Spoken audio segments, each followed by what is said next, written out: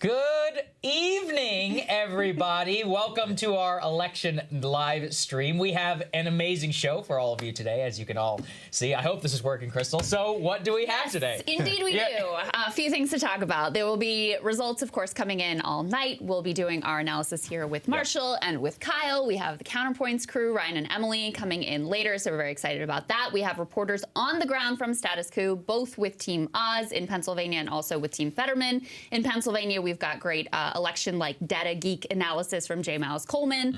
Later on, so we're going to be tracking all of those things and more. Before we get to any of that, though, I have the biggest announcement of the night, which is that, for those of you watching this live stream, handing out a little bit of a discount for the premium subscription. We've got the 10% off on the premium subscription. It's the last time you'll hear it. I promise.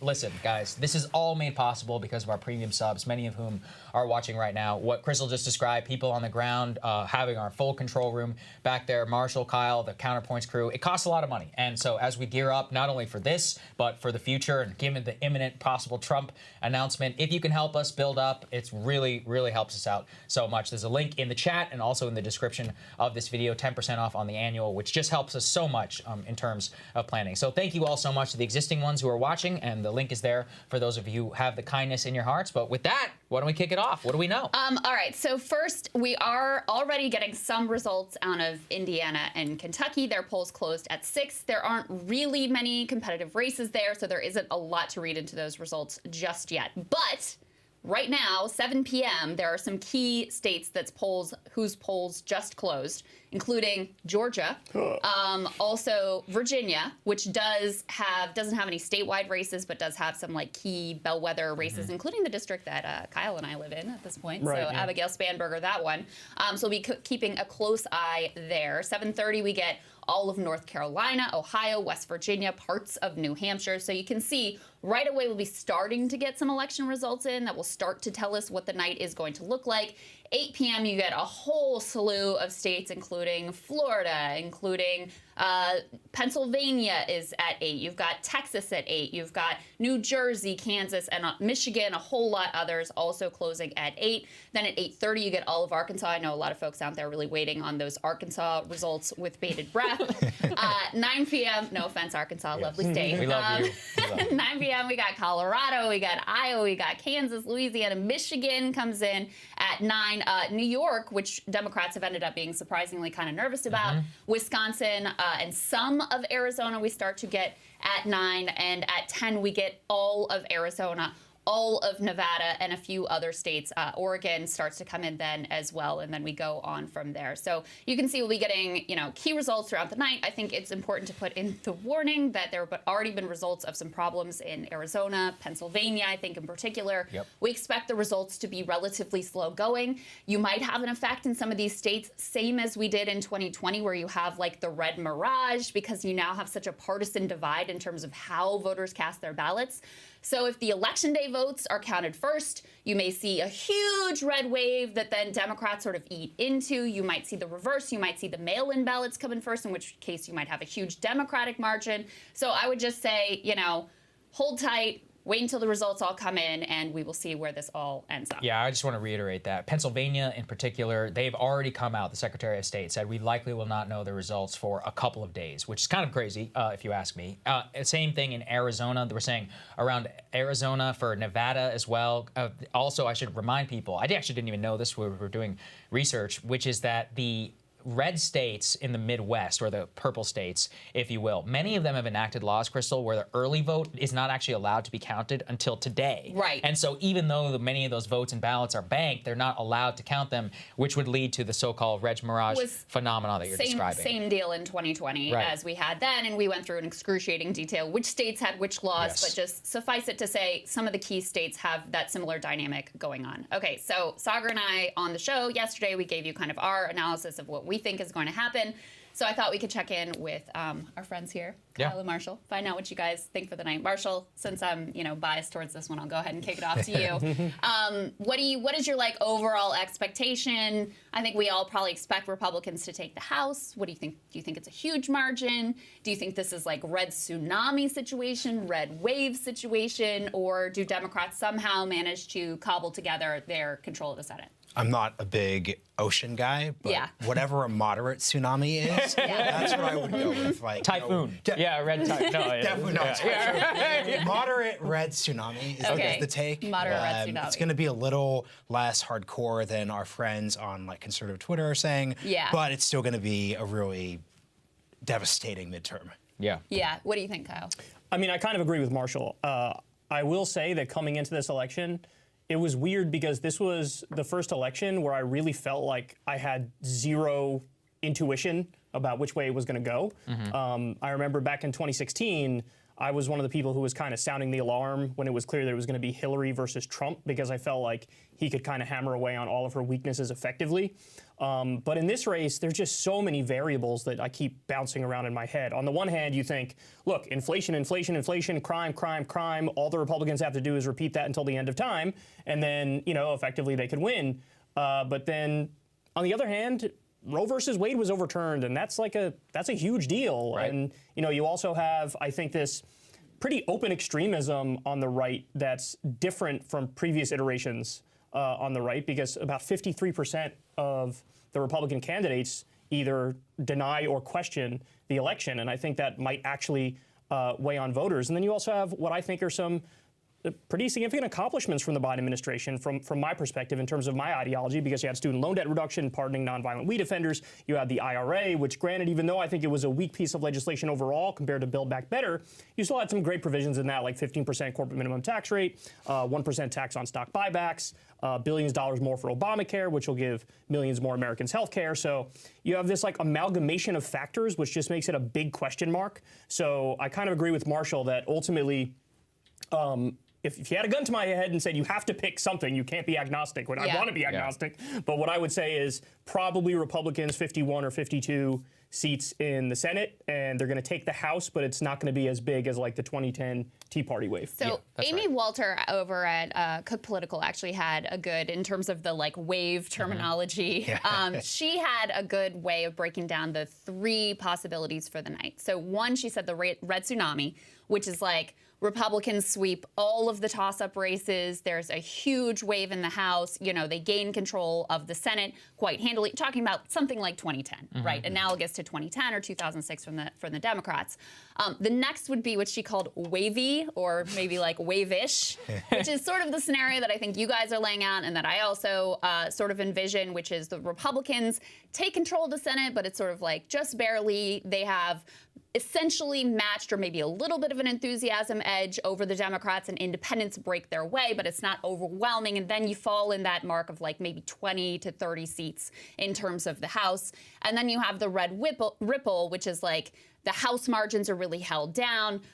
They aren't able ultimately to take the Senate, or it's very close, or it's 50-50 again, or it comes down to a runoff in Georgia, which I also think is definitely a possibility. So I think those are like the realistic possibilities that are kind of on the table at this point. So we will read the tea leaves, even though you're not supposed to. And just let me. What the hell else are you supposed to do at this point? Just before I read these, exit polls oftentimes mean absolutely nothing. They can be inaccurate. They are also all that we have at this moment. Okay, so what do we have? And we were all looking at this, and it's a little bit interesting. So this is from the CNN exit polls. Here's what they say: feeling the way that things are going in the United States, enthusiastic, 5%, satisfied, 20%, dissatisfied, 39%, angry, 34%. What is your opinion of Joe Biden as president? This is surprising, Crystal. Approve, 45%. Disapprove, 54%. That is much higher approval rating than he's had in a long time. Not bad. Yep. I mean, you know, if you're president of the United States and you're going to the midterms, you never want to see your approval rating underwater. But 45% is on the higher end of what he's been getting. You know, it tells you, at least in the composition of this exit poll, which again, you should take with like a million grains of salt and basically discard entirely. But at least in the composition of this exit poll, they're slightly more favorable to him than what polls have been showing recently. And we also have seen a pretty consistent trend of the Democratic Senate candidates outrunning Joe Biden. Not so much because, I mean, some of them I do think genuinely are good candidates. Mark Kelly I would put in that category. I think Warnock I would put in that category as well. Fetterman I put in that category until he had a stroke. But also because the Republicans nominated a bunch of psychos that has caused, you know, some problems for them on the other side. So I think that's why Democrats at the Senate level have kind of consistently outperformed Biden's approval rating. So when you see him at 45%, if that was accurate, which is like, again, a gigantic if, that word is doing a lot of work there, then if you're Democrats, you're going, okay, we're in the ballgame. We got a shot. Right, and I think actually, I'll kick it to you, Marshall, and to Kyle on this one. This is, I found absolutely fascinating. Was your U.S. House vote to, quote, support Biden 18%, oppose Biden 32%, Biden not a factor 48%, and this also impacts that one, which is that the effect of Biden's policies on the country, hurting 46, helping 36, not making a difference 16. Did any of those numbers stick out to you? For me, it was Biden not a factor. What do you think, Marshall? Biden not a factor, and I think that, to Crystal, what you were saying about how Biden's polls are decent, actually, for a president in this period, I think they're a little better than what Trump's were during the 2018 midterms. This gets at the difficulty of trying to read too much into these election results for 2024. The second it becomes personal, that is going to scramble it, and this doesn't feel personal right now at a repudiation level if you're looking at these like House and Senate candidates. I want to pick up on one thing, Kyle, you said that's interesting here and why it's hard to get a big narrative about this election. The democracy, the election integrity claims, like the races where it's making an effect are not, like Pennsylvania. Doug Mastriano, like he's probably going to lose tonight because he's seen as an extreme, because he is an extremist. It's not just like a perception thing. He's actually extreme on election denial issues. But Carrie Lake, Arizona, she at the same time is not being punished for it. So I'm interested in not just like dunking on people saying like, oh, like why are we talking about democracy so much? Why does it work in certain races and not in others? I'm curious, like if you have a theory for that, Kyle. I don't have a theory for that, but I also find it fascinating like you do. Crystal, you bring something up all the time that I think is really interesting, which is what are voters going to prioritize, like evaluating individual candidates or just like the national mood? Right. Because in this instance, those things are totally at odds. They are completely contradictory. If you go like individual candidates, you're going to look at the Carrie Lakes, you're going to look at the Mastrianos, you're going to look at even Oz, I would argue, and you're going to be like, oh, I don't like that. But if you just go national mood, I mean, historically, and I actually have the numbers up here, I wanted to share this with you guys. Historically, it is the case that, at least in recent American history, it is the case that you have these backlash pendulum elections. So in 1994, Bill Clinton had a 44% approval rating, which, by the way, is the exact same approval rating Biden has today in the average of polls. He lost 54 seats. You had Barack Obama had a 45% approval rating. He lost 63 seats in 2010. And then, of course, 2018, Trump had a 46% approval rating, and he lost 40 seats. So we're seeing Biden with a 44% approval rating. Is he going to lose as many as Bill Clinton did, who had the exact same approval rating, or is it going to be less? Part of why it could be less, is because, you know, I was actually on the ballot in 2010 running a hopeless campaign as a Democrat for Congress in a very conservative area in like the Tea Party wave year. And so I remember it quite well.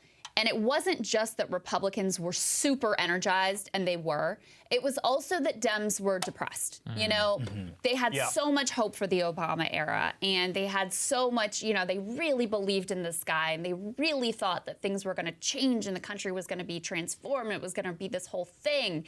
And then when he's a disappointment, and, you know, the dreams didn't all come true, there was a huge depression in terms of the Democratic vote.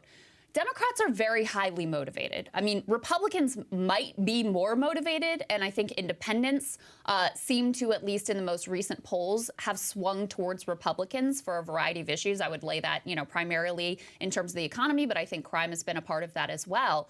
But you do have perhaps a match in terms of Democratic enthusiasm and Republican enthusiasm. That's why I don't know that it'll be the like blowout tsunami wave that you saw in a year like 2010.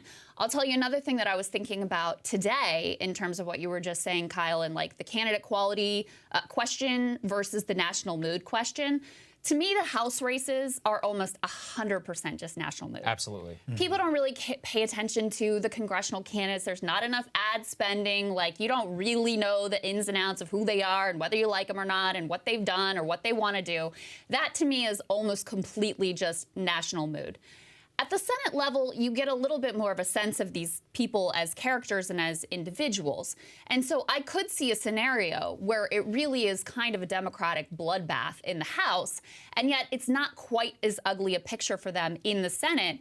And that really is, again, less a testament, I think, to any sort of Democratic messaging or strategy or whatever, but the fact that Republicans have really, tested the willingness of voters to see how far they will go. And there were some numbers out of Georgia, Sagar, I don't know if you have them in front of you, exit poll numbers, asking voters what they thought of Herschel Walker versus Raphael Warnock. And they asked in particular, like, who shows good judgment. And it was overwhelmingly like people felt like Warnock had much better judgment than Herschel Walker does. So clearly there has been an assessment of their character. Now, is that determinative of their vote? Nobody knows. But I can see the candidate quality piece being at least somewhat more significant at the Senate level than it is at the House level. To me, this is the ultimate test of that political science study, which we had about a decade ago, which is, does political does candidate quality matter at all? And in general, overwhelmingly, people continue to tell us no. Now, as Ryan very aptly pointed out on the show, we have never had the candidates that we've had of this type. Special sport. It's a true test. Special scenario. To what you alluded to, I have it in front of me. Who shows good judgment? For, again, exit polls, take it with a massive grain of salt. Don't know if it's true or not, but it's all we got. Only Warnock, 46%, shows good judgment. Only Walker shows good judgment, 28%. Both at 5, neither at 18. Another, I think, interesting one, in that regard, around Georgia, is around the extremism issue. They're like, do you think that Herschel Walker is extreme or not? And in that one, I mean, you didn't see, sorry. It was fairly close. It was like, in front of me. Warnock had actually, it was like 43% and 39% for, I got it almost right, 44 and 39%. Right, so only Warnock, they say, is too extreme, 44%. Only Walker, 39, neither at 9 and both at 5, which is just such an amazing testament to to partisan polarization in terms of, nobody says both. It really is either this guy or my guy, neither or. I find that a little bit interesting. As to whether it even matters or not, I mean, I think it's worth going over the 538 elements. So why don't we go ahead, guys, number 2. Let's go ahead and put that up there on the screen. So we had the 538 average polled, and what we'll put up there on the screen shows it at 55 to 45. Now, it's actually adjusted, so that one shows 58 to 42. Since that actually was made, it is now actually at 59 to 41 in terms of their percentage chances. I think it's also worth going race by race as to what the most razor-tight ones are according to their polling average weight. Adam Laxalt and Cortez Masto, they have it 51 in 100 in Nevada. Yeah. For the audience which is watching, Ryan and Emily will be on at that time, but we really are not going to know a lot until around 11 p.m.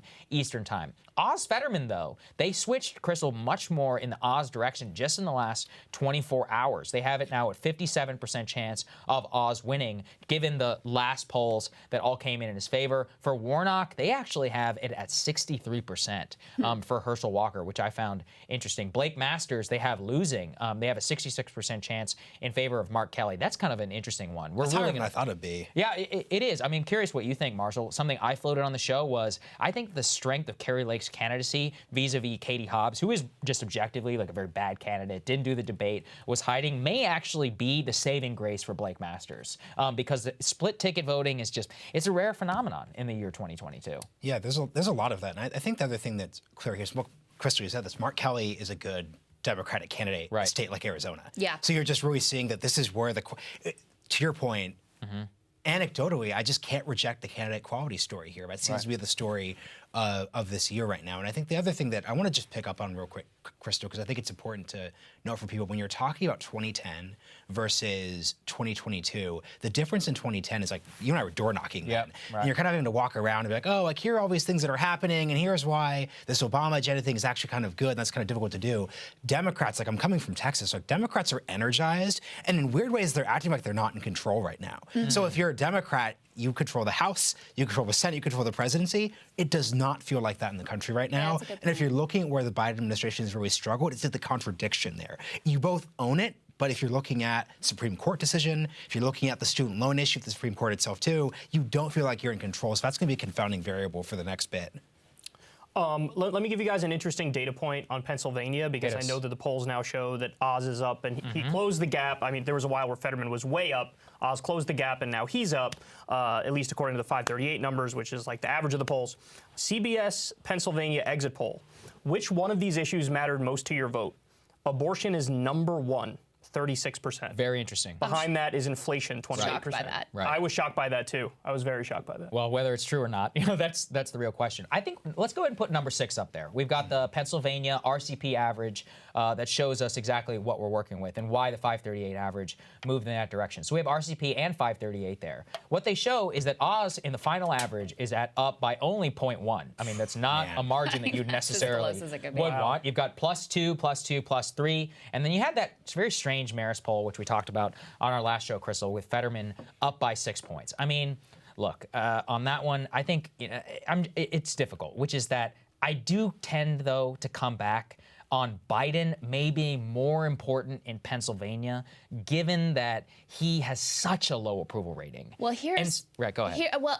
Going back to the whole candidate quality question, which is kind of central to what ultimately happens tonight, right? Because if you're going by the fundamentals, the Democrats are done, they're toast, it's over, it's ugly. Republicans are winning like 56 seats in the Senate.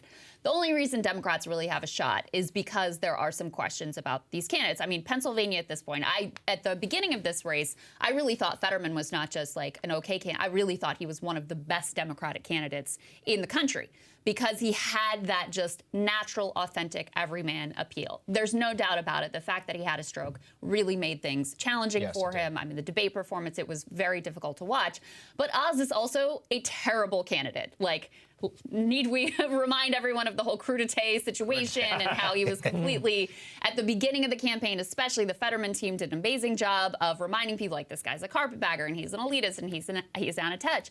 And even post-stroke, Oz's approval ratings have been abysmal, and Fetterman's have been really solid. People like John Fetterman. They may have questions about whether he's really up for the Senate now or not, but they generally like John Fetterman more than they like Dr. Oz. So that one I sort of put as a wash in terms of candidate quality. But I think the governor's race in Pennsylvania, you're talking about, well, what's different there versus the governor's race in Arizona, since you have two extreme election deniers on the Republican ticket, and one of them, Kari Lake, seems very likely to win, and the other one, Doug Mastriano, seems very likely to lose.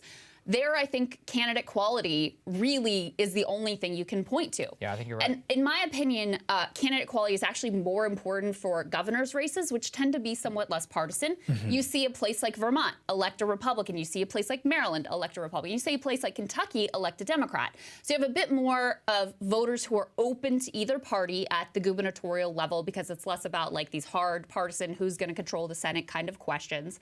And in Mastriano, you have a very poor candidate who's also very extreme. In Josh Shapiro, who's the Democratic choice, you actually have a very good candidate who has proven himself to the state at a statewide level. He's taken on big corporations. He's taken on big pharma. He took on the Catholic Church. And there seems to be an awareness of that among the electorate. I think that's part of why he's had a consistent edge going into election night. And maybe that's something that helps Fetterman here down the stretch.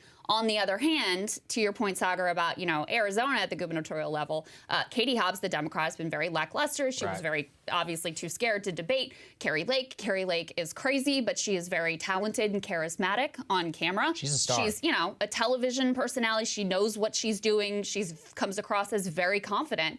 And so I think in those situations, the only thing you can really point to there is you have two very different slates of candidates and candidate quality situations. Wait, question for the panel around Fetterman, because Krista, you're kind of hinting at this. Yeah. How much did the peak Fetterman, June to July, online dunking matter? It felt like it really mattered at the time. So once again, the crudité ads, the brilliant memes, did it matter at all, or was it a wash? I think it mattered. I think it was the substance of the dunking, because the original argument was basically like a carpetbagger argument. He's a carpetbagger, plus he's a massive elitist, and they kind of hammered away on that endlessly. But then I do feel like they sort of lost the specific nature of those attacks moving forward, and then of course the stroke, throws a wrench into the whole thing. But I mean, I do think that mattered. But Krista, let me ask you about Kari Lake, because I've been thinking about this. Is it really just the charisma thing? Because the fact of the matter is, if you like take what she says and just like write it down and hand it to somebody, people be like, "Whoa, like what is this? This is wild." But is it just like that? Like you said, she's good on camera. She delivers stuff well. Is that enough? Is that really all that matters? And what does that say about us, if that's the case? Donald Trump was president of the United States. Have you heard of a Donald J. Trump? So, yeah. Listen, I can't claim to be like really deep into the weeds of Arizona politics to say for sure if there weren't things that like Katie Hobbs did that pissed people off, other than not doing the debate, or like that people actually like about Kari Lake's platform. I really don't know, but at the surface level, it appears to me that the fact that she is super confident, charismatic, presents herself well, super comfortable on television, seems to be doing a lot for her here. And just to go back to the Oz Fetterman question of whether those dunks mattered, I think they really defined Oz in a very negative way from the beginning, and he's never recovered. I mean, he's still, I'm looking at this poll from 5 days ago, he's underwater, favorability rating upside down, only 35% have a favorable rating of him to 52% unfavorable, whereas Fetterman is still above water in terms of his favorability rating. So to the extent that Fetterman is still in this fight, and my prediction was that ultimately Oz is actually going to pull it out, so I'm on the record of saying I think at this point it's probably Oz's race to lose. But to the extent that Fetterman still has a shot in this thing, it's because people just like him more than they like Dr. Oz. No, I think you're absolutely correct. Some interesting data that we have out right now on Miami-Dade County, so in terms of what's happening with Ron DeSantis, he is up currently by 8 points with 66% of the votes in. And that is the same county that he lost, Crystal, by 20 points just 4 years ago. Whoa. So that is look, I don't have to tell everybody about the demographics of Miami-Dade County, but just to show you about how exactly the Latino realignment, particularly with Cuban immigrants and others in Florida, that is a stunning development. The other newsy point that I want to point on Arizona, this I predict is going to be a big thing. I was flagging it to you earlier. There were reports about problems in Maricopa County, about voting machines. The RNC right now is actually filing an emergency motion to extend polling hours in Maricopa County because voting machines, this is according to them, in over 25% of voting locations have experienced, quote, significant issues. The widespread issues in an election administered by Katie Hobbs are unacceptable. This is from RNC Chairwoman Ronna McDaniel. As Republicans are flocking to the polls, vote in person on Election Day. They have dozens of attorneys and thousands of volunteers. So if it is close, I expect that to be a major flashpoint. Well, I mean, it's ironic because it used to be that Democrats were the ones that were really concerned about Election Day issues, because typically those issues were in the cities, and we're seeing that today in Philadelphia. They're having issues. And typically, it was Democratic voters who were actually more likely to vote on Election Day. Post-COVID and especially post-Trump, you now have this hard partisan split where, and this is an important factor for Republicans. Democrats have had weeks of early voting to turn their people out and figure out who voted and who hasn't. Let's get them to the polls and let's turn out like the ones who are reluctant, et cetera, et cetera. Republicans put all of their eggs now in this Election Day basket. So when there are problems in Maricopa County, as there are always issues every election somewhere in the country, they're freaking out. And of course, they're not freaking out of like, oh no, they're having issues. They're freaking out of like, they're stealing it again and it's rigged. Of course, if the results go in their favor, then suddenly it's going to be all above board. I think they're pre-working the ground there, yes, certainly. Indeed. I mean, look, we'll see. In terms of what the actual effect on that was, it was incredibly, it's just, my thing is with Katie Hobbs and all of them is like, you knew this was coming. And it's like, still, like, what happened? Why exactly did 25 or 10%? I'm going to go with 10 to 20, which is what I saw from the actual press conference. Like, how do these machines just go down? You have to know that that is going to fuel, like, a serious partisan problem after 2 years of literal madness in Arizona, where you had all those lawsuits and the fake audits, and then there was actually a compromise in voting machines by the Republican side, by the overstocked billionaire, which I'm going down real rabbit holes in terms of my memory for the fallout from that. I do think it is a major problem, as you said, which is that Pennsylvania now says that they had that problem. Then you also have Philadelphia had that problem. Arizona, I do expect that to be a flashpoint, but it could disappear. Like if Katie Hobbs just comes out at the moment that the polls close in Arizona and wins, that it'll very likely disappear. But this is one I wanted to highlight for the audience because I do kind of expect if we see some closer results. Do you think, Marshall, that the election denialism will play a big role here in the election in terms of like day of? This is the awkward situation, which is not if Republicans win. Right. So I was listening to a podcast earlier to prep, and someone pointed out that, look, Carrie Lake is going to declare victory whether she wins or loses.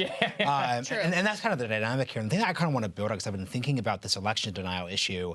Look, there's no conspiracy. I think that there's a large amount of incompetence in these systems, but I think if we're going to focus on where is the threat to like democratic legitimacy, I think it's perfectly reasonable for people who aren't engaged with politics to say like, wait, like it doesn't feel like elections have always been this much of a cluster F. So I think that. But they actually have been. Have they been? I mean, Florida. I guess it's because friggin' too. I mean, exactly. The hanging chads. Like, come on. They always and it's part of the strength and the resilience of the system is that you have each individual county running these things by a bunch of volunteers, you know? And so, of course, sometimes things are going to go awry. There's no doubt about it. And by the way, I wanted to point out that the Maricopa County Twitter account is throwing haymakers at everybody who's criticizing them right now. They're responding to Charlie Kirk and everybody and saying like, oh, all this stuff is false. They're engaging in the discourse. Right. Very heavily. But I also wanted to give you guys just some more specifics on the election deniers, because I think these numbers are fascinating. So apparently 60% of Americans have at least one election denier on the ballot. Out of 552 total Republican nominees running for office, 199 fully denied the legitimacy of the 2020 election. 61 still question the election. Only 77 have fully accepted the results of the 2020 election. 93 accepted it with reservations. And what they say, at least according to 538, is that you have at least 100 are guaranteed to win. So there, it's not even competitive, including 3 in the Senate. But the more important point, and Crystal, you pointed this out to me earlier, is that you also have in governor's races, there's 2 election deniers and 4 election doubters are shoo-ins. And then you have, probably even more importantly, attorneys general and secretaries of state. There's a bunch of them as well, 7 election deniers running there for both, respectively, for both Secretary of State and Attorneys General. So in total, 53% of Republicans running either question or deny the election outright. So we are starting to get some very, very early numbers out of the state of Georgia, and it's not even really worth telling you exactly what they are, but there is one trend that is pretty clear already. Again, to the question of candidate quality, Governor Kemp, who is being challenged by Stacey Abrams again, rematch there, is outpacing Herschel Walker in his, challenge to Raphael Warnock. So Kemp feels very confident, obviously that he's going to ultimately prevail. The polls have consistently shown him up. But it does show you that, in Georgia, even in times as sort of partisan and hardened as they feel, you have a significant and potentially determinative number of voters who are splitting their ticket and voting for the Republican for governor and voting for the Democrat for the Senate. Also a reminder, in Georgia, you have to get over 50% in order to avoid a runoff.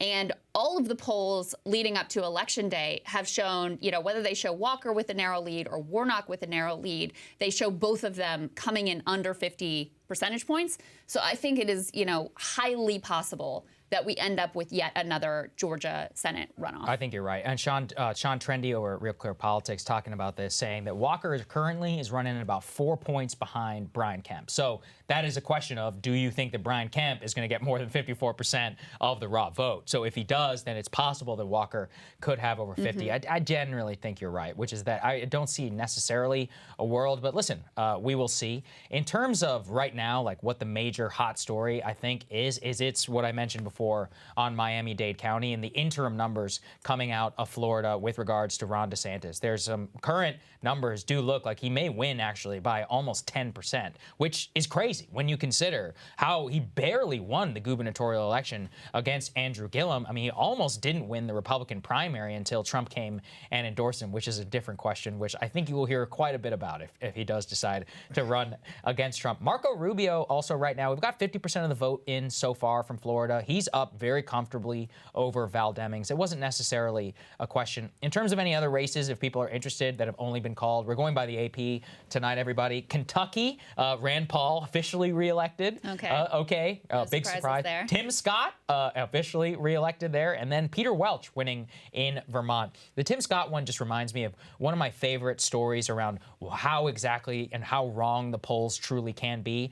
Well, let's all remember Lindsey Graham in 2020. Jamie Harrison was said to be within just one shot. He raised over $100 million, only 1 point away. Jim Clyburn said that he could pull him across the finish line. He ended up winning by losing by 17 points, which is almost the exact same margin as the person who ran against Lindsey Graham 6 years prior. So to have nearly a 17-point wrong swing in the state of South Carolina, we should all prepare ourselves for results like that. I've rewarded him by making him DNC Yeah, that's chair. right. They rewarded him by making him the DNC chair. I'm also really reminded, whenever we're going to talk in the context of New Hampshire, is Maine. I mean, we cannot forget Susan Collins outpaced by 9 points to actually finish quite comfortably in the state of Maine when she was considered an absolute goner on almost every statewide poll, so-called high quality. I was talking about this earlier today, and I'm actually curious, Marshall, Kyle, what you guys think. Why is it that we seem unable to properly poll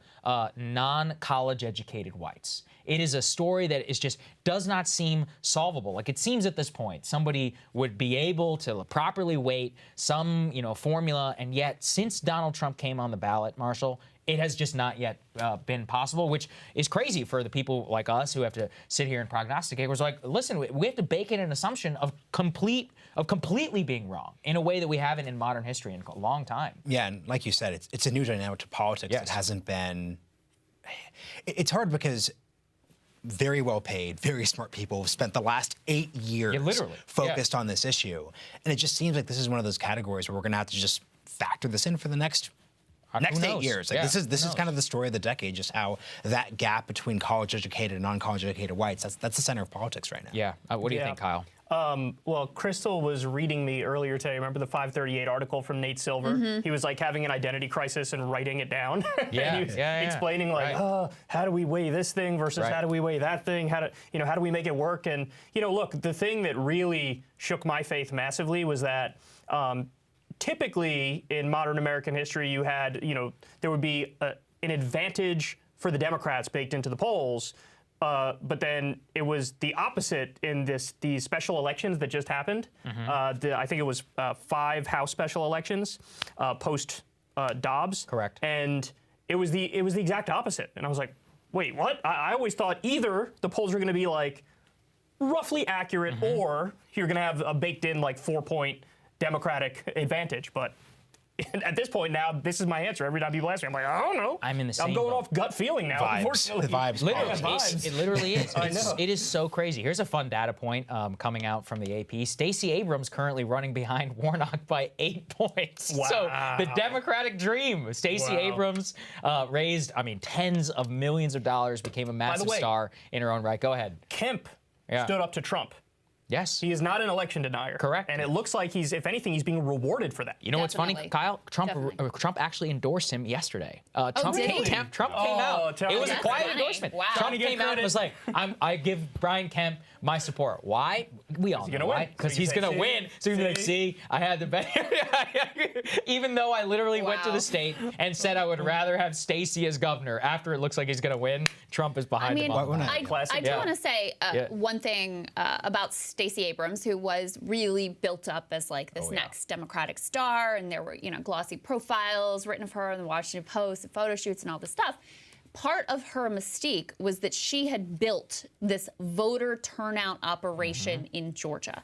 That was the whole idea, is like Stacey Abrams cracked the code. Remember when Joe Biden wins Georgia by this narrow margin? Everyone's saying it's because of this voter turnout machine that Stacey Abrams was able to put together and focused on and what she did. And listen, I'm not there. I don't know. Maybe it did make a difference ultimately, but she wasn't able to turn that machine on clearly in order to get herself sufficient votes to come close to defeating Brian Kemp. It's not over yet. It's not called, but it doesn't look good for her when she's running so significantly behind Warnock ultimately. Yeah. One other note on the Georgia race. This is from at Daniel Nashanian, who, by the way, Bolt's Magazine, you guys got to follow them, support them if you can.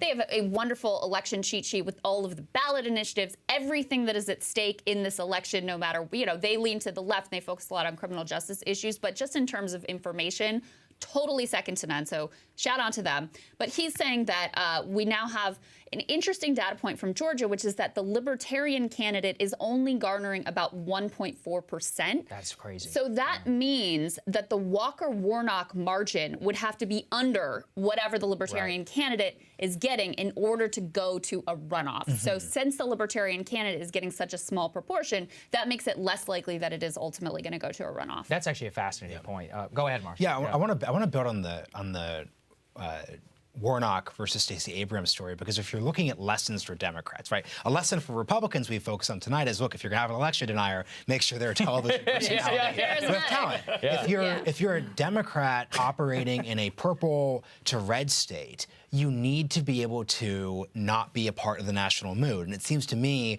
the big mistake that Stacey Abrams has consistently made, this is the mistake that also nuked her vice presidential and brought her 2020 chance. She feels the need to jump into the national discourse. And I don't just mean commenting on issues, but she just clearly is a national political figure. And Warnock is not a national political figure. Same thing goes for Mark Kelly. Same thing goes for Fetterman. So if you're a Democrat in these types of states, you need to have a personality, which all three of those do, but you also just cannot be part of that national story. So I read it just a little bit differently. I mean, I agree with what you're saying, but the other thing is Georgia historically is a red state, and you have Warnock and Ossoff pulled off the upset there recently.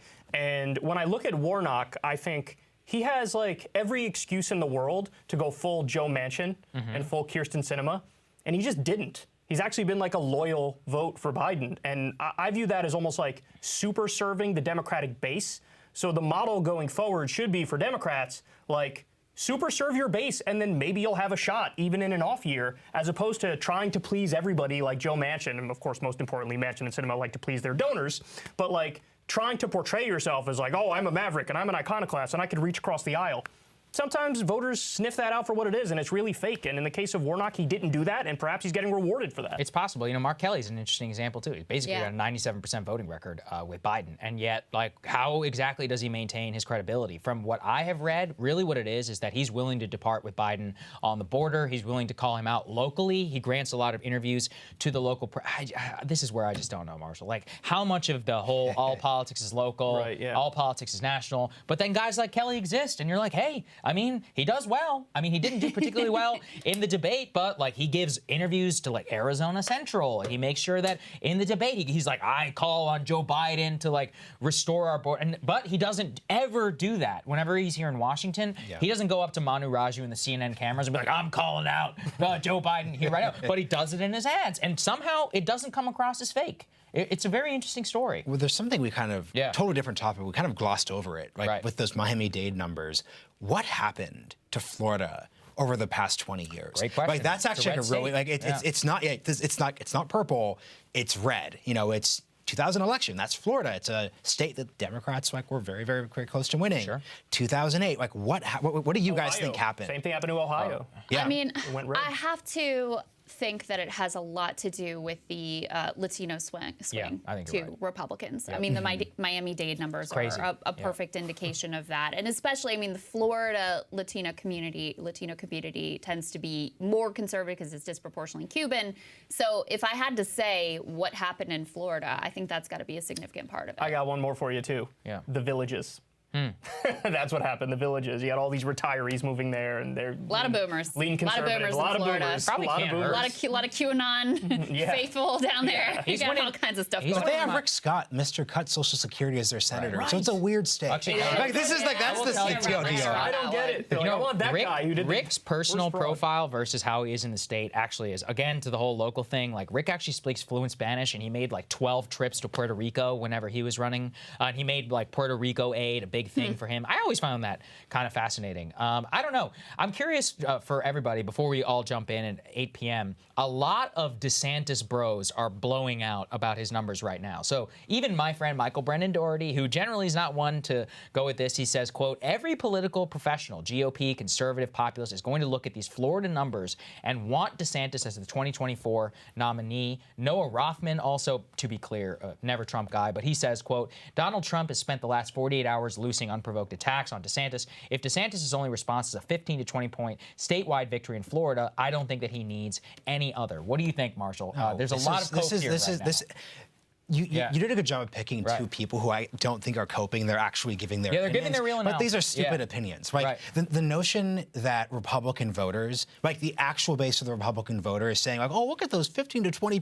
Like literally no one is choosing their 2020. Like, the Republican nominee in 2024 is winning Florida. Yes. Like that's the whole point of this conversation we just had. So that's not the debate. The debate within the Republican Party is not like, hey, can you win Florida? The debate is, who do we want representing us? And from my perspective, you talk to any actual, there's a great tweet on this where someone said, people on Twitter who are standing for DeSantis right now over Trump are disproportionate with people who want to get jobs for DeSantis versus like actual Republican voters. Like talk to any of your family members who are Trump people, they'll say, DeSantis, nice guy, I like him. Yeah. He could come in 2028, 2032. He's young. I like Trump. Yeah, exactly. I happen to know that Kyle has a difference of opinion here because we've been privately having this debate for like several months now. Let's hear it. Privately and publicly having this debate. So let's hear it. Look, I mean, bottom line is we're looking at the reality of a potential indictment for Donald Trump. And not only that, you might also look at a conviction for Donald Trump because he's got so many lawsuits. I mean, I literally can't even name them all off the top of my head. That's how many there are. Yeah. So, you have the federal investigation in D.C. over the top secret and classified documents. You have, of course, the civil case in New York over all of his fraudulent business practices. And that press conference from Letitia James, if you haven't seen it, go watch it because it's amazing. Like the crimes she alleges are so specific, there's so much detail that it's mind-blowing. Anyway, so there's all these different cases against Trump. I think an indictment is likely. I think a conviction is possible. The only thing that we're really relying on, and granted this is difficult to do, but does Merrick Garland have a pair? If he has a pair and he does what he's supposed to do, look, I'm very critical of the Republican Party and the Republican base, but Crystal and I were debating this the other day. Can Donald Trump win the Republican primary from prison?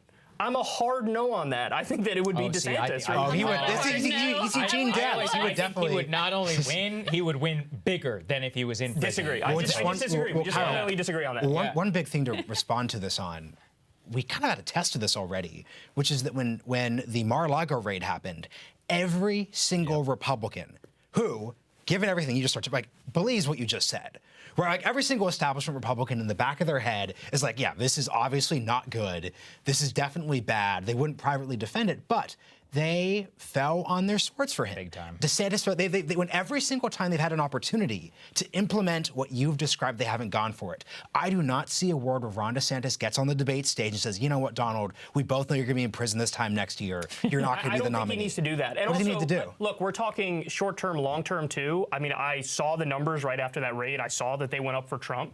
But I think it's a little fake in the long run, in the same way that an investigation into Hillary Clinton by the FBI didn't help her in the 2016 race. I don't think this helps Trump in any way, shape, or form. And I think in many ways, like, look, the chances of him winning, becoming president again after everything that's already gone on, zero. Really? He would absolutely get obliterated. All right, everybody clip it. By Everybody clip it. By anybody. By anybody. All right. Kamala? Clip it. Americans, they're over it. Americans are over it. I get you have your little clique of 30% that's just absolutely psychotic for you. Great. Have fun with that. Try winning a national election on that. It's not going to happen. That's 2016. That's the thing. That's the problem here. He had real outsider appeal in 2016, I think. Sorry. That's fair. Yeah, there are two totally different questions there, though. One is the general election. Let's put that to the side, because I do think, listen, if he's in prison, I think it's going to be a tough sell to the general public. Hot I hope. Fingers crossed, okay? I think it's a better sell. The Republican primary electorate, they're his. I mean, he's announcing in like 3 days. They love it's done. And Ron DeSantis, like, he immediately bent the knee the moment, and that's the same thing that's going to happen. Yep. Trump is going to announce then he's probably going to get indicted, and it's going to be another moment where they all have to rally to him. And then what? I mean, you've already filed for presidency, and Ron DeSantis has never done anything other than these little sort of like, subtweet jabs at Trump. The minute you come directly for him, it is a totally different dynamic. 1 second, guys. We do have our people on standby. I just want to go ahead and tell the crew, let's go ahead and get Lewis ready from Oz HQ, I believe, because I know that we are there. All right, yeah. So we actually have him. We have him ready. All right, let's go ahead and bring him in if we can. Okay, hey Lewis, how are you? So this is Louis DeAngelis. He's the Dr. Oz event. Thank you very much to our premium subs who were enabled to be there. Lewis, give us a sense. What's going on the ground? You're there at Dr. Oz HQ. What's the feeling? Polls are closing very soon. What are you seeing? Absolutely. Thanks for having me on, guys. Excited to be here. Yep, I'm here at the Dr. Oz event. The last couple days have been across the state.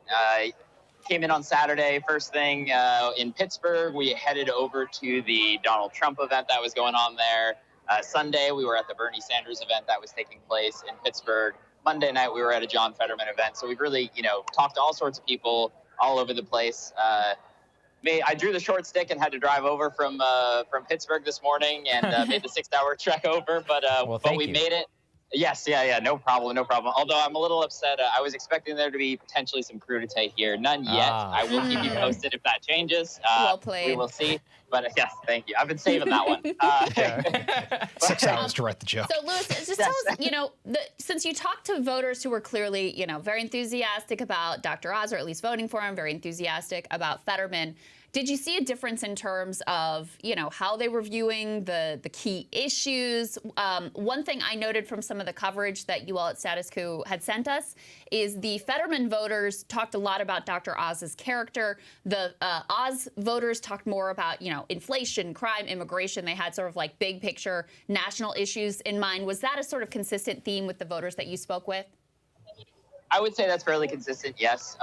One thing that I noted that I was a little bit surprised about, from afar, looking online, Fetterman looks like the campaign has tons of energy behind it and everything. In person, I haven't seen it as much. If I'm being honest, when you compare Saturday night at the Trump event and the energy that was there, some of it, albeit crazy, but there's definitely an energy around all of that movement still. And then you compare it to on Sunday, the Bernie Sanders event that I was at was directly across the street from a big college in Pittsburgh, dorms right across the street. There were maybe 400 or 500 people there. The park wasn't even close to full. And that was surprising to me. I mean, Bernie Sanders and college students, that's his easy demographic to get them over there. And they weren't showing up. And then again, last night at the Fetterman event, same kind of deal. It was a little bit further out of Pittsburgh, but the turnout was really not what I was expecting. The energy was fairly low. I will say Fetterman's speech last night was probably the best I had heard him speaking so far. But unfortunately, I think that might be a little too late. That's interesting. Yeah. That's why it's so valuable to have you on the ground. It's not something that we can really get a sense of. In the interviews and stuff that you were giving for us, there was a lot of national talk about inflation from the GOP. Have you talked to any swing voters? I'm curious, like any people, well, first of all, let's be clear. Some people say they're swing voters, but then they're like, I would never vote for X in my life. But any actual swing voters in your estimation, maybe people who made up their mind in the last couple of days, what are they saying? What is at the top of their mind? For sure. So a couple people that I spoke to that were interesting, and then a couple folks I spoke to outside while the press were waiting in line to get in here today said that anecdotally they had heard this a lot too. The Oz Shapiro voter exists in decent number, I would say. Interesting. Wow. Yeah. Yeah. And I heard, I had the 6-hour car ride today, so I listened to your show from yesterday just to see what you all were talking about, and I heard one of you at one point say that you didn't think that was going to be a thing, and I was actually surprised yesterday. I've met two of them myself just on the street. It's one thing doing interviews with people on camera and everything. It's a whole other thing in the Uber, talking to the hotel front desk person. And I feel like I've learned a lot more doing that sort of thing. I've got one good anecdote from an Uber driver. He was like a self-described conservative, and he was the first person actually to tell me that he was somebody who's going to vote for Oz. But to him, Mastriano was a little too out there. He said that Oz kind of rode the line well on the issue of abortion. This gentleman was self-described pro-life, but he says that, a lot of the Republicans running nationally have gone too far. and that Dr. Oz is kind of, ridden the more moderate line, if you will, and kind of making more compromise. Maybe not moderate, might not be the right word, but that he's a little bit open to the compromise. Okay. Yeah. Very interesting stuff. Cool. Thank you so much. We're going to check back in with you later. Keep us posted. Stay in touch and let us know what you were seeing there on the ground. Thank you, Lewis. We really appreciate it. Absolutely. Thank you. Thanks, Yeah, guys. our pleasure. Okay, so I think we have the next guy who is up. Let's go ahead and see control room. If we good, We have just give me a John shout. ready to go at the Fetterman event. All right, we're not getting anything from Yes, I'm here. So, There he he's is. here. Okay, all right. Hey, John. John guys. Farina at the Fetterman event. Great to see you, John. How you doing? Welcome. Thank you. So just give us a little bit of a vibes check there and what you have heard from voters while you're on the ground. So people haven't actually started coming into the theater here, the arena. It's mostly just press and staff. I guess they'll start letting people in a few minutes, around 8. I haven't spoke with anybody outside here, but I was with Lewis this whole weekend and yesterday.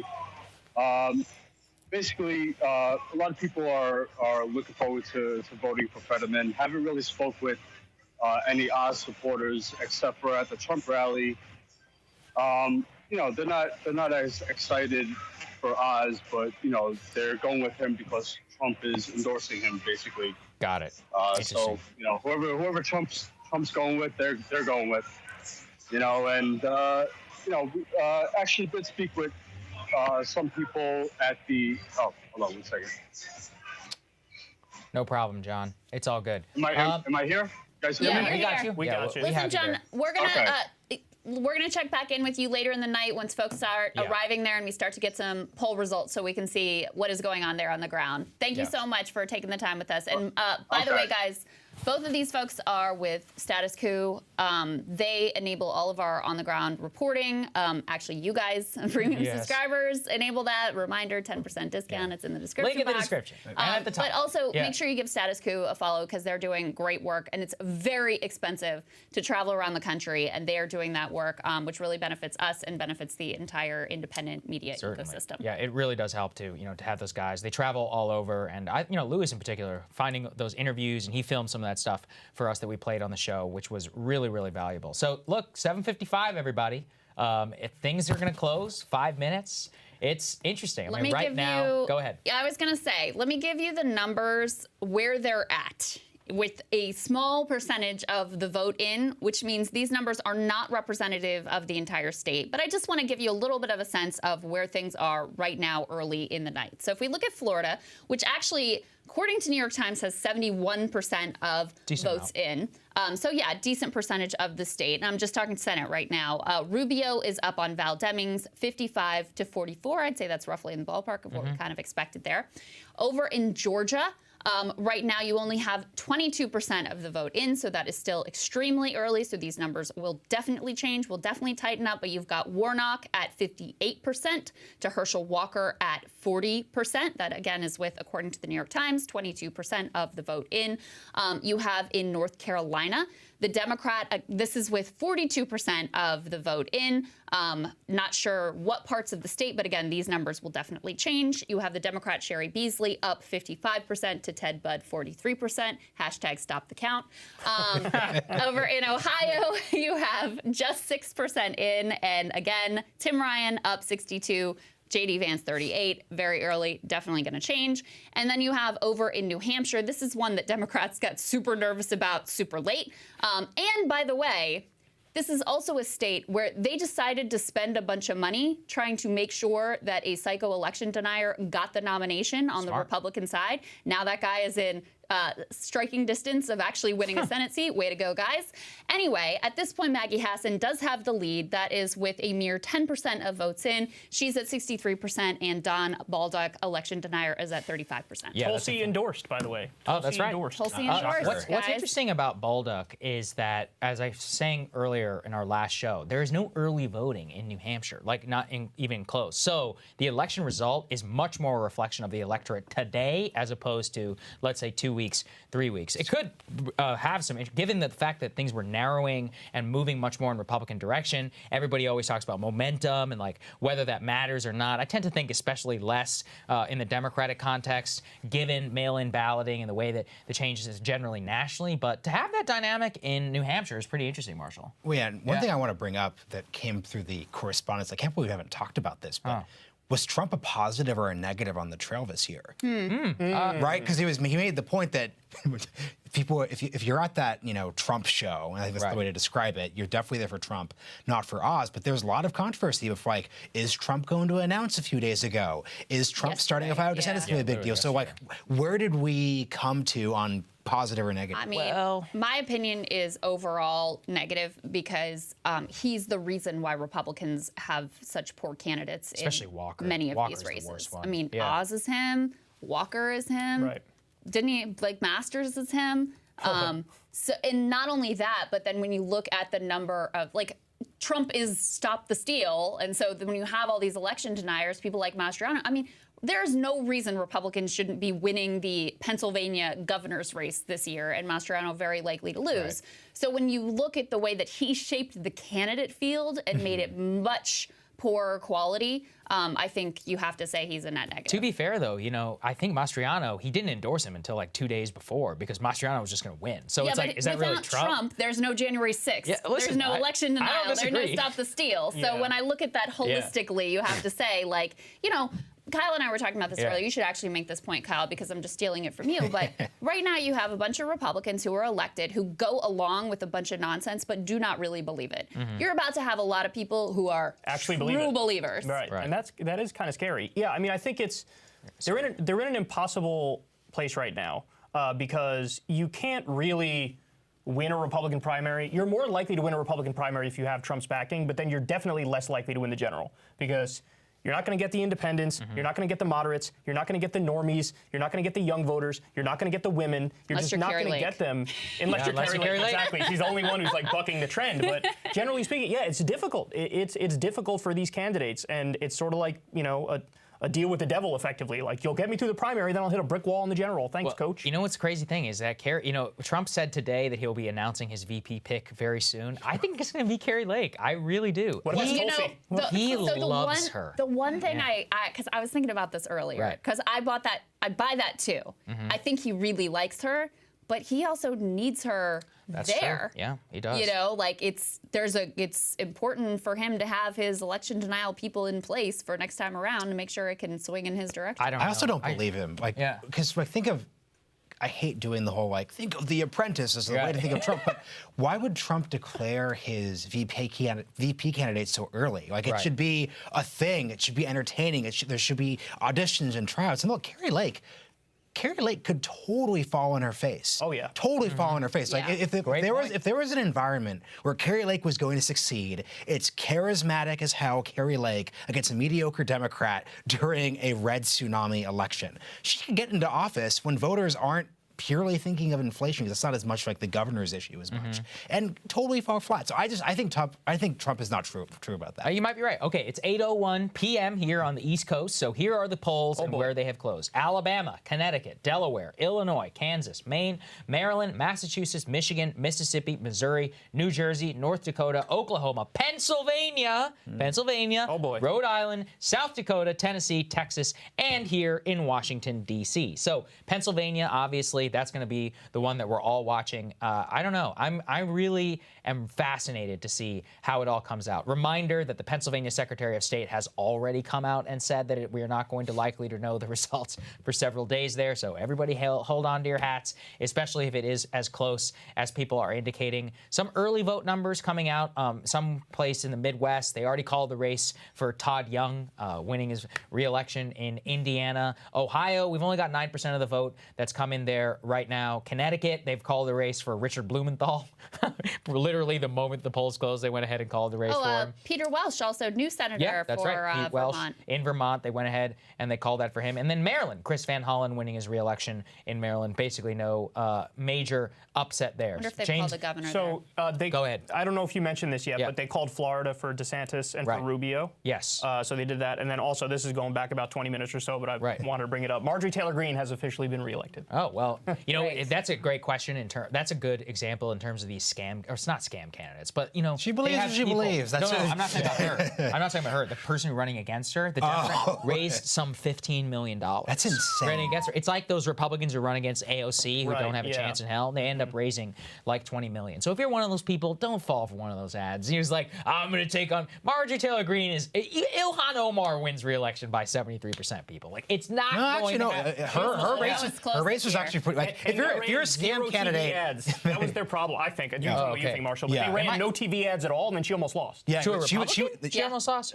No, primary. See, she almost lost to Republicans. I'm talking about the oppositional candidates, not in the primary. Okay, fair enough. So I have some interesting numbers out of Kentucky, where they have an anti-abortion ballot initiative that voters are also casting ballots on. So this is again from Daniel Nashanian of Bolts Magazine. He says that the pro-choice side in Kentucky has a chance to defeat the anti-abortion referendum. So it's early, only 10% reporting. Rand Paul, who's already been declared the winner based on what they have in so far, but he leads 57-43. But the anti-abortion referendum is actually down by 10 points. We saw this in, what was it, Kansas or Missouri? That's right. We saw it in Kansas. Huge divide. I mean, that means you have a huge percentage of the Kentucky population that is like, yes to Rand Paul, no to this anti-abortion referendum. So interesting. That is absolutely fascinating. So let's dig in a little bit to the DeSantis numbers. Everybody calling it now here. Guys, he is at 57% of the vote. What percentage? Charlie Crist at 42. This is with 73% in all major networks. Everybody go ahead and calling it for Ron DeSantis. But leading by 15 points, Charlie Crist. I mean, barely winning the election by what, less than 0.1% or something last time around against Andrew Gillum. Just a stunning, very close. Stunning. This will be one of the major national stories coming out of this, no question. Marco Rubio, as you said, already getting declared the winner at 8 p.m., which is crazy. I mean, you know, to have Florida, that's supposed, for my entire lifetime, Florida, Ohio, these states were considered the major bellwethers. Now, what is it? We're talking about Georgia. We're talking about Arizona. We're talking about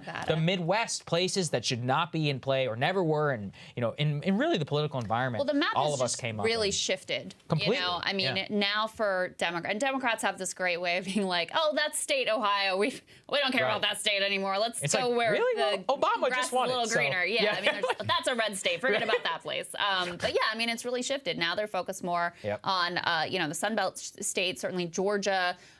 You know, North Carolina was a big hope for a while. Those hopes have faded a little bit, but certainly Arizona is new turf for Democrats in terms of, you know, it was not long ago where it was very difficult for Democrats to win in Arizona.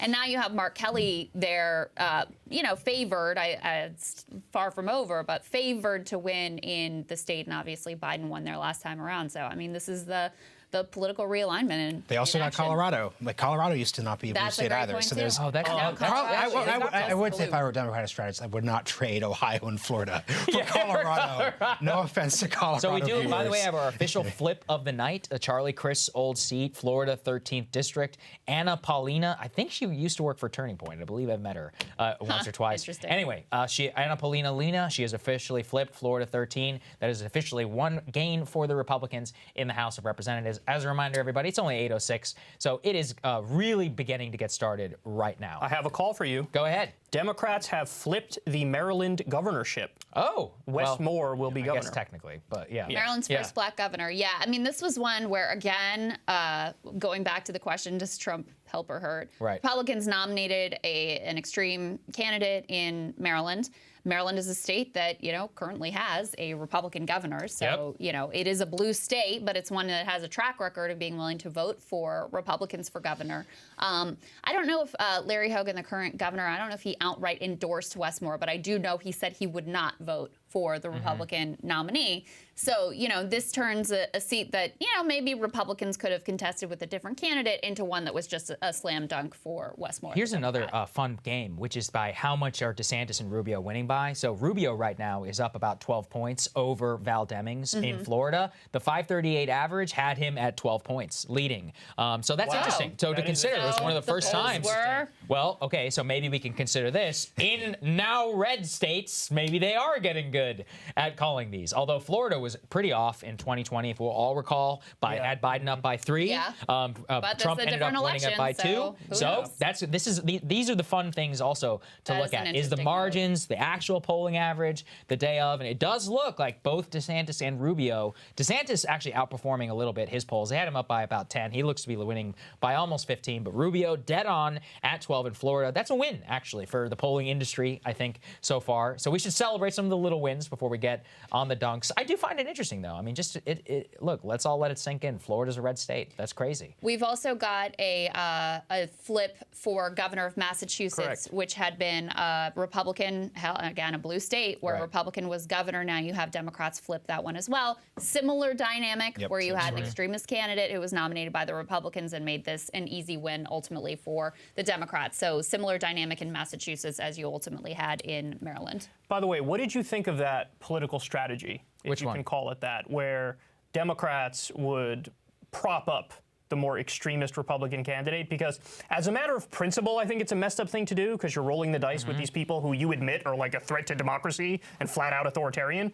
But like in terms of the actual strategy of it, I mean, if it's effective, it's like, I kind of see where they're coming from. So it's effective with a very, very high consequence, right? So if Bolduc wins tonight, that's going to be a big, big screw up. Wasn't Mastriano one of those propped up? Mastriano was. So, but that's why it's a mixed bag. It's one of those things where if it works, it's smart strategy. If it doesn't work and you end up with Bolduc, the Bolduc literally in the United States Senate for 6 straight years, well, you have a serious problem. Well, and this is where it's tough too, because it seems that and this is why Mastriano's been super hurt by the election denial issues.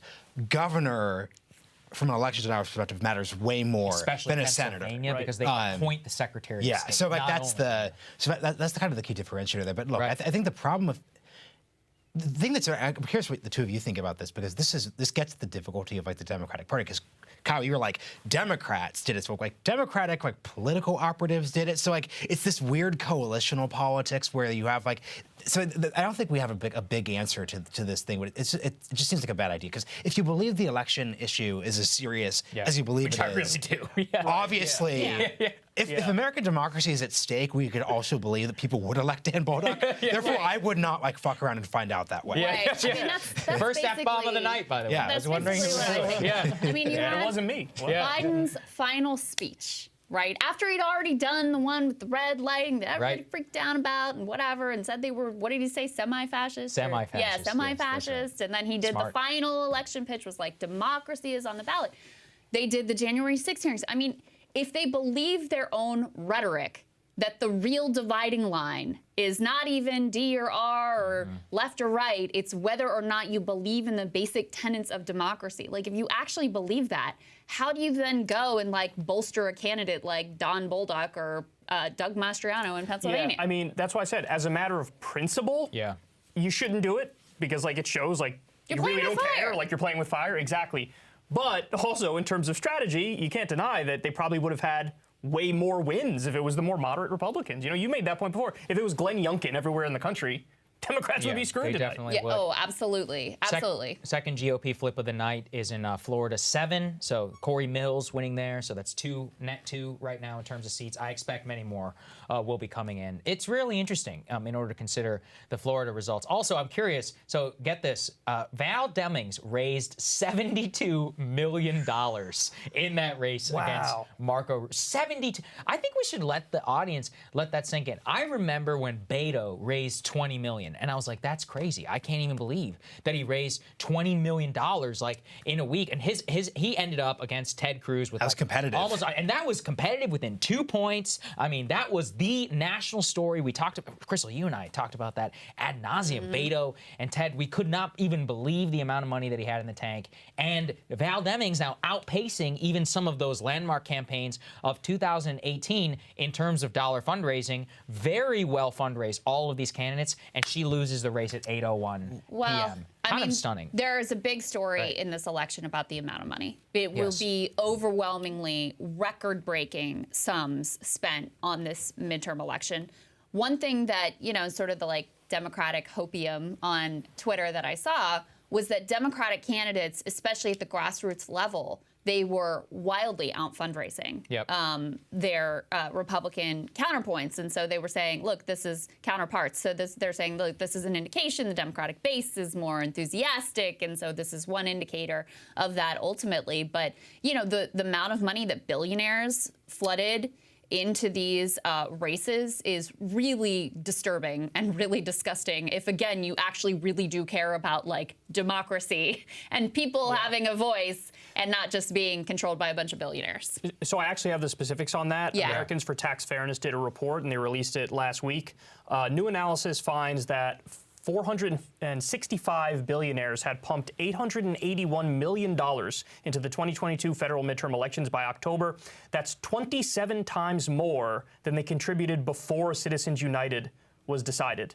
So back in 2010, those billionaires only spent $32 million on the election. Again, now it's $881 million. Wow, that's fascinating. I mean, it's also funny, too, because you know that those set are much more influenced by the hopium of many of these polls, like the Val Demings and them. And it's just, to watch it all just get flushed down the drain is just really stunning. Some interesting numbers here from Miami-Dade, just to reiterate. 2018, DeSantis won 39%. 2020, this was a big story that we covered. Trump at 43%. 2020, basically near almost 100% reporting, DeSantis at 53%. So a 10-point swing in the DeSantis direction away from Trump from 2020 to 2022, and a near like 15% gain to an outright majority in Miami-Dade County for DeSantis there in just 4 years, which again really is stunning. And there's quite a bit I'm seeing pumped out by Republican elites talking about the DeSantis victory. The margin of victory outlines how popular his platform is when compared to the Democrats. The Club for Growth, which is a major organization, obviously battling right now with Trump. They went to bat with Trump over Blake Masters. They went to over J.D. Vance. There was a big fight there, if we'll all recall, whenever they endorsed Josh Mandel. Wow, that's a name I haven't thought about in a long time. Thank God we don't have to talk about that one tonight. But anyway, it highlights that there is a major war right now for the quote-unquote narrative amongst Republican elites, the idea of DeSantis 2024. Our respective opinions, regardless, like a lot of GOP elites right now are pushing very, very hard from what I can see at the idea of him running for president. My view of this is what I said on Breaking Points the other day, which is like, this is like the more clever version of like the Never Trump movement. Yeah, I agree. It's like, it is. They think, okay, well, we tried going straight up against him. Didn't work with like people who would actually repudiate him and be critical of him and like, you know, call him names or whatever. Like that clearly failed. Liz Cheney, obviously not going to work out.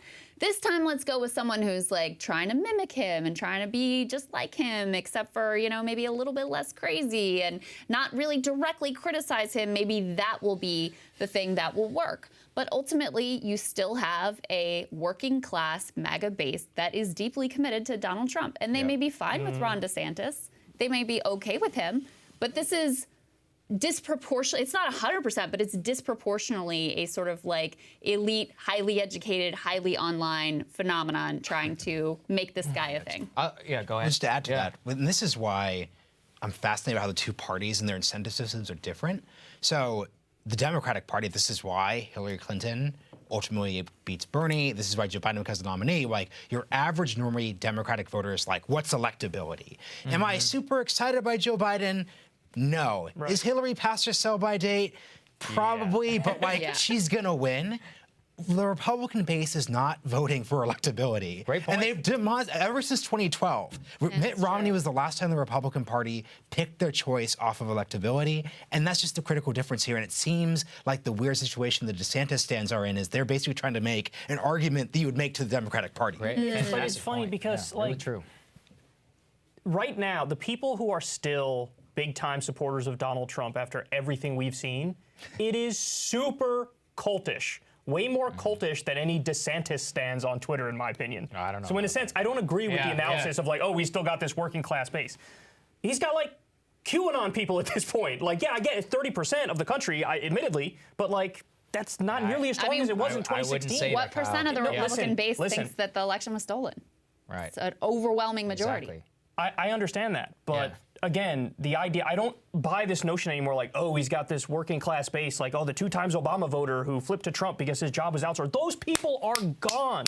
Now it's people who are trying to figure out what QAnon is saying, and they're going to Trump's rally wearing like a cowboy hat or some shit. Exactly. 10 million more votes. So, yeah, because the one thing, okay, but there's a lot of things that have happened since then, right? I mean, like January 6th happened, and he's gone full authoritarian, and every other day he's on Truth Social saying, "Put me back in," or "Let's redo the election." Good thing that people are watching Truth Social. Well, let's talk about this though, because I don't think there's an equivalence between these two things, but narrative you've kind of seen like in the paper recently has been, if you talk to a lot of like Trump voters about the extremism January 6th argument, they'll say, in a kind of whataboutist way, well, what about like summer of 2020 and the riots? And actually, both the parties are extremist and bad. Like, I just think we're in this weird area where it just kind of washed out. I agree with you, though. They say like, oh, it was Antifa who did it, for like, oh, Antifa did it. Or actually, no, it was we did it, but it was based. They go back and forth. But you're kind of making my point. It's like this weird contradictory cult that he has around him. I don't view them, I don't think it's like representative, certainly not 51% of the country, nowhere near that. So from what I'll remind you, you don't need 51 to win the Electoral College. But I agree with the most, but plurality. The other interesting one, actually we haven't talked about this yet, which I found fascinating, ahead of congressional preference. Guys, number 15, please. This is the gender gap. This is something which actually bears a lot of discussion, and I believe that it will be borne out tonight, especially in those Miami-Dade numbers and elsewhere. Let's just highlight here congressional preference for those who might just be listening. Men who are college educated or more had a D+16 preference in 2018. Today is R+10 with a 26-point shift over 4 years. That's insane. But then look at it with the no degree. So basically, you continue to have a Republican preference, R+8 in 2018, R+20 now, a 12-point shift. Here's the crazy one, though, with college-educated women. And, Crystal, this gets to the suburban women discussion that we had previously. Dems bet the house that they could try and keep college-educated women. They have it there at D+34 in 2018. Now D+38, only a 4-point shift. And then finally, women with no college degree had a D+3 preference in 2018, a D+1 preference effectively tied today in 2022 with a 2-point shift in the Republican direction. So you effectively see massive swings or a tiny swing with women with no college degree. And the only ground that is made up there, Crystal, was women with a college degree, and only by 4 points. So really fascinating from a gender perspective. I do think that one of the stories we might be talking about tomorrow is a huge gender divide. Yeah, I think it'll be. I think we may see a massive, because, ultimately, the country is sort of living in these separate media ecosystems, separate bubbles. They're experiencing this election in like totally different ways. The issues that they're concerned about, that they're voting on, are completely separate. The way they're thinking about these issues, I mean, it really is almost like the country's on 2 parallel tracks. And it does seem like, the Roe versus Wade being overturned, the Dobbs decision, that also helped to set women in general and men in general on sort of a different track in terms of how they were viewing this election. And listen, I mean, it makes a lot of sense. If you're a woman, this feels a lot more direct, a lot more personal. You have like more just like directly at stake in terms of the decision. Of course, there's long been a widening gender divide, with Democrats doing better with women in general and Republicans doing better with men in general. But I do think it will be probably particularly stark in this election. Well, one quick thing, and this isn't like a policy endorsement, but it was a course correction the Republicans pulled off. Like the abortion rhetoric, Blake Masters, June 2022, once it's clear how devastating the abortion decision was for Republicans in those Kansas referendums, deletes the national abortion ban from the website. So Republicans, and it's kind of interesting that the pro-life movement was as and it shows how calculating this was. Like the pro-life movement forgave Republicans really dialing back where they went, trying to turn the debate into like Democrats are the real extremists on abortion. So that could have gone a different direction. But that's the kind of test case here. It's honestly a sign of sort of political maturity in the pro-life movement. Very because true. Ultimately, which I did not think they had. I mean, they have been building this machine for decades. They had their eyes on the prize. They knew this was going to be won or lost at the Supreme Court. They created an entire infrastructure. They made the alliances of convenience with the billionaire class and the radical libertarian economic people in order to make this thing happen. They looked at Donald Trump and they're like, this man stands for, used to give to like pro-life causes, used to literally give to Planned Parenthood. His personal life is a total catastrophe and a disaster. No one would be shocked if that man has paid for one or multiple abortions himself. But they said he gave us the list. He's going to put these nominees on the court. And so am I surprised that they look at Blake Masters like scrubbing his website from his previous abortion language and are like, what are you going to do? Ultimately, he's going to vote the way we want him to and Mark Kelly's not. No, I'm not shocked by that. Pretty interesting. I think if they get the numbers, though, they're going to go for a national abortion ban. This is the test of the next 2 years. Actually, you know what? People got pissed when Lindsey Graham introduced his ban. That's true. Yeah, no. So we run in with some people who often update us on what are the major pro-life folks saying. They were mad at Lindsey because Lindsey was only capping it at 15 weeks. Yeah, exactly. They were like, no. They're like, that's not what we're going for. Kyle, I mean, look, if they do that, well, I mean, I can just say good luck. Crystal, want to check in with you, your district, Spanberger. Yeah. What do we got? 50% of the votes in. Okay. We have Silly Vega at 55% and Spanberger at 45% with 120,000 votes, which have been cast so far. All right, so let me see. So a 10-point margin there. I got to see which counties are in. Here, I've got it here. Are the ones, because this district, the more you get to the north, the more Democratic it ultimately is. So it looks like you've got Orange County is partially in. That's a very Republican area. You've got Culpeper County, which is kind of mixed. You've got Prince William County partially in. That's a good area for Spanberger. That's about 28% in. It's still too early to say because you have some key areas down. And for example, my vote in King George County has yet to be counted yet. So we all know it's not over until we hear what I have to say at the ballot box. Got it. Okay. It's the CIA ghoul versus the cop in my district, by the way. Go ahead. Can I give you guys some early voting numbers? And Crystal, you and I we talked about this earlier today. Yeah. What's the name of the guy, the Democratic pollster? Stan Greenberg. Bonnier, that guy Bonnier. Yeah. So with Target Smart. Yes, with Target Smart. So he said in early voting, the Democratic advantage is 11%. And in 2020, to put it in perspective, it was 7%. In 2018, it was 1%. So before any of the votes that were cast today, Democrats had already built up a 4.4 million vote lead.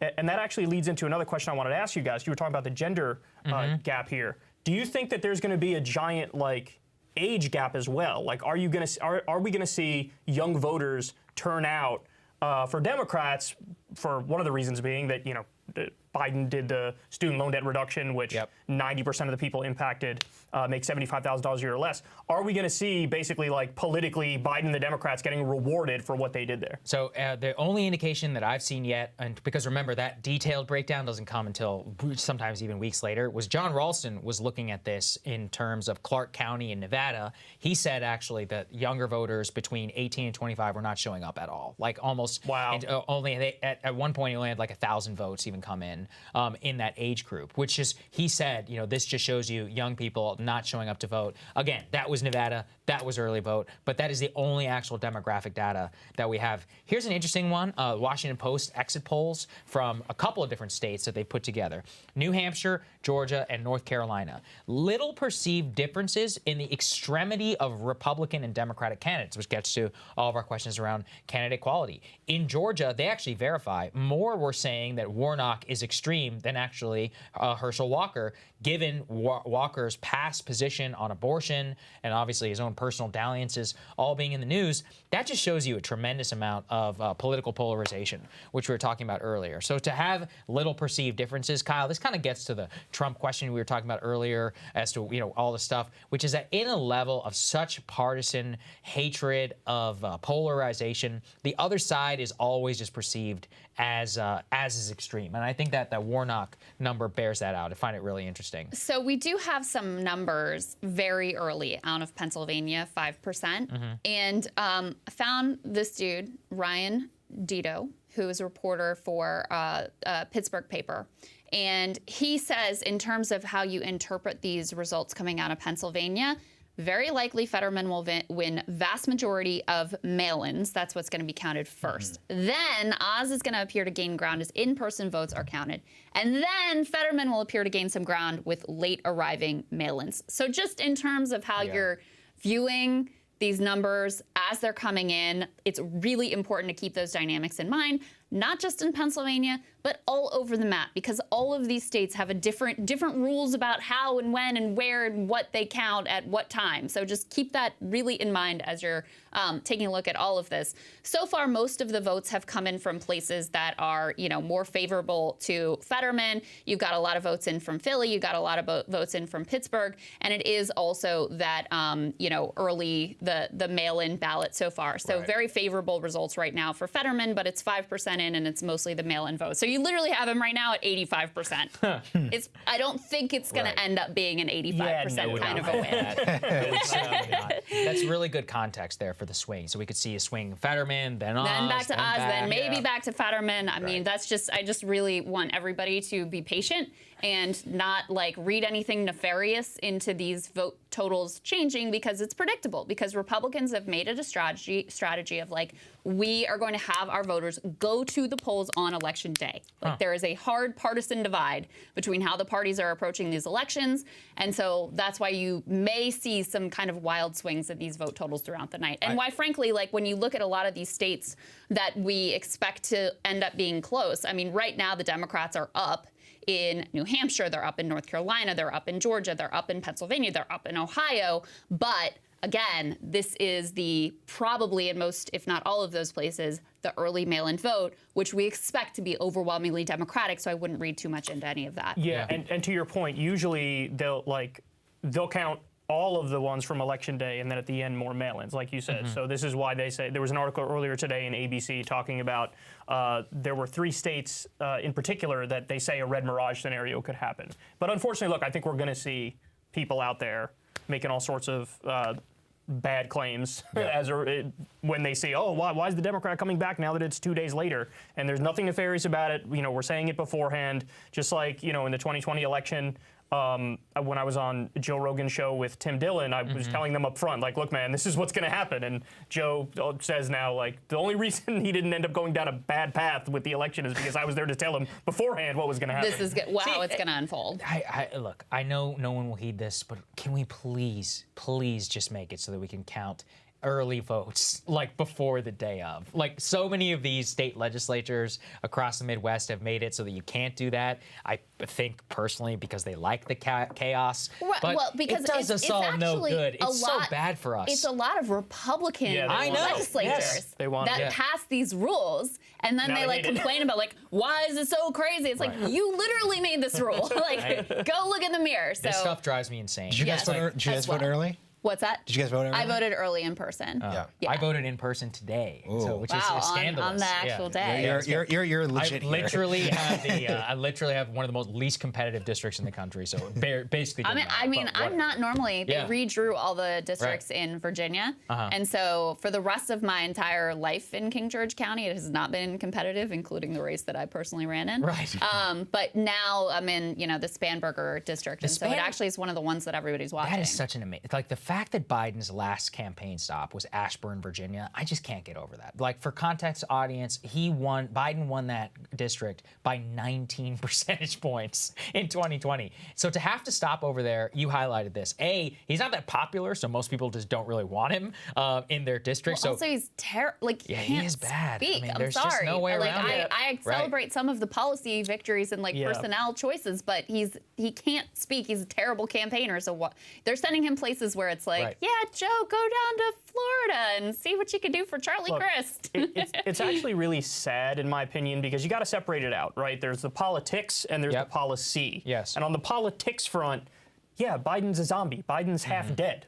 Nobody would want him. I mean, Obama goes out there. I think Obama's record policy-wise is worse than Biden's, but Obama gave a speech the other day. And it was, I covered it and I was I forgot how good this guy was. Listen, from personal charisma, absolutely. We got J. Miles Coleman standing by. So control room, if you guys want to go ahead and bring him in, just give me a heads up whenever he's ready to go. For you guys remember J. Miles Coleman, he's joined us a couple of times, works over at Larry Sabato's Crystal Ball. No relation.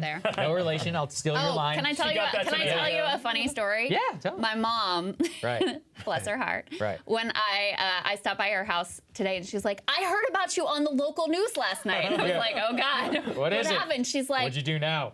they were talking about you and this guy Larry and their election predictions. And I was like, no, Mom. no, Mom. That Close. was Larry Sabato's crystal ball at the University of Virginia. So That's right. anyway, my mother was wish casting that the local news was talking It's about me okay. and my But election Breaking Point's predictions. audience, they know what's going on. Miles, can we go ahead and bring Miles in, guys? You guys said he's ready. Hey, Miles, let's go and throw him up there on the screen. Welcome to the show. It's good to see you. Can he hear us? There he is. is. Yeah. Oh, I'm not sure. There he is. We got you. All right, so Miles, just in terms of the Senate picture, numbers are very early. Is there anything that, like, tea leaves wise is standing out to you that's giving you any sense of what direction this night might go in? Sure. So one of the sort of early bellwethers I told people to look out for, if the Republicans could beat Senator Maggie Hassan in New Hampshire. Some polls had her in a close race. From what I'm seeing, she's overperforming Joe Biden's numbers in some areas. So she's looking pretty good. So, it's probably not going to be, it could be a good Republican night, but it's not going to be Landslide. one where just the whole damn breaks, right? Yeah. And then it's what I'm noticing in a state like Georgia. As expected, you have Warnock, who is overperforming Stacey Abrams by a few points. We're just going to have to see if it gets to the point where he can actually win outright and avoid a runoff. Yeah, that's interesting. Yeah, go ahead. You feel like in Georgia, you said the question for Warnock is whether he can win outright or go to a runoff. You think he's in that strong of a position right now vis-a-vis Walker that you think he'll end up with more votes on the night? He could end up ahead of Walker, but he may still be under 50%. One of my favorite ads was basically Warnock had this ad that, okay, well, I may be one of your Thanksgiving guests if my race goes to a runoff in December. You'll be seeing more of my ads. So Georgians want to avoid having him over for Thanksgiving. That's interesting. Another thing that is interesting to me about what you said in New Hampshire is I'm just looking at the presidential results because you said Maggie Hassan is outperforming Joe Biden. I mean, Joe Biden won New Hampshire easily. He won that state by more than 7 points. The polls had Maggie Hassan, some of them had her down. The mainstream polls mostly had her up by 1-2 points. It was very close. So if she's outperforming even Joe Biden's margin, I mean, that's a significant polling miss in a direction that we're not used to getting significant polling misses. Oh, yes. And, just with the usual caveats that, these results are incomplete. But, one of the things you can keep sort of looking for in our election returns is, I think, educational polarization, or whether or not you have a college degree, I think is basically becoming as important as things like race or gender when it comes to how people vote. Well, guess what? New Hampshire is a relatively more college-educated state. So I can see Democrats holding up better in a state like that compared to one like Florida, where you have more of a working-class population. I mean, especially in a place like Miami, which is awful for the awful for the Democrats. But just some, it's just from election to election, you can always see some of these larger trends as at play. That's fascinating. We are very early in what we're getting in from Pennsylvania. I'm looking at Decision Desk HQ right now. They've got 5.34% in. My understanding is this is likely mail-in vote that they're counting in Pennsylvania first. Is there anything that you can read into those results? Because that's obviously maybe the race of the night to take a look at. Pennsylvania, I would avoid. No, I mean. Okay, Really fair. I mean, it really wasn't until really in 2020, it wasn't called for Joe Biden until the Friday or Saturday after the election. So I don't think we'll have to wait that long. But the thing, every state is sort of different in terms of how it counts its votes. So just something to keep in mind. So I think in a state like Pennsylvania, they may just be counting all their mail-in votes first. So. Yeah. Go ahead, Soccer. Miles, what do you make of the college dynamic in Georgia that you were talking about? And how will that bear out whenever we're looking there? Also in Arizona and some of the other key bellwether states. Yeah, so it's basically that same group of more college-educated white voters who, a lot of those voters used to be Republicans, right. But like Democrats a bit more now. So to me, the big question is, yes, I can see a lot of those going for Governor Kemp, but how many of them are going to stick with Warnock, and how many of them are going to sort of hold their nose and sort of vote for Herschel Walker? It looks like, again, these results are very early. It looks like Warnock is at least matching what Joe Biden got in the suburban Atlanta area. So that just tells me it's going to be very close. Okay, I got another one for you, Miles. How about North Carolina? We've got Sherry Beasley, who in some polls, was running even. I saw a couple polls that had her up over Republican Ted Budd. Right now, you've got 54% in there, and she has a sizable lead, 52% to 46% roughly. How do they count their ballots? Where are those votes coming from? What do you think of her performance there thus far? Sure. So, no, I mean, I think she's putting up a pretty decent performance. Something you have to keep in mind about North Carolina is they're sort of like Pennsylvania, like we were just talking about. North Carolina is a state that basically reports its early votes first. And as that election day batch comes in, stuff gets more Republican. In fact, that's what basically saved Donald Trump. Really, in 2020, right. Joe Biden won the early and mail-in vote, but Donald Trump got 65% of the election day vote, and that's what sort of killed the Democrats there. So, we'll see. I mean, what's really interesting is I'm looking at a county like this would be Wake, which has the capital Raleigh. That used to be sort of a marginal county. Beasley is at over 70% there, and she's probably going to at least get over 60. So, we're really seeing this sort of urban versus rural trend in North Carolina. That's interesting. Miles, as the polls close around 9 o'clock and then further, what are some other things that people should keep in mind as some of the information comes in? I'm thinking of places like Wisconsin. I think a lot of eyes are going to be on the Midwest there, also in Arizona. And then even, I heard some rumblings around Washington and things like that. So any thoughts as we think even more further west of the country?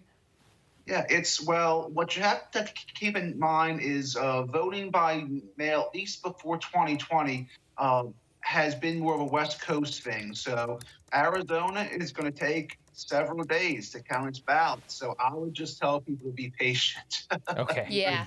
That makes sense. One more for you before we let you go for now, Miles, is Ohio. This was a big Democratic hope. This is a state that has trended hard to the right. There were some polls showing Joe Biden having a chance of winning Ohio in the final days of that campaign. That obviously didn't work out. I think Trump won the state by about 8 points. In the final days, it seemed like J.D. Vance was really pulling away from Tim Ryan. We're again in a situation where, it's very early. We've got only 19% in. Tim Ryan at 60%, J.D. Vance at 40%. How is Tim Ryan, or can you even tell at this point, running versus how Joe Biden ran in 2020? What I would say is it's actually looking a lot like what we had 2 years ago, because remember, early on election night, Biden was up about 10 points there. That's about where Tim Ryan is now. Only for those election day votes to come in and give it to Donald Trump. So I can see, I can see Vance pulling off. To me, the value for Tim Ryan, may have been, this is a state that at least he made it into a race. Yeah. Republicans had to spend millions of dollars there just to shore up Ohio. Maybe those millions, had they run a better candidate, could have gone to a state like New Hampshire or North Carolina or Nevada or Georgia, or basically a state that may be more decisive in terms of control of the Senate. Got it. Well, great Miles, points. We're going to check in with you possibly in another hour. Producers will be in touch, but man, so helpful to us. Super useful info. We always love having you on the show. All right, thank y'all. Thank you very much.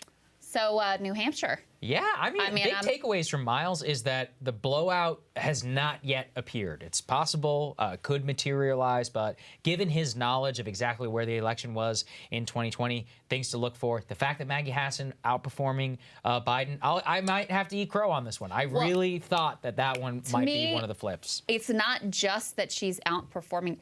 Again, Biden won that state by more than 7 points. Right. It was not close. That's right.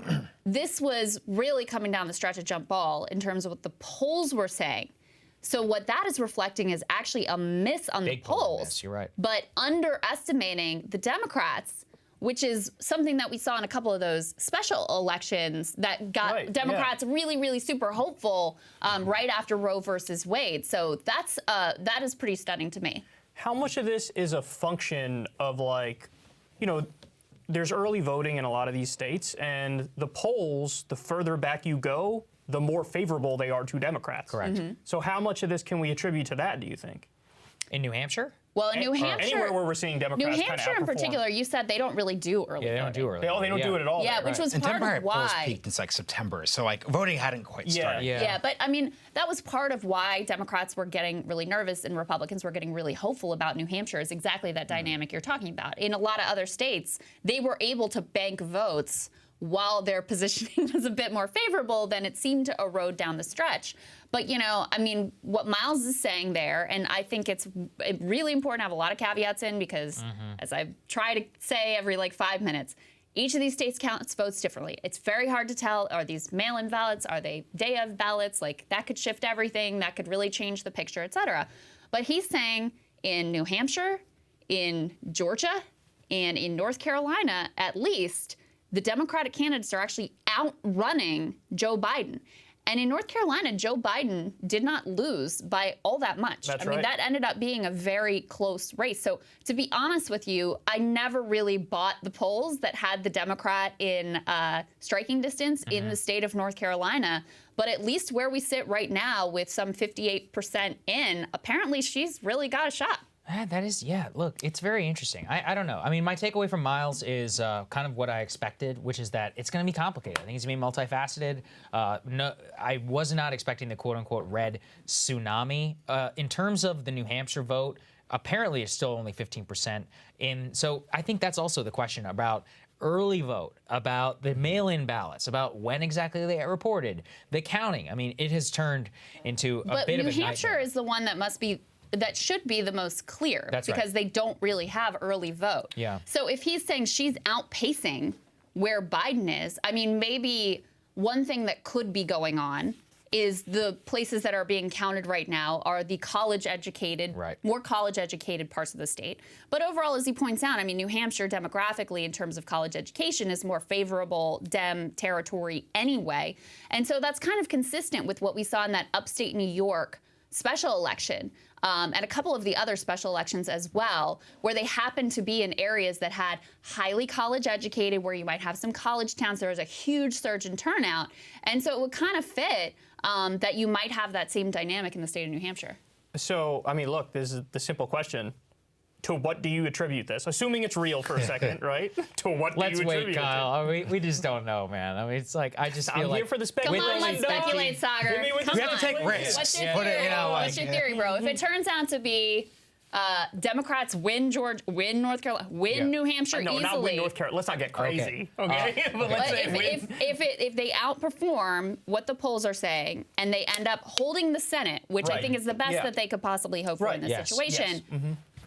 Abortion. What's your theory? Abortion. It's abortion. Easy. Yeah, it would be abortion. I think it would be well, I mean, look, I actually had this pulled up in order to pivot the discussion, but it would actually give us exactly right. 35% of the vote is in the state of Kentucky. Right now, the abortion amendment, which would state there is no right to an abortion or any requirement to fund abortion in the state constitution, is currently, the no is leading at 56% in order to make sure that so look, you have a Republican state where Rand Paul was literally declared the winner, where they are underwater by 15. Look, again, 35% of the votes that are in. I do think that if the Dems hold on to the Senate, it will be 100% attributable to abortion. And Crystal, we will have to frankly say, hey, you know, that $100 million or so that you spent on abortion on only, I guess it worked.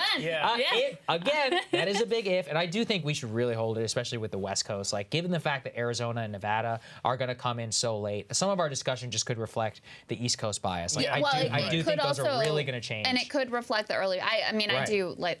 Let's be clear. Like, no one is saying this is the reality that's happening. But if things continue to trend in this direction, I would say abortion is the pivot point. But I would also say, and this kind of ties into the candidate quality issue, it's a general sense of GOP extremism with these specific candidates. Yeah. I mean, first of all, to your point, Sagar, about Kentucky, this is why I love direct democracy. Like, one of the data points that always stuck out in my mind was when Donald Trump won Florida in 2020, you also had a $15 minimum wage direct ballot initiative passed with 60% of the vote. Right. So, and to your point, Crystal, I mean, look, so you have a Republican Supreme Court overturning Roe versus Wade. And then another thing that stuck out to me after the fact, I don't know how many Americans know this, but it really stuck with me.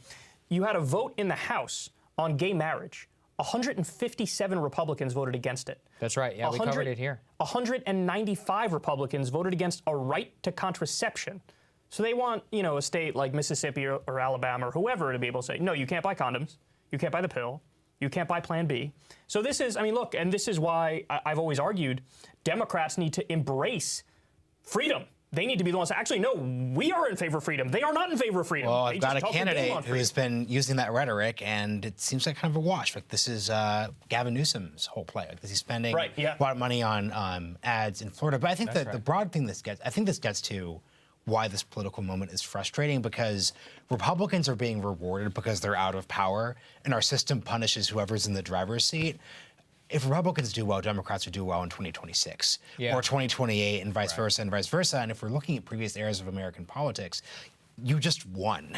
Reagan just won. FDR just won. Kennedy, LBJ just won. And just the lack of anyone just to actually control it is the central issue here. So here's an interesting insight from Nate Cohn I was going to bring up that actually speaks to J. Miles Coleman's point. He says, quote, so far, Democrats are running ahead of expectations outside of Florida in places with a meaningful vote, which may still be contaminated with early votes, but they are running way behind in Florida, so it is almost entirely canceling out. So the parenthetical is worth taking seriously, which is that there isn't much that's unequivocally done outside of Florida right now. So early vote contamination could risk remains very real in terms of the North Carolina results and all those things that we're looking at. Let me give New Hampshire, of course, accepted given their unique state there. Let me give you a couple of the specific numbers from New Hampshire. Because that's the one that's probably the most clean since they don't have a significant early vote. I don't know any of these towns, so I'm sorry, I'm probably going to butcher all of the names. Not a big New Hampshire stan. I mean, I have no problem with New Hampshire. I just don't know the state that well. That's what I'm trying to say here. Okay, Brookline, Biden was +7. Maggie Hassan is +9. In New Ipswich, I love New Ipswich. That sounds delicious, by the way. I would love an Ipswich. Hey, live for your dime. We all love New Ipswich. State. I should go. Trump won by 36. Bolduc is actually outperforming Trump a bit, +40. Okay. In Ossipee, Trump +21, Bolduc underperforming him a little bit, +19. In Somersworth, Biden +14, Hassan +20. In Hillsborough, Trump +8, Bolduc underperforming him, so Bolduc +3. Wow. In the state capital of Concord, which has 94% reporting, Hassan is at 67%. Bolduc is at 30.9%. So D +37 in a town that last time around was D +32.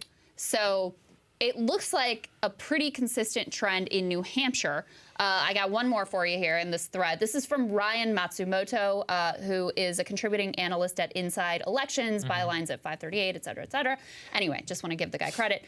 The town of Fitzwilliam, New Hampshire, is now 95% reporting, so very close to all in. Bolduc is narrowly ahead here, 49.1% to Hassan's 47.8%. That's R +1.3 in a town that was R 1.2 in 2020. So Bolduc is not outperforming Trump, but Hassan seems to be outperforming Biden. And this was one of the other questions is like, you know, part of what we've seen in 2016, 2018, and 2020 is that Democrats are super enthusiastic. They, you know, push their margins up in their places, but it's matched by Republican enthusiasm in rural counties, at least in New Hampshire, based on the numbers we have right now. You know, this looks very good for Maggie Hassan, and Democrats have to be encouraged that at the very least, they're not going to be facing the red tsunami that they were starting to really be afraid of at this point. So far in what we've seen. So we have a little bit more vote coming from Georgia that I can read off. We got about 48% of the vote in. So we're getting a bit of a better idea, and it is tightening it up exactly as we expected. So we've got 2.1 million votes that are in right now. Warnock is currently at 50%, Herschel Walker at 48%, and exactly to the point that you made, Crystal, only 1.7% of the vote right now going to the Libertarian. So we are talking at a margin here of really, we got 1,057,000 votes there for Raphael Warnock, 1,019,000 votes for Herschel Walker. So it's a dead heat. I mean, it is close. And the closer and the more that we get to the full counting of, you know, all of the mail-in ballots and absentee and all that counted along with in-day, we are just going to see that I think it's going to take a while in terms of that. Go ahead, Kyle. Yeah, can I give you guys an Ohio update real fast? Please, so, yeah, go ahead. So we have 34% in, and Ryan leads Vance by 10 points right now. Wow. But I will say, this is like the blue mirage scenario in Ohio. That's the way it works in Ohio, the way they count the votes. And so what you're going to see is, as more votes come in, Vance is going to close that gap, close that gap, close that gap. And then the question is, will he overtake him, and if so, by how much? Look, I think it goes to what Miles said, which is that, you know, Trump was down by 10, then the vote came in. Actually, if I recall from Ohio, Trump ended up beating expectations in a historic degree. There was, I forget exactly how to pronounce it. Is it Mahoning County? Mahone County. Sorry. Oh, no, Mahoning. You're right. Whatever. Mahoning. All right. I don't mean any disrespect. The point is that Trump won it in 2016, or sorry, didn't win it in 2016. It was seen as a bellwether. He ended up winning it in 2020, which was seen as a big it was an affirmation of his candidacy, because I think there was like some GM things that were going on there. My point being that didn't come until later in the night. So that's something that we have to pay attention to. In general, though, I guess this is just a stark reminder of like how long it can take on election night for some of this stuff to come in, especially given the dynamics of the way that people all vote now. We really don't have that many competitive states with all that much to vote in. So I'll just read it off. Pennsylvania is only at 9%. Fetterman is up by 75. So I guess if you really want to cling to hope, stop the count, I guess, if you're a PHM. Ohio, you said only 35% of the vote in. Georgia right now is at 49. The real stunner, I guess, is North Carolina, Crystal. You've got Sherry Beasley up at 50% to Ted Budd's 48%. And that's with about 60% of the vote, which is in. Now, again, you could have the EV vote, the election day vote, that just comes in massively at the end, and it's a total blowout. But I was a little bit closer there than I think a lot of other people had anticipated. For the House of Representatives, just to keep everybody updated, I don't have the official number, but you do have a decent amount of flips which have happened here so far. I guess the best one to go with is actually the New York Times Needle, if everybody will remember this. Oh, I remember. The Needle, the infamous Needle. They took it away, right? No, they brought it back. They took it away for a bit. They did actually bring it back. So then they brought it here. Oh, no. Wow, the Needle crashed. That's actually kind of crazy. Oh, really? Okay, I was just looking at it, and it had... Stop the count. All right, 2 minutes ago, I looked at the Needle. Okay. I took a little peek, and it was in toss-up, but it was a little bit towards the Democrats, but it was still in toss-up. Senate, right? Yeah, for the Senate. I was talking about the House. For the House, it was like it was lean Republican. No, but it wasn't like likely Republican. It was just over in lean Republican. Does 538 have a real-time updating thing like that? No, New York Times is the only one. They're the only one. Honestly, it is very useful, but it is also, it crashes all the time, and of course, all the Dems freaking out from 2016 that were saying this. Nate Cohn, by the way, for those who are Needle watchers, says we need to pull the Needle off. Louisiana appears to have been coded as Democratic at some point, adding an extra seat for them. All other estimates would be ineffective. Come on, man. You guys have one job. Come on. You can't screw. This is why they took away the needle in the first place. Yeah. That's why we can't have nice things. That's conspiracy bait right there. Okay, so Yeah, it really is. You turn Louisiana blue? Come on. Yeah. I've got a few more New Hampshire notes for you. More positive indications for New Hampshire Democrats, because it wasn't just the Senate race where they were concerned about. There were a number of congressional races they were also concerned about, and it looks like Democrats at the House level also outperforming Biden in the state of New Hampshire. So you have Representative Pappas remains ahead in Rochester, which Trump carried. This is from Daniel Nashanian with 86% in. You have Representative Custer in Concord with 88% reporting, also running ahead of Biden. So in terms of the House seats there, that's also positive news for them. I was also looking at the sort of ticket splitting dynamic, and you've got a pretty sizable gap both on the Kemp Warnock voter. You got a lot of those. You also have a good number of Shapiro Oz voters as well already in the early vote. Now, again, in Pennsylvania, it's all mail-in, so it's like Shapiro has 83%, Fetterman has 78% or something crazy like that, which is obviously not going to be the end result. But it shows you even in that early mail-in vote that you do have a significant population of ticket splitters who could end up being determinative in these races. Yeah, that's pretty interesting. It is fascinating. People vote. I mean, they vote based on vibes, Yeah, right? they do. Isn't that really what it is? Listen, Kyle, I made peace with that a while ago. And look, to be honest, I like it. I'm going to be honest. I kind of like it. I like being surprised. I like the fact that people are not as into all of this as everybody, and that the things that people vote on make them idiosyncratic and truly human. So I think that's actually a good story for America. It's a hopeful story. I mean, I think this was a discussion we were talking about earlier about how the electorate fundamentally changed in 2016. And look, I mean, you can like or dislike how exactly things are trending, but what I like about that, Marshall, is like it just shows that a lot of things are up for grabs in a way that people don't as stuck as we are. To see Florida become a red state in my lifetime, and to see Wisconsin be one of those places which we now have to watch as a bellwether. I remember Ohio as well. Barack Obama won the state of Ohio. Florida. Obama won Florida in 2008 by 3 points, and he won it by 2 points in 2012. 10 years later, we're sitting here at the desk, and we're marveling at a 15-point win for a Republican candidate. So it just shows me, actually nothing is static. Everything can change, and, it may not change necessarily in the way that all of us necessarily want, but they can change, and they can change significantly in a relatively short period of time. Yeah, I'm not sure. It's so interesting because your point is the fact that things could change could be a good thing, but like I kind of said earlier, I want someone to win a state they weren't expected to win, and then actually be able to have a governing agenda that enables them to keep. That's basically the pendulum swinging back and forth for 30 years because everyone's just pissed off. That doesn't feel great to me. I agree, Marshall. This is this is another debate Kyle and I have had 83 times, both publicly and privately, but clearly the neoliberal consensus is dying. At least among the public, it's dead. Even as they, hold on to, Joe Biden as president, clearly they still hold on to power. But what you see in these swing elections is just a rejection of this paradigm, whether it's being offered by Democrats or being offered by Republicans. It's to hell with this. We're going to try something different. And so I think until you have whatever the new paradigm, whatever the new era is actually born and power consolidated, you're going to continue having these swings. Although, I mean, listen, we have to say, if Democrats outperform tonight in the way that might be happening, if New Hampshire isn't any indication of the rest of the country, which is a big if and caveats, et cetera, we can't deny, normally the party in power in modern history, they get shellacked in the midterms.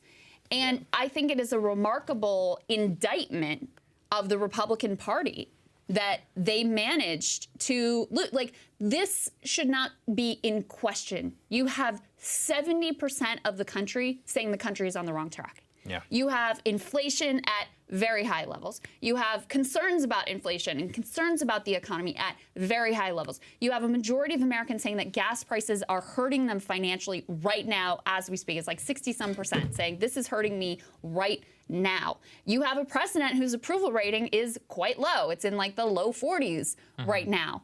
You look at those numbers, this outcome should not be in doubt. And so when I look at that, it's not, listen, I'm going to have to give some credit to Democrats, and their strategy was better than I thought if this ends up being good for them. But I really think it is a thorough indictment of the direction of the Republican Party, which, you know, really motivated people to turn out to the ballot box in a way that they normally don't in the midterm election to protect the party in power. It is actually fascinating to see go ahead. Yeah, I want to switch to like policy for a second, because we've talked about these previous like midterm elections, right? So we referenced the 1990s. Bill Clinton gets like the first big modern shellacking, and then 2 years later, the era of big government is over. Like there's this big correction.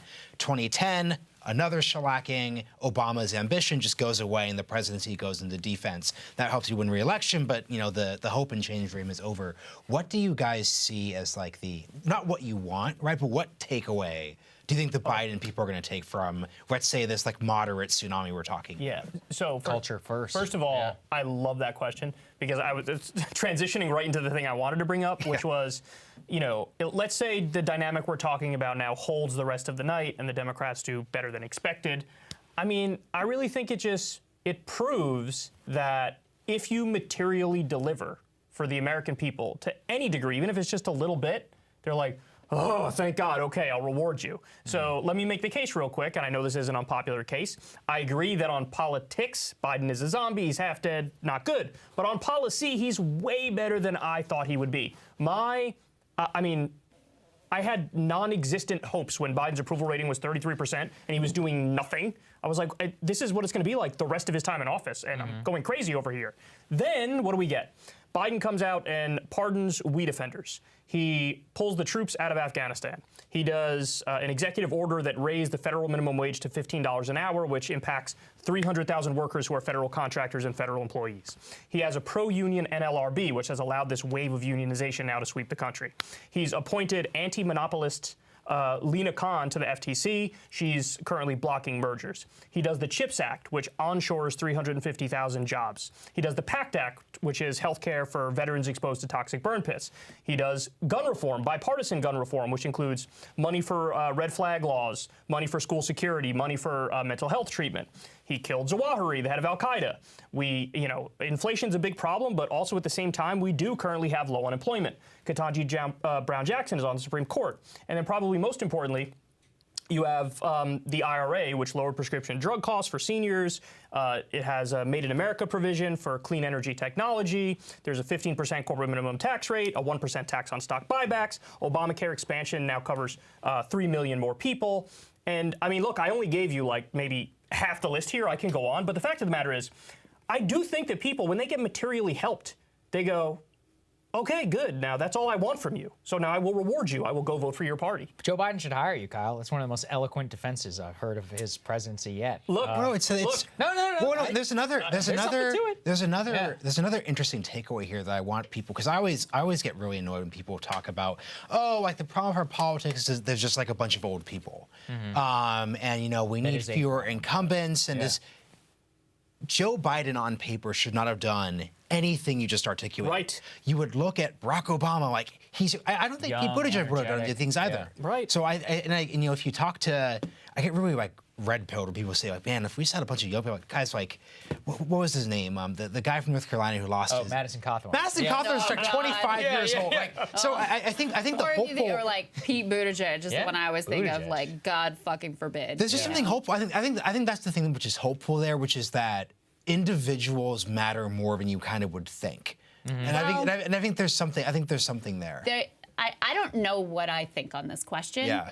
But the other theory would be actually that it doesn't have so much to do with Biden as it does with the sort of like shifting of the era. Because if you look at Joe Biden over the course of his career, you would not think this would be his presidency. Yeah, he just goes with the wins. Right? Yeah. I mean, he goes with the wins. That is what he has always done, is he centered himself in the middle of the Democratic Party, tried to center himself in the middle of the electorate, and then done the thing that he thinks that, that entails with a like basket of cliches and euphemisms and whatever from his family lore that he uses as his kind of guideposts. So to me, it's more a sign of the times that he has, in certain things, he has consequentially shifted the direction of the country in economics in particular. I mean, the NLRB and the anti-trade stuff, not anti-trade, the antitrust stuff in particular, and has a trade policy that is not unlike Trump's trade policy, to be perfectly honest with you. It's very on par. So, to me, there's a question of, okay, is that Biden? And he actually connects to an older era. He's more of the New Deal era. He's bringing some of that into his presidency and sort of like digging it up from the depths, and his experience and his age is actually a benefit. Or is it that he is reflecting that we're in a different moment in America, and that's where some of these policy shifts ultimately come from? I'm sort of like on the fence about which one of those things are, but I think it could ultimately be either one. Let me say, what they won't learn the things that you just said, though. Even if that's true, what they're going to think is abortion and January 6th work. So 100%. that, they're Can closing. I give one counterpoint? Oh, let me just finish. Their closing pitch was. I'm chopping at the bit. Their closing pitch was democracy's on the ballot, January 6th, election deniers. And you know what? They're not wrong, because when you do look at these races, like part of why Maggie Hassan appears to be cleaning up here is because Don Bolduc is this like psycho election denier, right? Part of the reason why you have Democrats, the base of the Democratic Party, so energized to go out and vote and protect Democratic power is because they truly do fear that there is like a democracy ending potential event if they don't go and do that. And that's why you do have these midterm elections with much higher enthusiasm for the party in power than you normally do.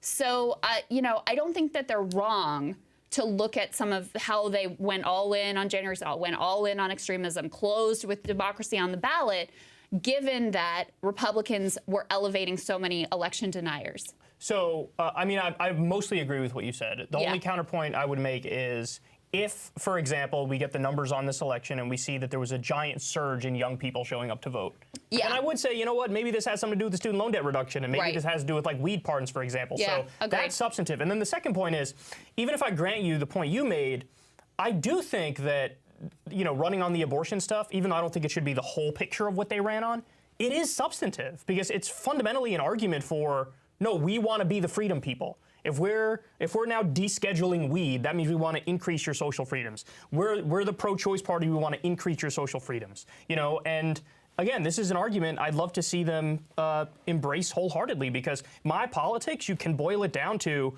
I believe in economic patriotism and freedom on the social front, social freedom.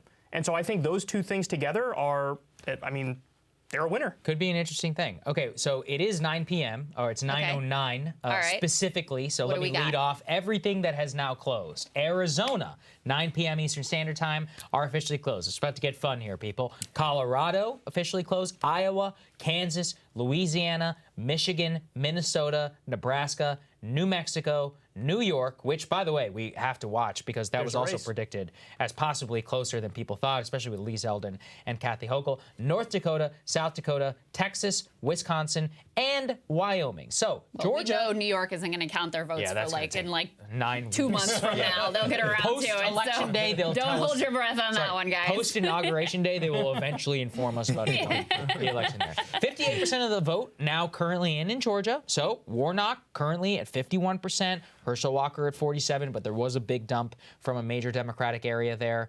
In terms of the other ones that we should pay attention to, Pennsylvania, John Fetterman's soon up there, but only 13% of the vote. New Hampshire holding steady at 16. Ohio is at 41. Things are much tighter now. It's at 51 and 49 for J.D. Blue mirage there, man. Very, very interesting. And that's true. But there is an interesting, again, ticket splitting dynamic in Ohio. A third of the Ohio vote in, huge gap of more than 20 percentage points between the margin in the governor's race and the margin in the Senate race. Wow. So you have a lot of people who are voting for DeWine, the Republican who's already been declared victorious in Ohio for the governor's race, and then are voting for Tim Ryan. So let's talk about Tim Ryan. We haven't talked about Tim Ryan at all. Tim Ryan thoughts. Oh, I think he ran a phenomenal campaign, and I'm really not a big fan of Tim Ryan. I mean, I remember back during when he ran for president. Yoga Tim Ryan. Yeah. Meditation Tim Ryan. Remember when he was like, he viciously went after Bernie. What if he was like, we don't have to yell about and it, he started or selling whatever. shirts that said "Stop yelling" or whatever. Oh, that's right. It was so cringeworthy. Yeah. And You also, don't have to yell about it. he signed on to the list on the Medicare for All caucus, so he endorsed support for the Medicare for All bill in the House. And then when he was interviewed later on and asked, "Do you support Medicare for All?" he was like, "No, I hate that policy." And so I have big issues with Tim Ryan. But in terms of politics, I think he's run a phenomenal campaign. I think he's been really aggressive, which is something that we don't often see from Democrats. I think he's kind of correctly portrayed J.D. Vance as an extremist and a Trump ass kisser. Quite literally, I think he said those words on stage. Trump said that about J.D. Vance. Right. And then Tim Ryan brought it up and was like, "Hey, remember when he said that thing?" So I just thought he ran a good campaign. Yeah, I don't know. And that is the question is like, I mean, clearly Tim Ryan did some things right because he's outperforming the other dude. Yeah, I got a minimum. I don't even know who was running for the, I think it is a woman running for governor for the Nan Whaley. Is that who it is? Not going to misgender anyone here, so. Yeah, I'm canceled. Anyway, so he definitely did some things right to be outperforming the other Democrat that he's sharing a ticket with statewide. And then the question is how much of it is like, what did Tim Ryan do right? And how much of it is, what did J.D. Vance do wrong? Right. Yeah. What is it that voters didn't like about him, his platform? Did they view him as extreme? Did they view him as out of touch? Did they view him as like, I mean, it does have this sort of gross feel that you were the guy that was like the principled critic of Trump, and then all of a sudden you're like, I love you and please endorse me, and basically totally owes his victory in the Republican primary to securing the Trump endorsement. So, I don't know the answer to that question, but it certainly has to be like a little bit of both there. Well, to add to your point, Crystal, and it kind of gets into the weird dynamic, it seems like Tim Ryan, because of the way like JD's had to kind of like shift his position around, Tim Ryan kind of ran.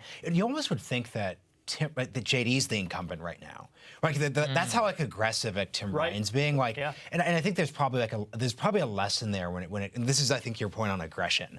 And how like that would make a difference. It might help though because Ohio is such a red state, you should treat it as incumbency, so it makes it like a little bit more up there. So some interesting call outs. Sarah Huckabee Sanders, press secretary, officially Arkansas's governor. I told you I was excited about those Arkansas results. Chuck Schumer has now won his 5th term to become the New York longest senator in the history of the state of New York. He's a young man. He's only 73, so I predict that is not the last election that we will see him. By the way, chicken in the Democratic caucus. North Carolina, what we were all taking a look at, Ted Budd has actually now gone ahead and pulled ahead in the race there. It's still close, so it's 50 and 59. Again, we all fell for the Blue Mirage. It's a joke. 68% of the vote coming in there now, and things starting to trend a little bit more in that direction. Georgia, I'm keeping an eye on it. And no surprise, it gives me great pleasure to say all of this. Immediately after the polls closed, Fox News went ahead and called the race for Greg Abbott over Beto O'Rourke. It's amazing to consider him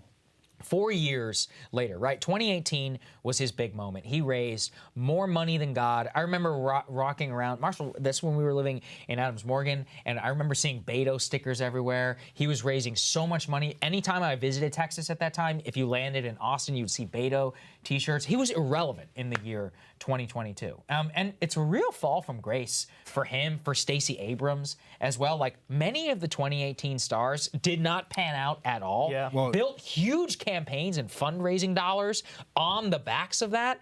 And look, I mean, it's a huge failure for the quote unquote like the stars of 2018 who didn't actually win. Well, it's a couple. Yeah, I mean, it's kind of it's funny. I live in Austin now, obviously. So like I've been thinking there's a very little like Beto energy. Like, interesting. And it was so much in 2018. There's just very little like Beto energy. Like very. I mean, there are signs, but it definitely doesn't feel like the environment.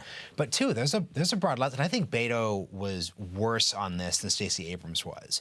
The transition he made from I'm a Texas guy to running nationally, there was no reason for him to say, I'm coming for your AR-15. Yes, exactly. Right? Like, and I'm talking about that. We're not talking about policy. Like that literal phrasing, pointing to the camera and saying, I'm doing it. Okay, it's over. So if you're going to be successful, it's the second interview is, God, people really don't like Ted Cruz. Like, that's like so candidate choice really matters. But just this is, we're debating like how much of this is local and national. This shows that there are cases where you can be a Texas Democrat. You can be a Georgia Democrat, but you have to can't be thinking of the presidency. You gotta pick one. You just gotta pick. The other thing is, I think people really got the sense he was so forced on us by the media. Remember when he was on all like those magazine Vanity covers? Fair. Born to be in it. I was just born to be in it, man. He's standing on every table he could stand on for no He reason did the whatsoever. Times Square Oprah interview. And then he started talking, and people were like, "Oh, this is what all the hype's about? Like this is crazy." And to your point, yeah, I mean, if you're gonna run for governor of Texas, how the fuck are you gonna say, "Yeah, I'm coming to take your guns"? Yeah. Any other phrasing? Like, I actually cannot think of like a worse. Bro, it is Texas. Like, that's the one thing you cannot say in Texas. Yeah. And he did it. And so, yeah, I mean, I'm not surprised. He was forced on us by the media. And I actually kind of like the fact that Stacey Abrams and Beto O'Rourke, overall, their national profile has just absolutely tanked. Because, again, this was the media trying to send up These the were heir media apparent to the, creations. like, okay, well, we'll give you Hillary, and then, okay, maybe Biden at the last minute we'll give you. Okay, now they're going to try to do Mayor Pete, of course, and Kamala Harris. But, like, the fact that so many of them have failed spectacularly leaves me hope that there's still room for, like, a candidate Obama back in 2007, 2008, who kind of came out of nowhere and just captured the imagination. Like, why couldn't Warnock do that in a presidential race for the Democrats? You know what I mean? Yeah, I mean, I think Kamala is another one that I would put on the list of failing spectacularly, right? Like, I agree with she that, might be sure. vice president, But they're gonna still try to force they her, might I think. try to force her because they I don't don't feel think like that's they true, can get past the like first black woman vice president. We kind of have to go there next. But she's obviously already failed spectacularly in terms of how the public feels about her. So yeah, I mean the whole theory of the Democratic Party is like, okay, let's find the next Obama. Let's find someone who's, sort of like parrots his way of talking and his speech patterns, and let's just like put them out as this is the next one. Here, congratulations to all of you. We have bestowed Beto and Pete and Kamala and Stacey Abrams upon you. And it's no accident then that all of these media creations who really didn't have a lot, any like vision or substance or like charisma of their own to back it up, that they ultimately sort of fizzle out. So it's a different thing for the Democratic base that was very excited about Stacey Abrams in Georgia last time around, very excited about Beto O'Rourke, but they also didn't really have a chance to sort of examine them at that point. You know, it was like they were excited about the dream of winning in Texas. Yeah. The other thing I would say about that is, I think the Democratic, like, Texas hopium has also significantly cooled and dimmed dramatically because of the shift in Latino voters to Republicans. So, the dream there always was, you'd say, oh, look at all these Latino voters, and if we can get them to turn out and we just need to register them to vote and we get them to the polling places and they'll vote for Democrats. And now it's like, will they vote for Democrats? No longer clear. And in the Rio Grande Valley, as we have talked about and many others have talked about as well, huge shifts to the right. So that has kind of that's put a real damper on the Democratic dreams in Texas for the moment. Well, there's one other thing that it's also killed, because the way this, Latinos, like black men specifically, going more for Republicans from 2016 to 2020 was taught was, this is just like Trump, right? If you were to build a guy in a lab who could do better with minorities than, let's say, Mitt Romney, it really would be Donald Trump. The fact that Republicans are able to pull that off when Trump is not on the ballot, that's really the dream there specifically. Because the hope, the copium was, okay, let's get real, it's Trump. No one's shocked at that. Yeah. But when generic Texas, like boomer Republicans pulling that off. Like Myra Flores, whenever she won in her race. And actually, I mean, I expect some of that data to come out of Texas. I'll be watching that very closely. So a little bit of an update. Vance has actually pulled ahead in the state of Ohio at 50.3% of the vote to Tim Ryan's 49.7% as we get more and more. And North Carolina, similarly, Ted Budd continued to maintaining the hold, although still only at 49.4 and 48.6. That's with 69% of the vote coming in. So I think a lot of the red votes are beginning. So I've got a John Ralston update out of Nevada. So this is the guy, he's very well known. He has a great track record in Nevada in terms of predicting what the outcome is going to be. He watches the early vote. Nevada has long had a sizable early mail-in vote. So he looks at, okay, what's the partisan breakdown? How much Republican, how much Democrat, how much of a Democratic firewall, whatever. So in advance of Election Day, he actually predicted that Catherine Cortez Masto, the Democrat, would hold on and win, and that the Republican would win for governor. Then he started to see the votes come on Election Day and was like, oh, I might need to really take that one back. So where we are now is he says, I've just confirmed that whatever mail has been dropped off today is not going to be tabulated tonight in Clark County. That's where Las Vegas is. Overwhelming bulk of the population is, like, the whole ball game is Clark County in Nevada. May take until Thursday. Oh, no. What will be tallied tonight are Election Day in person and all the early mail votes already in the system, save for provisional ballots. So, he says, it is very likely the top of the ticket Republicans will be ahead after tonight with thousands of mail ballots still uncounted. Will they try to declare victory even though the races may not be over? What do you think? So, oh my God. If it was Carrie Lake, we know what would happen. We know what would happen. But we don't know in Nevada. Laxalt is a little bit. He's not. He's more of an establishment guy. Like, moved to the state a couple years ago. He's more of like a rich guy Republican. So I'm not so sure that would happen. I don't know anything about the gubernatorial Republican gubernatorial I don't know. nominee in the state. So anyway. Just heads up that one that's going to flip, man, and that's going to feed a whole bunch of... We will probably not know tonight. And, yeah, I mean, maybe it'll be clear. Maybe it'll be Republicans are up by a whole lot, and it's basically over. Didn't he predict Democrats that Cortez Masto was going to hold on to her seat? Yes. His initial projection. Now he's pulling it away a little bit. Yes. Right. Okay, understood. But let's say there's a tiny lead for Republicans, then you still have all these uncounted Clark County ballots. Yeah. That's going to flip to the Democrats, and you're going to have like 17 Dinesh D'Souza documentaries coming out. True. Yes, well, facts. That's fun. It's fun to live in America, isn't it? But I mean, I do have to, like 10 trillion mules. Listen, You wouldn't name it that, wouldn't you? That's a good one. So, I mean, I do think it's worth saying that other countries do manage to count their ballots, even with early vote, mail-in ballots, and whatever on Election Day. Yeah, and Brazil, remember that? Yes, Yeah. Brazil. We knew who won right away, and we're talking about like people voting in far-flung places. It's a big country, whatever. I have a love-hate relationship. Yeah. I just, we should get our act together a little better on this. There's no reason you have to wait till freaking Thursday to count these ballots, guys. Come on. This is a good one for the panel, guys. I have a love-hate relationship with federalism, and some things I love it, but like on election, and look, I get it, everybody, like why it isn't designed this way, but it's a pain in the ass. Like, I agree. And I also talk about this with Republicans. Marshall's actually the one. I remember I was at your house when you guys were all voting, and everybody in Oregon votes by mail. Mm-hmm. It's awesome. It's actually, they have much higher turnout. It's actually a lot easier. I understand like drop boxes, all that stuff. Oregon and Washington like seem to have figured it out. They have way higher voter participation. It seems like everybody in the state likes it. And I'm not even saying necessarily voting by mail, but I was thinking about it today. And I'm like, if I can log into my bank account with a text message, and I'm like, why is this so antiquated? Like, so many other functions of our lives like don't and have modernized in a sense where voting just seems to be a shit show every single time that we cover it. And Crystal, you were some of us saying is like it seems to have gotten worse. It does seem to be ever present. Yeah. Like with 2000, even 2004, if I recall, I remember going to bed on 2004 election night and people saying, well, we're not going to know Ohio for a couple of days, and I don't think John Kerry conceded until the day after. So anyway, it's funny because. So I voted in Austin on Friday. That's my first. I've always just done drop-off like mail ballots. Right. I waited like an hour in line, and I was early. Basically the answer is I actually cannot talk with Republicans about this issue because Oregon has been vote by mail forever. I'm sort of like, this is crazy. Like, but I don't. It's kind of I don't know. It's just sort of like I think it should be pretty like straightforward to vote. Easier to vote. I agree, and I agree. It should be and centralized. to count, it should be federalized. I mean, I see that with it's just. I know it's not going to fly, but I mean, if you're designing a system from scratch, obviously you're going to have the same rules everywhere. Right. Well, you're not going to be like, well, in this state we count using donkeys. That is also why I do want to say that some of the GOP talking points on this stuff drive me insane. It's a storied tradition. to get the donkey ballot count. Right. But how dare you take that away from Get people? back to the GOP legislatures. They're the ones who pass laws saying you can't count early vote until election day. Yeah. Like, why? Why? Okay. We do not need this shit. Let me play devil's advocate. Don't do that. I don't even know that I agree with this position, but somebody's got to take it. Okay.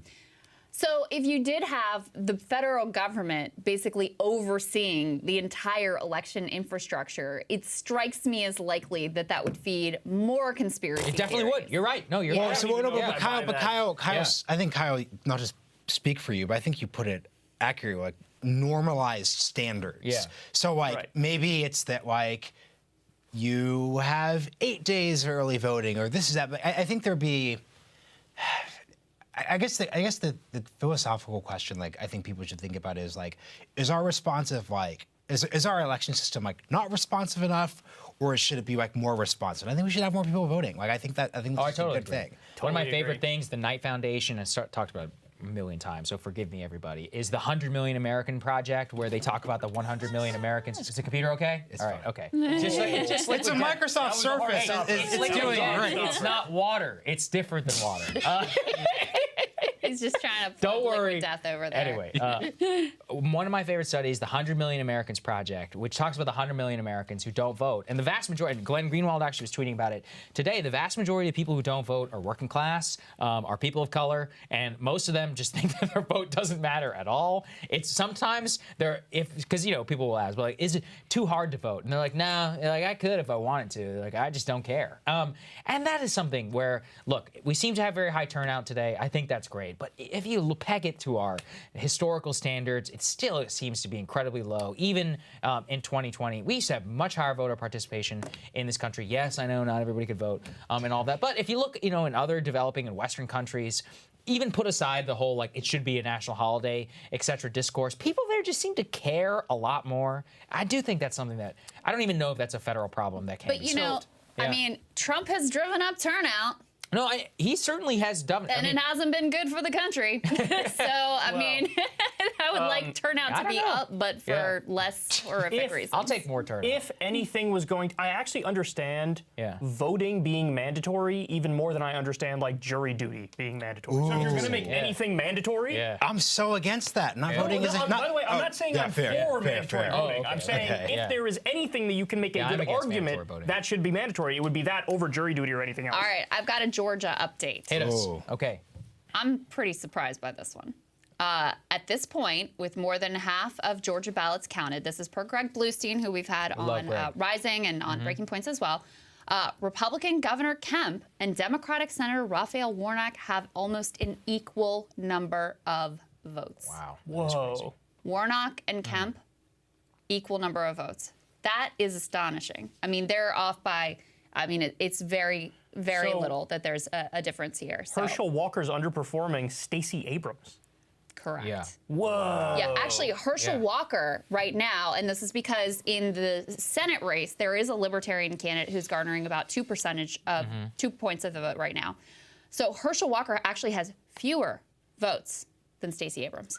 That is crazy. Wow, that is it really crazy. does show. I mean, look, this again could be the candidate quality. At the same time, it's only 56%. What's the rule about Georgia? We know Brian Kemp is going to win. No, I agree. So if you've got Warnock running equal with him, this is looking to me like the question isn't who comes out on top, it's whether he avoids a runoff or not. Great point. But then in the 50-50, oh, go ahead. I have a call. Hit us with a call. J.B. Pritzker. Oh. Big boy Pritzker. Has been reelected as Illinois governor. Well, I mean, this is somebody who, certainly thinks of himself as a potential presidential candidate in the future. This is someone who, similar to Gavin Newsom, although not quite as overt and shameless, has made some moves to try to position himself in the eventuality if Biden doesn't run. I think he would be one who would run. He also happens to be a billionaire, so, that never hurts in terms of our political system. And it's Michael Bloomberg. I think it's probably not. Actually, it's helpful to have money, though. I actually he would not think have been on the debate stage. I think being a billionaire probably hurts you as a presidential candidate. I think it causes an insularity and just like the things that happen to you if you're a billionaire. That I know, obviously. I think it's bad. I think you want to be like in the 100 million. Okay. Oh, interesting. All right. Yeah, there's a sweet spot. Multi-hundred millionaire. Ron That's Johnson territory. There's something there. Spot. He's getting reelected tonight, most likely. The funny thing about Pritzker is there was a moment in online discourse where progressives and lefties got super excited about this guy, and there was a whole thing, and it was really because he just ran on a couple things and then actually did them when he became governor, and the bar was so low that they were like, oh my God, we love this guy. He's amazing. By the way, one more call. Jared Polis has been reelected governor of Colorado. Governor of Colorado. Wow. Another guy positioning himself. That is an important point because in the red tsunami scenario, they actually thought that Polis was possibly vulnerable. So that is an important data point to shout out for everyone. Also, Michael Bennett there with 38% is at 38%. Reporting is up by 60 to 40, which is pretty remarkable for what we have there. Wow, I'm pretty stunned by those numbers, the Georgia numbers, because we got 2/3 of the vote in from Georgia so far. Very surprised that Warnock and Kemp are running even. I think you're right. I think that's a big takeaway. I did not see that coming. And that, again, I mean, that seems like, again, polls underestimating the Democrats a little bit in the state of Georgia. So, all right, we'll keep an eye on it. In the meantime, we've got our great friend J. Miles Coleman is back to tell us what he is making of these numbers. Great to see you missed you, again. Miles. We missed you. So we were just talking about Georgia. Greg Bluestein, who's with the Atlanta Journal-Constitution, just tweeted out that Warnock and Kemp are running even in terms of the number of votes they are getting, which is something that really surprised us. I mean, how is Georgia looking to you at this point? Yeah, well, someone who I also think had a really good tweet is Nate Cohen at the New York Times. He's like, well, other than Florida, it seems like it's a decent night for Democrats. And in a state like one county I'm really looking at in Georgia is called Clayton County, really south of Atlanta, majority black. In the 2021 runoffs, I think Warnock got about 89% of the vote there. He's at 88. So, wow. I mean, Warnock is definitely holding up very well. So, you know, it's going to be an interesting kind of ticket split that we're seeing in Georgia in favor of Warnock and Kemp, which is quite interesting.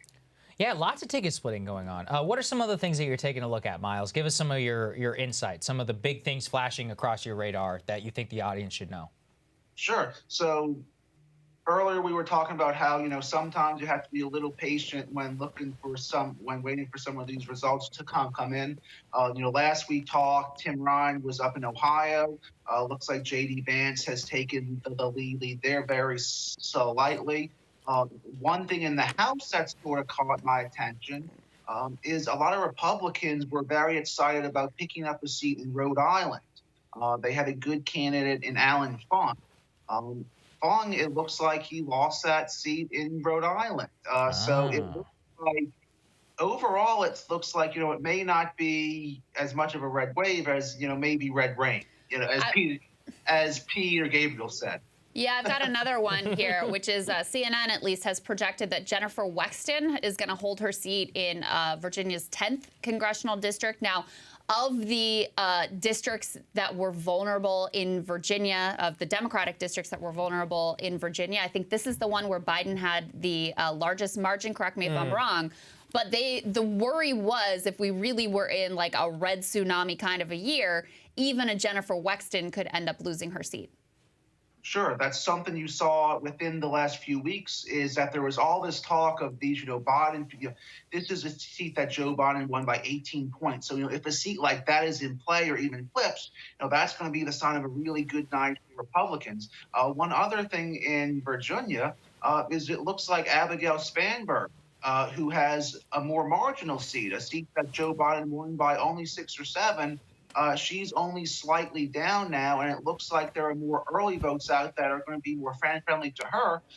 So it looks like the Democrats are very likely going to go 2 for 3 seats in Virginia. The only one they lost was Elaine Luria, who, you know, that's just a tough seat.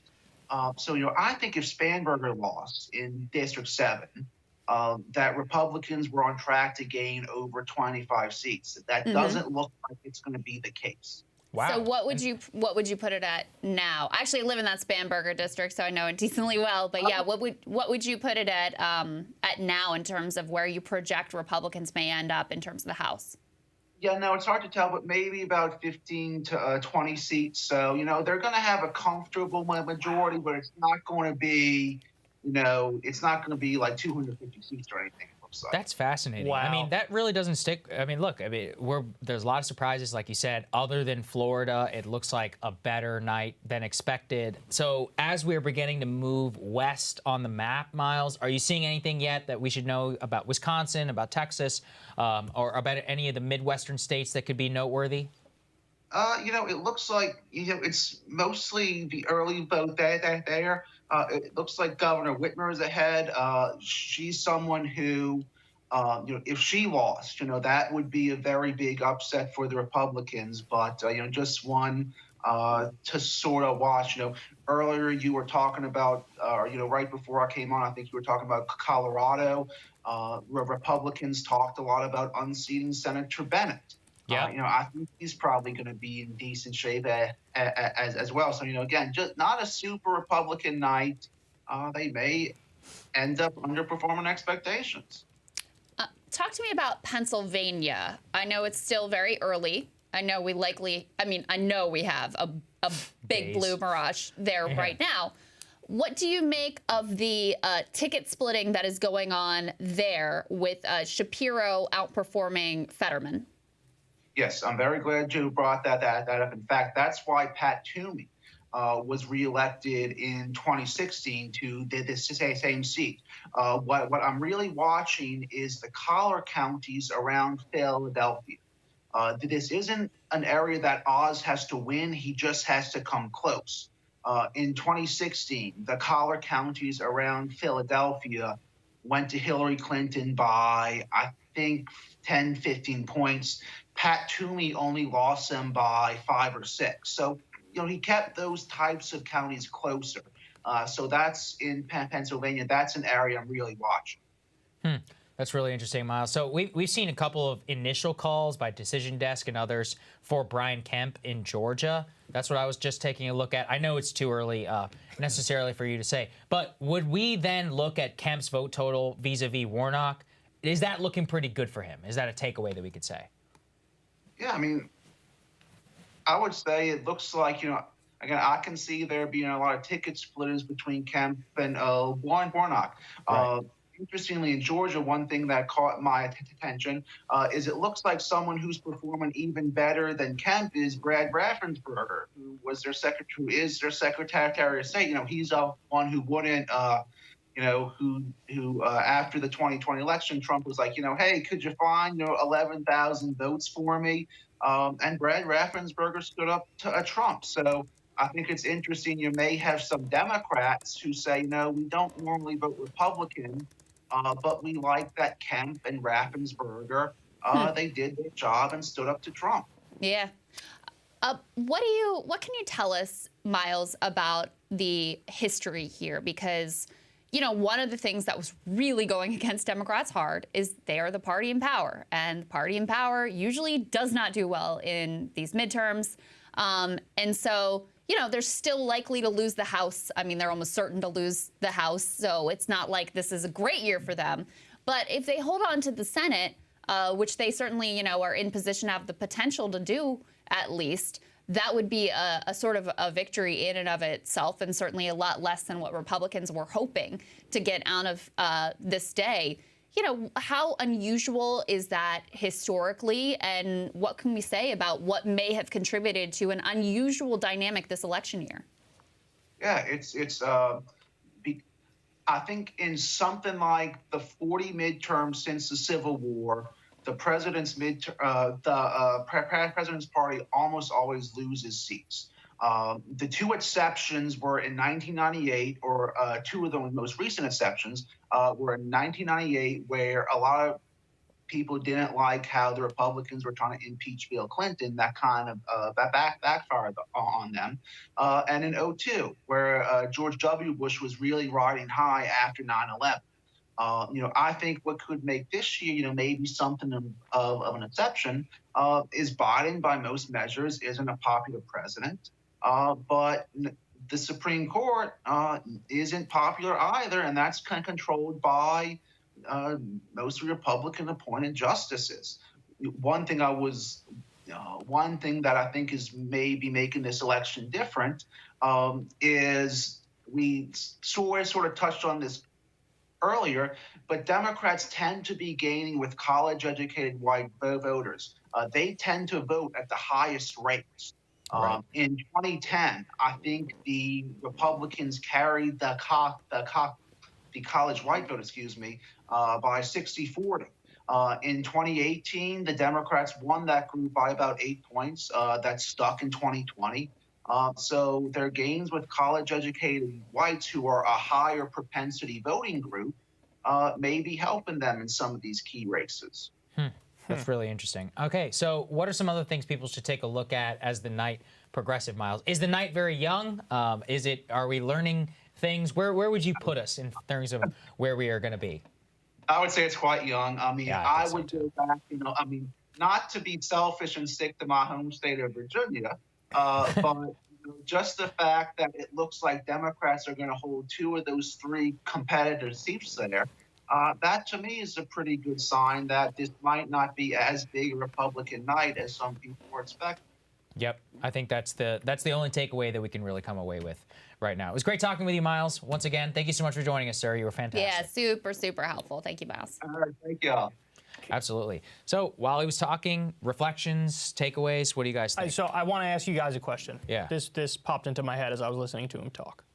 Remember when Mitch McConnell was getting in that back and forth with Rick Scott? Yes, I do. Because Rick Scott released an agenda and said, we're going to run on this. And like 70% of it was like Cut Social Security. terribly unpopular. Right. So whatever. my question for you is, Yeah. was Mitch McConnell correct in that basically the Republican plan should have been everybody shut the fuck up? Yeah, Yes, I think he the key was. thing, like, Yeah. and this is why Republicans were in trouble when Trump was president. You shouldn't say anything. Yeah. Like, you should just be like, things are bad. We have this like vague thing to make them better. Because if you say, oh, are you worried about inflation? Are you worried about energy prices? Is the country's vibe off? We're gonna cut Social Security. That's not a good message. So that's the kind of obvious. Fix your inflation? Yeah. Cutting Social Security. It certainly would. Let's give it to him. It would fix inflation. Yeah. I mean, if they had run Glenn Youngkin type, plain vanilla, wearing the sweater vest, inoffensive rich dude. Goldman Sachs banker? Wasn't he a Goldman Sachs? Carlyle Group. He worked hard for that. Also, like, had investments in Carlyle, so it was, like, couldn't even make the case against him. Anyway, if they just run, like, bland, no record having, like, put him through the primary, and this is what they did with Youngkin. He didn't have a normal, like, voters go to the polls primary. He was basically picked by Republican elites. Didn't have to say much about anything controversial. And, you know, if Republicans had candidates that were like that in all of these Senate races, I think we would see a different result. But I also think the way Miles put it is very interesting because effectively, throughout history, typically party in power does poorly in midterm elections. But what he's saying is effectively, because the Supreme Court made this really dramatic decision, people didn't have the sense of, like, Democrats are in charge of everything. They saw there was this other power center that was actually controlled by Republicans.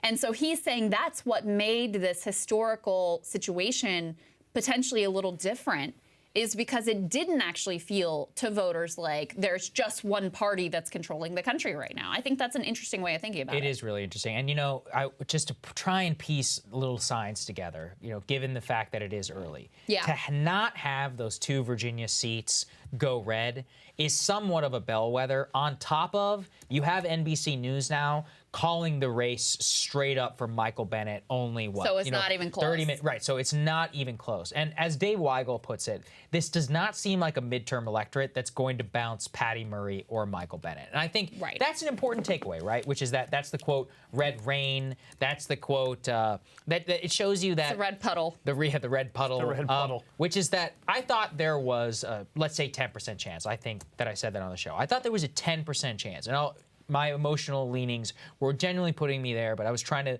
be objective about it. I was like, you know, I think there's a chance Patty Murray could lose, right? And I was telling you before, I'd heard rumors this morning. She's worried about it. They were saying, look, guys, it's going to take a long time. I don't think she's as in danger, given the Michael Bennet vote, given the electorate that we've seen in Virginia. And that is just going to be a really interesting, multifaceted takeaway for everybody. Because, Crystal, one could make the case, and I think you're right, which is that if the Dems do hang on and they do better, especially if Warnock wins, I mean, I think that's going to be a tremendous upset for them. It really will be one of those where it would be a vindication for the abortion first messaging. And I think that will be the absolute takeaway for the MSNBC kind of left. Very convenient, you know, for the centers of power. That's going to be a fascinating thing, though, because in some ways it did work. Some of what you talked about, Kyle, look, whether it's true or not, they're not going to talk about it. So you know, it's like, I agree. Whether it is true on that front or not, I don't think it will necessarily. I also think it will be a vindication of the Dems talking as much as they are about democracy, again, whether or not it is even true at the ballot level. So trying to think now about the meta takeaways from what we generally see. Things are going on tonight. We don't yet know if it's very early. Obviously, Arizona, I still expect to be, you know, a really crazy one that we're going to have to follow for days on end. Same thing in Pennsylvania, etc. Let's put that aside. it is interesting about what the meta debates will be. Because from what I can see right now on the right, there's only one thing coming out. Florida is a red state. Really? It's like, okay, well, that's so great. They're playing up the positives. But they're not celebrating really anything else. So that's kind of interesting to me. Okay.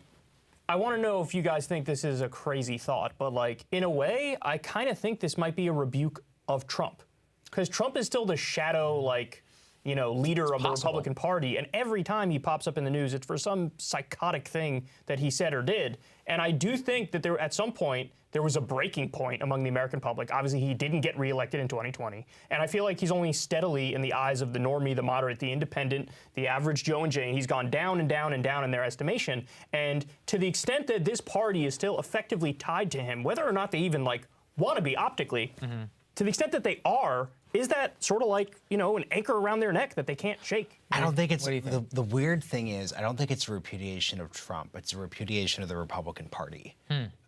If things trend this way, if things trend things this way, and repudiation yeah. is like a little overstating it, Correct. but the reality is people don't like, we see this in the polls, where the country is going right now, but they don't trust Republicans to take the wheel either. Right.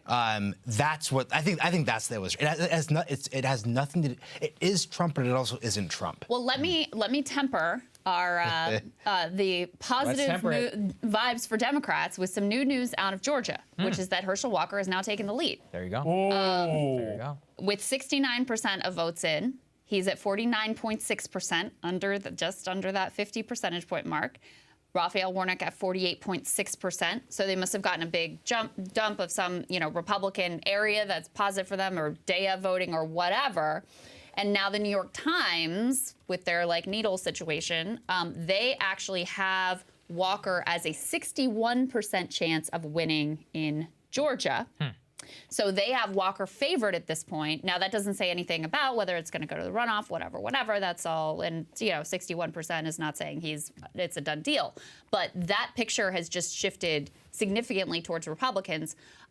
They have right now Fetterman with a 53% chance of winning in Pennsylvania Senate. So that one is still just like, with the numbers we have in, nobody has any idea. How is it counted in Georgia? Like, so where's the next dump coming from? That sounds so gross. It's a mix and match. It also depends on individual counties, because sometimes individual counties won't be reporting at a big. I remember in 2020 we went through this with Fulton County and, you know, a bunch of these other places. So if it is really tight, it could still take a while. But, you know, noteworthy. Herschel Walker is pulling ahead though. He's got you know, at 50% now to full 1%. I'm trying to remember if it was mail-in, election day, more mail-in in Georgia. Well, there's mail-in, there's early vote, and there's election day. Right. So in terms of Hassan in New Hampshire, though, I mean, she looks pretty solid to hold on to that seat. They have her with a 76% chance of winning based on what is in so far. Okay. So, you know, the picture is still muddled. I think one thing we can say very clearly is the red tsunami did not materialize. Now, you could still end up with Republicans winning Georgia. You could still end up with Republicans winning Nevada. You could still end up with them winning Pennsylvania. You could still end up with them winning Arizona. And they would still look at that as that was a really good night for us. Well, it is a good night. Yeah. There's no question. So how many senators would that get them to? That's 54. That's 54 is 53. Like 54 is the top end of what I've read. Right, so 53 to 55. So if they won, and this is per David Shore's analysis on here, this is per David Shore's analysis, which is that if they get anywhere between 53 and 55, they have a probability, actually, of getting a filibuster-proof majority in 2024 in the event that Trump would win. So that's kind of interesting. However, if we do come out at 51 or even at 50, then that's a totally different story as to what exactly we can expect and whatnot. So I don't know. It's really, really interesting to look at all of this. Tim Alberta tweeting this. He's an analyst over at The Atlantic. Quote, "This is not the red tsunami. In fact, it could be the best midterm cycle for an incumbent president since the rally around the flag election of 2002. Which, if that's true, that would just be, Marshall, that would bust every narrative. That would bust literally every narrative. Even our moderate tsunami. Yeah, everything would just be like, okay. Sandra, that wouldn't take much, though, because I think all Biden would have to do is, like, lose, 20 seats in the House or something, or 30 seats, and he would still be the best, I think. compared to Bush. No, Bush you're right. Yeah. You're right, which is that, and as many people are pointing out in the replies, they're like, yeah, that would help though, because they've been waves every single time from 2004 to 2006 to consider that for everything. So anyway, I think it is really interesting to consider it all within that framework, Crystal. I have one more for you. Could I just throw this out here? Go ahead. Go ahead. Yeah. So Hochul in New York. Now this Hochul versus Zeldin governor race in New York is a real race. There's been a lot of talk about that recently. Hochul takes 75% of the early vote in New York City. That doesn't tell us much. Yeah, that's right. New York City is like, I'm surprised it's not 92% for Hochul, but I actually thought that said 75% of early vote in New York, which is why I presented it to you. And as I read it, I said, oh, just the city. Well, I'm wasting everybody's time. So Marshall, Kyle, we have Emily and Ryan on standby. Do you guys have final thoughts? Before we'll have a 5-minute period, we're just going to play some campaign ads that are closing for all of you while we get them all in here. And also, I need another liquid death to parch to murder my thirst. I'm sorry. No, go ahead. They don't pay us, by the way. By the way, they don't pay us. Free stuff, they gave us some free liquid death, and I genuinely enjoy it. So thank you. Two final thoughts. One, shout out to the viewer who called out the Surface. There are dozens of us, but we are strong and we love our Microsoft Surfaces. Two, though, on a serious note, I think our early call that this wasn't a red wave was kind of vindicated. Like, no matter what happens tonight, I think it was clear when we started this recording, I just didn't feel like you were going to have like this transformational red wave election that many people on Twitter especially have been tweeting around. Yeah. So that's just going to be my main takeaway. It's just not going to be. We are not going to talk about this election the way we talk about 2010 and 1994. Definitely. That is a really important Not point, the shellacking that Barack Obama got. Go ahead, Kyle. So the other day on my show, I made a similar argument that I want to just be wishy-washy and agnostic on it and say, I don't know what's going to happen. Let's wait and see. And in part, that's what we're doing here. But also at the same time, I said, if you had a gun to my head, I'd say 51 or 52 in the Senate for Republicans. And they'll pick up maybe 20, 25 seats in the House, which puts it significantly below the 2010 red wave. So, and as of right now, it looks like that's what's panning out. But it ain't over till it's over. And it's very possible that prediction looks good now, but it's very possible that it doesn't materialize. And again, I think the reason why this was such a difficult election to get our finger on the pulse of is because there's just so many complicating factors. The inflation thing, the crime thing. I mean, only 19% of the country thinks we're going on the right track. I mean, this is something that it should have been a shellacking for the Democrats. But when you add in that 53% of the Republicans running deny the election, and you add in Trump still, I think, an anchor around their neck, you add in Biden's student loan debt reduction and Roe v. Wade being overturned, it's like, I don't fucking know what's going to happen. We're all just waiting and watching. I say this every time. This is why I love election night. I like to be humbled, but beyond that, I like to see what people think. Yeah. It always surprises us, no matter what. And I think that has been vindicated tonight. Yep. Indeed. All right, guys. Okay, guys, thank you both so much. You both did a fantastic job. All right, everybody, give us 5 minutes. We're going to play some ads, closing pitches from all the candidates for all of you, and we'll be right back here at the desk with Emily and Ryan. Let's get to a control room. Let's roll.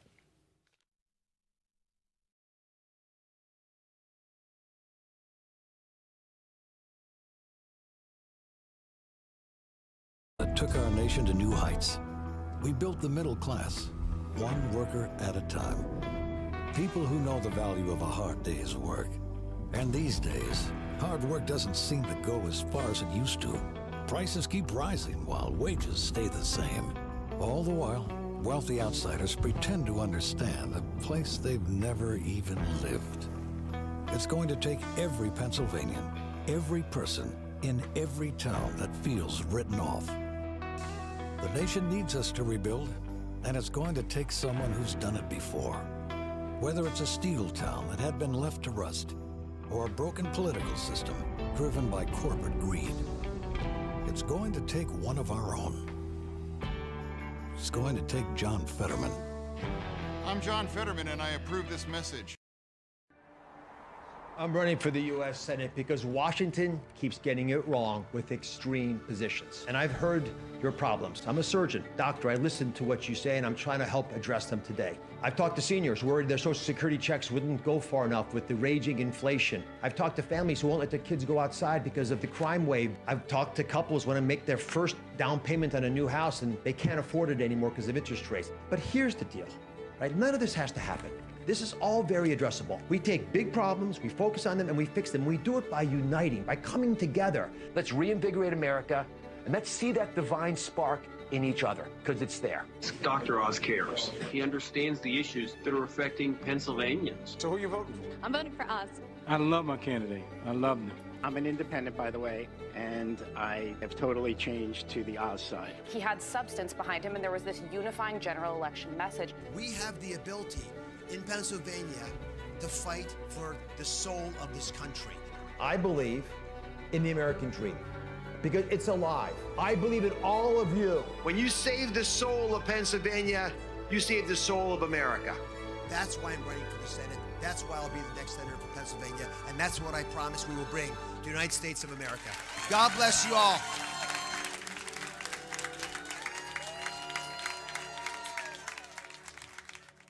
I'm Raphael Warnock, and I approve this message.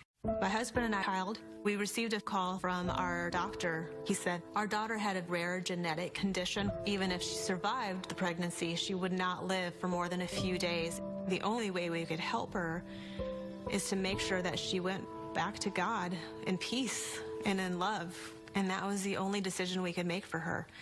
Herschel Walker thinks that he should have that power to make that decision, not a mom like me. He wants to ban all abortions, even in cases of rape or incest, even when a mother's life is at risk. I don't think Herschel Walker could understand the absolute devastation and horror of getting that phone call from a doctor telling you that this child wasn't going to live. Herschel Walker thinks that as a politician, he knows better than a mother. That's not just wrong, it's cruel, and it's... Under Democrat control, massive inflation, crime-ridden neighborhoods, parents silenced, police targeted, chaos at the border, a weaker America, and a failing president. 2 years ago, we were strong, respected around the world. Families were stronger too. Then Joe Biden came along. It's time to take our country back, start thinking about greatness again. I'm Herschel Walker. I approve this message and humbly ask for your vote on Tuesday. In our family, I make breakfast. But since Biden took over, breakfast and everything else is much more expensive. Tim Ryan could have stopped this inflation, which is killing the middle class. Instead, he voted 100% for Biden and Pelosi's liberal plans for trillions in new spending and taxes. That's why groceries are so expensive. If Tim Ryan shared our values, it wouldn't be like this. I'm JD Vance, and I approve this message because our families deserve better. I swear to God, I don't care if you're a Republican, I don't care if you're a Democrat, we've got to be Americans. We want to put the age of stupidity behind us, and we want to move into an age of possibility. Freedom, we got to bring it home. The middle class, we got to bring it home. Higher wages, we got to bring it home. Dignified retirement, we have to bring it home. That's what we got to do here in the United States and in Ohio.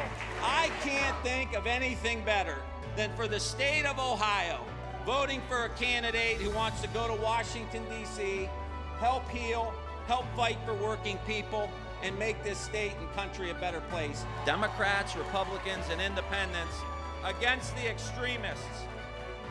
And we are going to win this battle. I'm Tim Ryan, and I approve this message.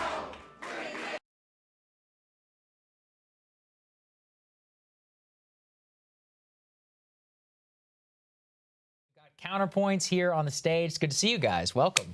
it's crazy. Crystal was just saying she wants Tim Ryan to run for president. Right, that's right. I mean, Again. I feel actually really bad. The whole nation was clamoring for more Tim Ryan It's a great trivia question. Did Tim Ryan run for president? You know, it's funny. I was doing a monologue about like Biden 2024, and I was remembering some of the people that ran, and I was like, wow, we just never heard from them again. You could actually do a whole trivia thing, like, did this, like, of 20 different people, did they run for president? Remember John Delaney?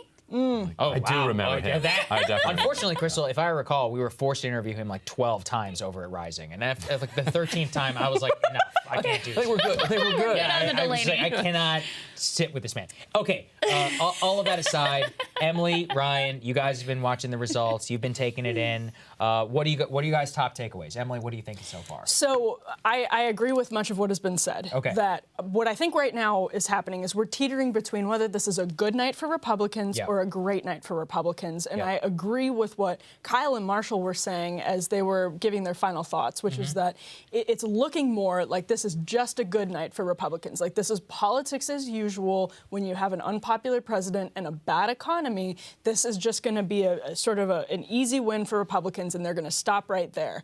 I do think there are some interesting indications. I think people should be watching Texas really closely, the Rio Grande Valley saga, you know all about it. But one of the things that stands out to me is where Maria Elvira Salazar won re-election in Florida's 27th district, which was redrawn a bit, but redrawn a bit still, if you look at Daily Kos's metrics, redrawn a bit to the point where it was still a razor-thin margin for Donald Trump in the 2020 election. That was an absolute blowout. And so what we're talking about there is the Hispanic vote. We're talking about whether Republicans made inroads, and that's particularly with the Cuban vote, of course, in Miami. Maria Elvira Salazar is a longtime Telemundo person. But if we're looking at that race, I then want to see what happens. I want to see what Texas 34 looks like with Myra Flores' re-election. I want to see and that's a redrawn district too. So there's where I'm looking at particularly, because I think if those indications come in, we might see different things in the Oregon governor's race. We might see different things in Wisconsin. So I still don't think we know whether it's a good night or a great night for Republicans, although I do think where things stand now, just good. Yeah, I think you're right. What do you think, Brian? So, well, it's a good night so far for weed and psychorelics. Okay. So in other words, it's a great night for Ryan Grimm. Yeah, it's a great night for Ryan. But first, there are two key abortion referendums that, I mean, there are several. There's Vermont, which guess what, it's going to win. There's California, guess what, that one's going to win. But the ones that people were looking at were Michigan and Kentucky, and so far, voters in both of those states are overwhelmingly approving abortion rights. You know, it could still swing, but I think Kentucky following Kansas has to make people think differently about where this country is when it comes to abortion rights. I think not only those ballot initiatives, but also these results have to make people think differently about abortion rights. Because, I mean, I was among the people who were out there, like, screaming and beating my chest, like, you have to talk about the freaking economy. Like, where is your economic message? You can't run every ad on abortion. Maybe you can run every ad on abortion because, I mean, right now, we don't know. There are a lot of seats out, et cetera, et cetera. It's definitely not the red tsunami. I mean, Democrats won 2 out of the 3 swing districts in Virginia. There was a lot of Republican hopium around New Hampshire that Bolduc was going to pull that one out. Maggie they were going to win one of those House seats. And they were going to win one of the House seats. They thought they were going to win a House seat in Rhode Island. I mean, so the maximalist red tsunami did not happen. Now, do Republicans manage to cobble together a bare majority in the Senate? That's possible. They're certainly going to get control of the House. There's no doubt about that. But, you know, Emily, you said, like, oh, this is just what happens when the economy's bad and the president's approval rating is in the low 40s. No. What happens normally when you have that set of affairs is the red tsunami. The shellacking. What you normally get in, 70% wrong track and everybody like, oh my God, the economy's terrible and gas prices are high and inflation is out of control and I really don't like this president. I really don't want him to run for president again. You get a shellacking. So to me, what's really striking is that hasn't materialized. And I think it's because of 2 things. I think it is, like, obviously abortion, is important here.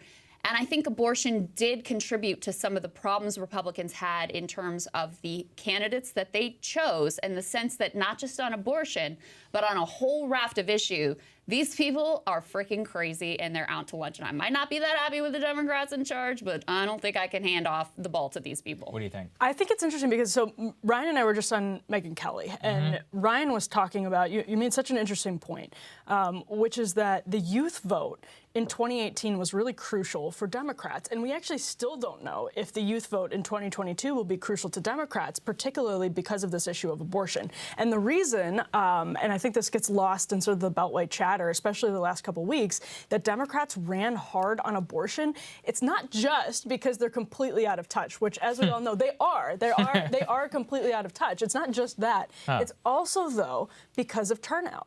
Midterm elections are about turnout. And if you think you can get your base to turn out for democracy and abortion, because those are the people you do not want sitting on the couch come election night, then you are going to run a bunch of ads on democracy and abortion. Now, did they overdo it? I think very clearly the answer to that is yes, they didn't have a good economic message. I think, though, that's why they were running on those things. And the other point that I'll make is, like, I guess I was talking about the context of the realignment, the sort of this bigger conversation about whether it's a great night for Republicans. Like a generation-defining election. Right. Like if this is a real turning point pivot for Republicans, because you see, for instance, inroads with Black and Hispanic voters. Like, I think we should be looking really closely at Milwaukee and Philadelphia. It's not like the Black vote in Milwaukee and Philadelphia is going to go to Republicans. But are the margins slimmer than they should be for a midterm election for Democrats? Those are the sort of things that I think will make it a, quote, great night for Republicans, if that's what they're looking at. But no, I think that's a good point, Crystal. I've got a piece of data here to add into the conversation. This is from Nate Cohn of the New York Times. He says it's still early, obviously, but Fetterman is running ahead of Biden in the Pennsylvania counties that seem like they may be complete. That, I mean, if he's running ahead of Biden, then he's going to win. And now, on the other hand, maybe Oz dramatically outperforms Trump in the red counties, and that sort of polarization is certainly something that we have seen. But, you know, the other thing that Cohn has said is it looks like Democrats are running about a point ahead of our expectations outside of Florida. So put Florida aside. I mean, I guess the question for Republicans is, you know, maybe as you get further out west, maybe there is a different dynamic. Maybe in states where you have a more significant Latino population, maybe you have more of that realignment, more of those shifts. And so even though they, you know, it looks like Georgia probably going to a runoff, Pennsylvania, who knows at this point, New Hampshire certainly totally off the table. Do they pick up in Arizona? Do they pick up in Nevada? What do those pieces look like? Yeah, and I think this also goes to the messaging and reality. Like we focus so much on the way that candidates are messaging, what Democrats are talking about, but that's only a small amount of the input that voters have. You know, very true. Voters are filling up their gas tank. Voters are also talking to people all the time about abortion rights, about things that are in the news. About education. About education, about the schools question. We'll see how some of that shakes out. But it comes down to salience. Like when people say that the most important issue to them is inflation, does that mean that that's what they're hearing in the news? But if somebody's saying the most important issue to me is abortion, and it's overwhelmingly for Democrats, that means these are people who are coming out and voting who otherwise wouldn't have voted. And it doesn't actually matter whether Democrats had messaged on it. Like, for people in Pennsylvania, the last month or so, I don't understand how a candidate could break through on anything. Yeah, I think every time you turn on the TV, it's 8 ads, and then it's back to the show you're watching. And then the Phillies lose, and you're the Phillies lose, although the Eagles are still undefeated. Yeah. And you're like, what am I even taking from this? Well, I was going to say, Crystal's point about the Nate Cohn data is, I think, really, really important, because a lot of what we pulled here with our elements, it's looking at the predictions from 538 and RCP and Republicans. Just for the last couple of days, I can tell you, talking to conservative sources, Sagar, you may have had a similar experience. They were actually expecting that the polls were still under I said it here publicly. Underestimating Republicans. So like when you're looking at Oregon, when you're looking at New York. So if the polls are underestimating Lee Zeldin, is it possible that Zeldin wins by 2-3%? That's what Republicans were going into tonight thinking. And a lot of people on the right were building into these numbers, perhaps a couple, 2-3 extra points for Republicans in places like deep blue places like New York and Oregon. And if that doesn't pan out, if Democrats actually overperform the polls, that is a very big story. I think you're right. Yes. Well, and we know in one state they did, and that's New Hampshire. New Hampshire is the state that we probably have the clearest picture right now because they have limited early vote, because most of the vote is in, because Maggie Hassan is like consistently outperforming Biden in county after county after county. Biden won New Hampshire by 7 points. Right. The polls did not have Maggie Hassan up by anywhere near 7 points. Even the most optimistic polls for her down the stretch had her up by like 2. So at least when you have a significantly college-educated electorate, which is what you have disproportionately in the state of New Hampshire, you had a dynamic of them actually underestimating Democratic support. We can show that. Number 12, guys, if you can, please. That's our New Hampshire element, just to give everybody some insight. This is going to be a fun game in the future, just looking at the exact call. So you can see there, which is that now the final RCP average had Maggie Hassan only up by 1 point. And while the 538 average did have her at 72 and at 28%, they also still pointed to a much narrower race. Yeah. And that doesn't yet seem. So like right now, the data that we have is 41% of the vote is in New Hampshire, 56% Maggie Hassan, 42% Bolduc. Now, some of that could come back, for Bolduc, as some of the later, I think more rural areas are the ones where he's expected to have support. But the blowout scenario, which is what, I'll be honest, I really thought that it was a very distinct possibility. That not Michael Bennett losing necessarily, but I didn't think they would just call it for him. Like right the minute away. that the polls You'd be closed. seeing Patty Murray like sweating it. Right, exactly. That's what I was saying. I thought she would sweat. Fingertips, whatever. Right. Going, I thought she would win. I can't believe that was close. Right. Yeah, I thought she would win, but she'd win by 2. Remember, who was the New Jersey governor? What was the guy's name? Phil Murphy. Yeah, and he won by 3. Everyone was Right. like, holy It was shit, close, he only won by 3 points. That guy thinks he's going to run for president now, by the way. Good luck to him. Okay. Process of elimination. I mean, I do think, like, the reason that this election midterm, I think we can already say it is definitely not a shellacking. It's definitely different than what normally happens when you have a party in power. And I really attribute that to the fact that Democrats were just as energized as Republicans. Yeah. Normally, the reason you have the shellacking is because the party in power's voters are sort of dispirited, hasn't really been everything that they expected, they're kind of disappointed, they don't really love these people anymore, and they're like, fuck it, I'm just staying home. This time, and I do think that this is a Trump effect, there is a sense of existential dread and doom and energy and whatever going on with the Democratic base.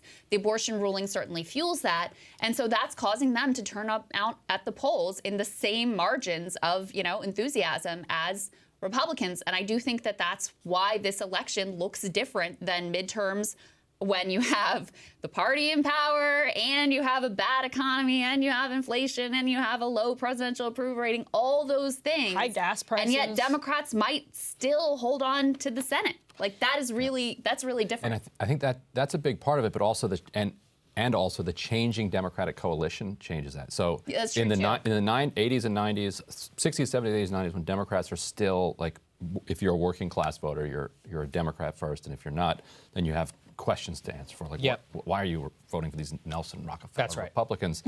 And those types of voters show up in presidential years and then drop off in midterms. True. Now they have a much more educated electorate that is showing up in primaries. They're voting for city council, they're voting for school board, and they're definitely showing up for midterms. So what's interesting, though, and this is the one sort of like devil's advocate argument that I'll continue to make, is that those Florida numbers are really interesting to me because that's a blowout for Maria Elvira Salazar to win that district, which was Donna Shalala's district. It was shifted a little bit to favor Republicans. I think it went from +4 Dems to +1 Dems, according to 538.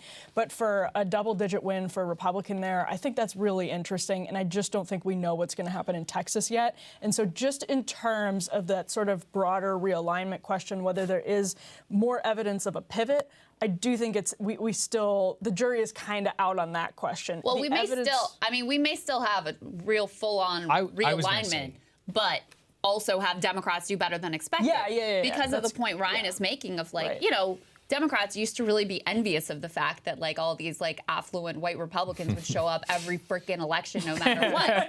Well, now those people are Democrats, right? Right. Yeah, so that does kind of help you out in a midterm election ultimately, doesn't it? I also wonder, let's put the House aside and let's look at the Senate. I mean, I'm looking at the New York Times probability right now has a 53% chance that Herschel Walker does win. Their quote-unquote needle has it currently leaning towards 51 seats for the Republicans. So, look, I think it's still within the realm of possibility. As you said, Crystal, Fetterman may be outrunning Biden, but Dr. Oz is very likely to outrun Trump in the mainline suburbs of Philadelphia. So that could equal out. We could still have a scenario where Dr. Oz ekes out a 0.1% of victory. Absolutely. So on an absolute numbers basis. And that's a bad candidate. Right, and we could still end up in an absolute numbers basis with like 53 Republican seats, right? Like Blake Master, we you know, Arizona. I don't have a scrap of data in front of me yet out of Arizona. No idea what's going to happen. Nevada, I mean, we still got an hour until, or 45 minutes right now until Nevada polls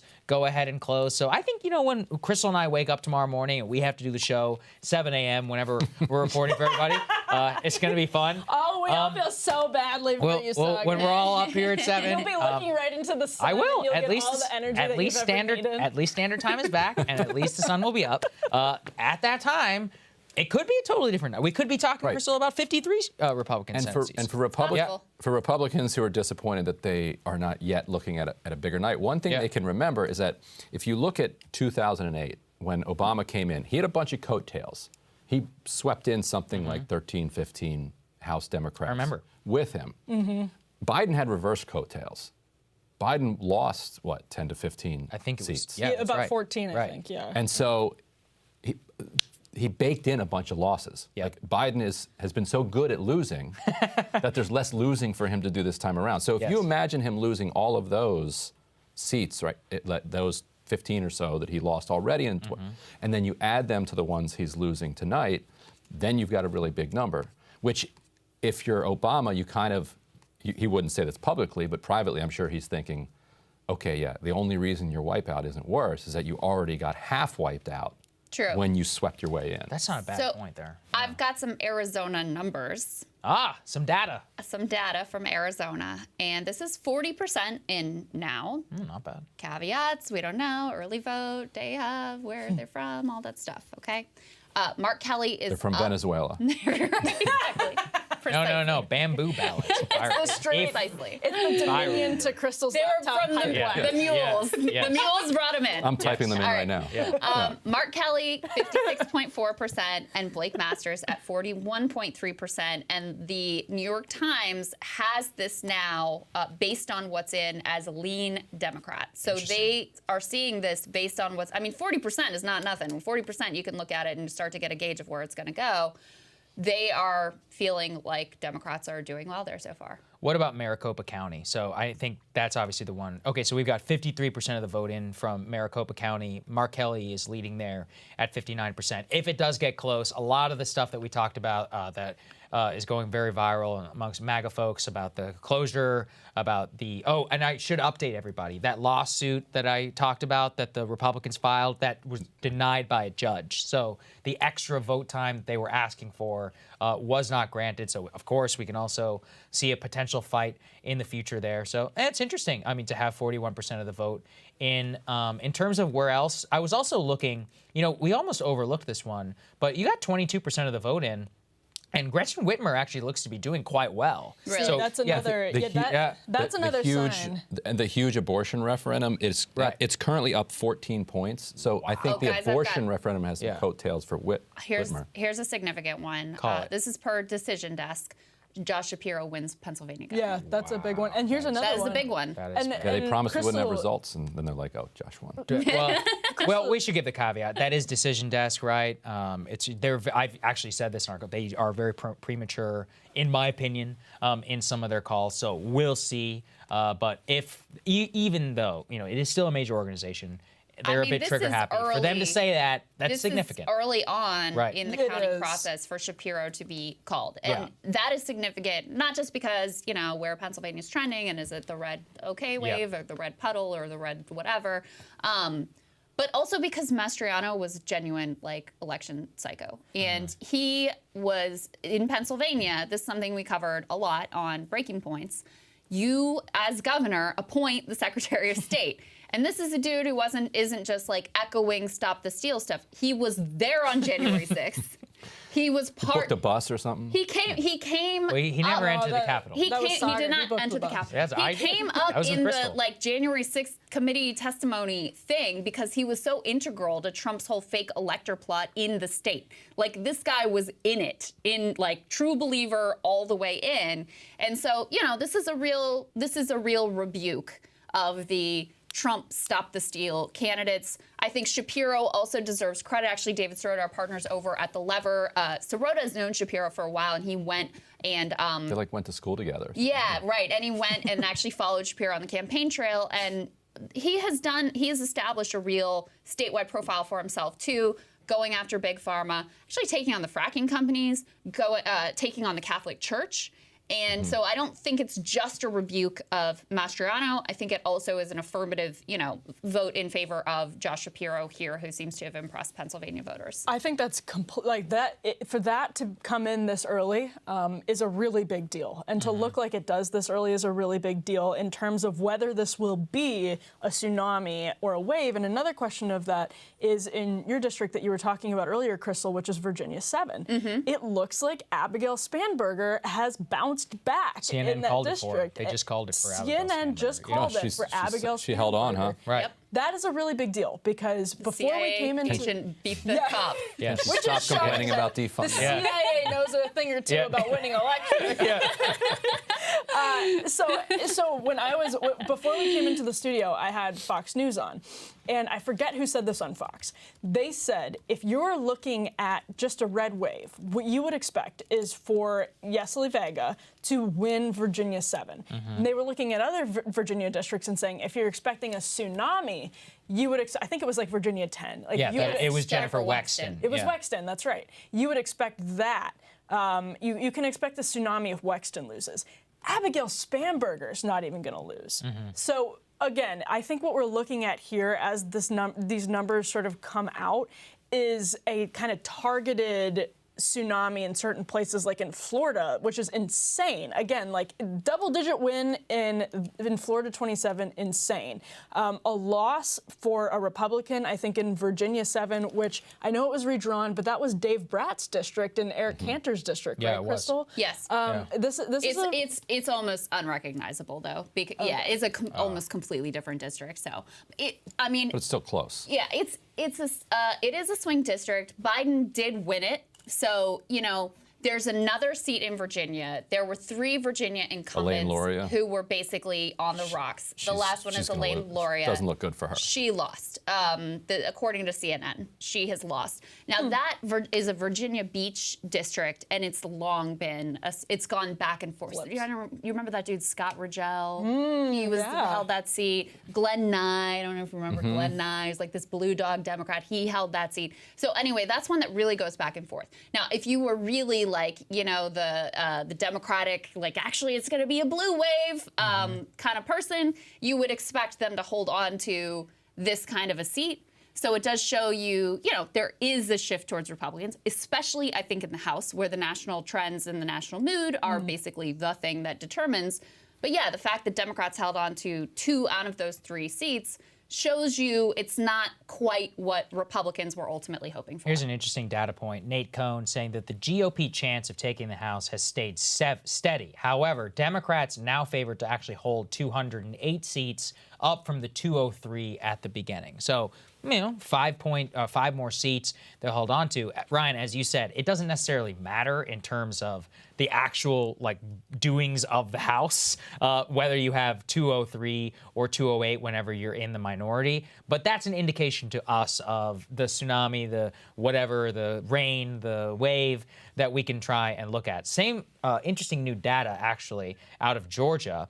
They are back to a true toss-up with some of the new county data that is coming out. Unfortunately, Georgia is still not, no county is like near 100%, so we don't really have all that good of an idea of what's going on. But we do have, get a runoff there. I think you're right. Yeah. So we've got 80% of the vote in right now.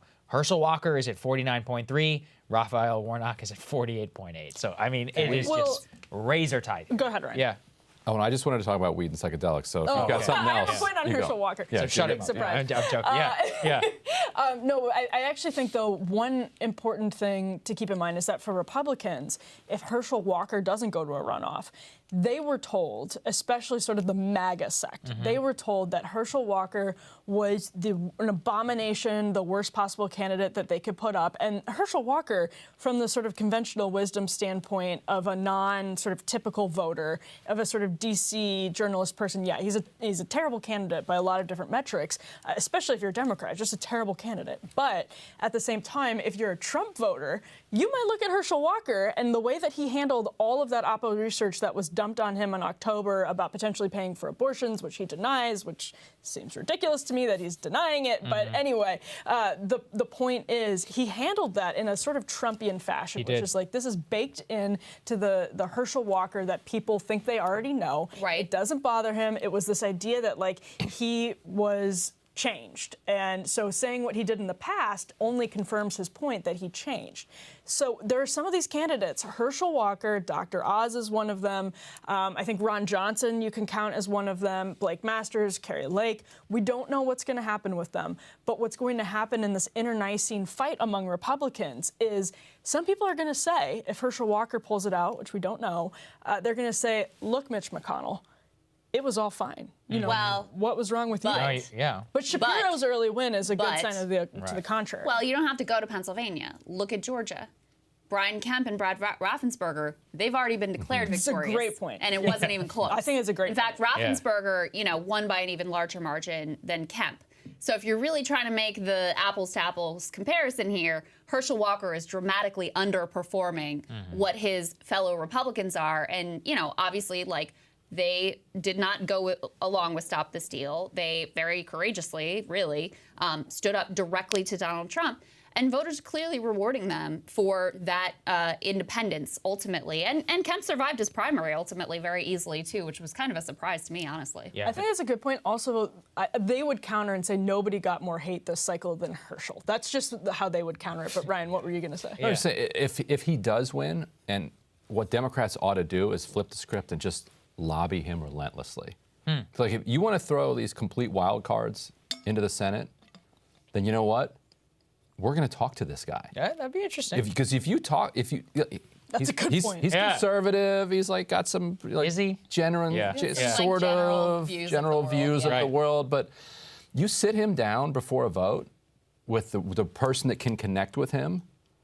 You don't know how he's going to vote. So here's an interesting number. 71% of the vote is in Lauren Boebert's district. CBS is flagging this as a potential upseat for the Democrat Adam Frisch, who is right now up at 52% of the vote. And Boebert is at 47.9, so almost 48. She's down 4 points. Wow. With 71% of the vote. That would be big. Well, this gives me one in to my psychedelic point. Please. Okay. Colorado has psychedelics on the ballot. Didn't this Denver? Is a great Denver already had psychedelics, right? Right. Yeah. Okay. Colorado has it statewide on the ballot. Okay. Right. It's up right now by 33 points. Holy shit. Do they have any Absolute other blowout. referendums? Wow. I don't know what else Colorado has. If that but referendum's that one's on the ballot and Boebert goes down, that's a lot of. That one's going to bring the young people out. Yeah. And other itinerant voters who are like itinerant. They are itinerant. A key voting block, the itinerants. I saw them at Bonnaroo, the itinerant. Yeah. And they're like, look, okay, wait, you're going to legalize mushrooms here? Okay, I'll come out and vote for that. Oh, and Boebert's on the ballot too? Don't like her. Yeah, I mean, Emily's not wrong. Like, they've got 70-some% of the vote there in that district. Yeah. And she's not up by all that much.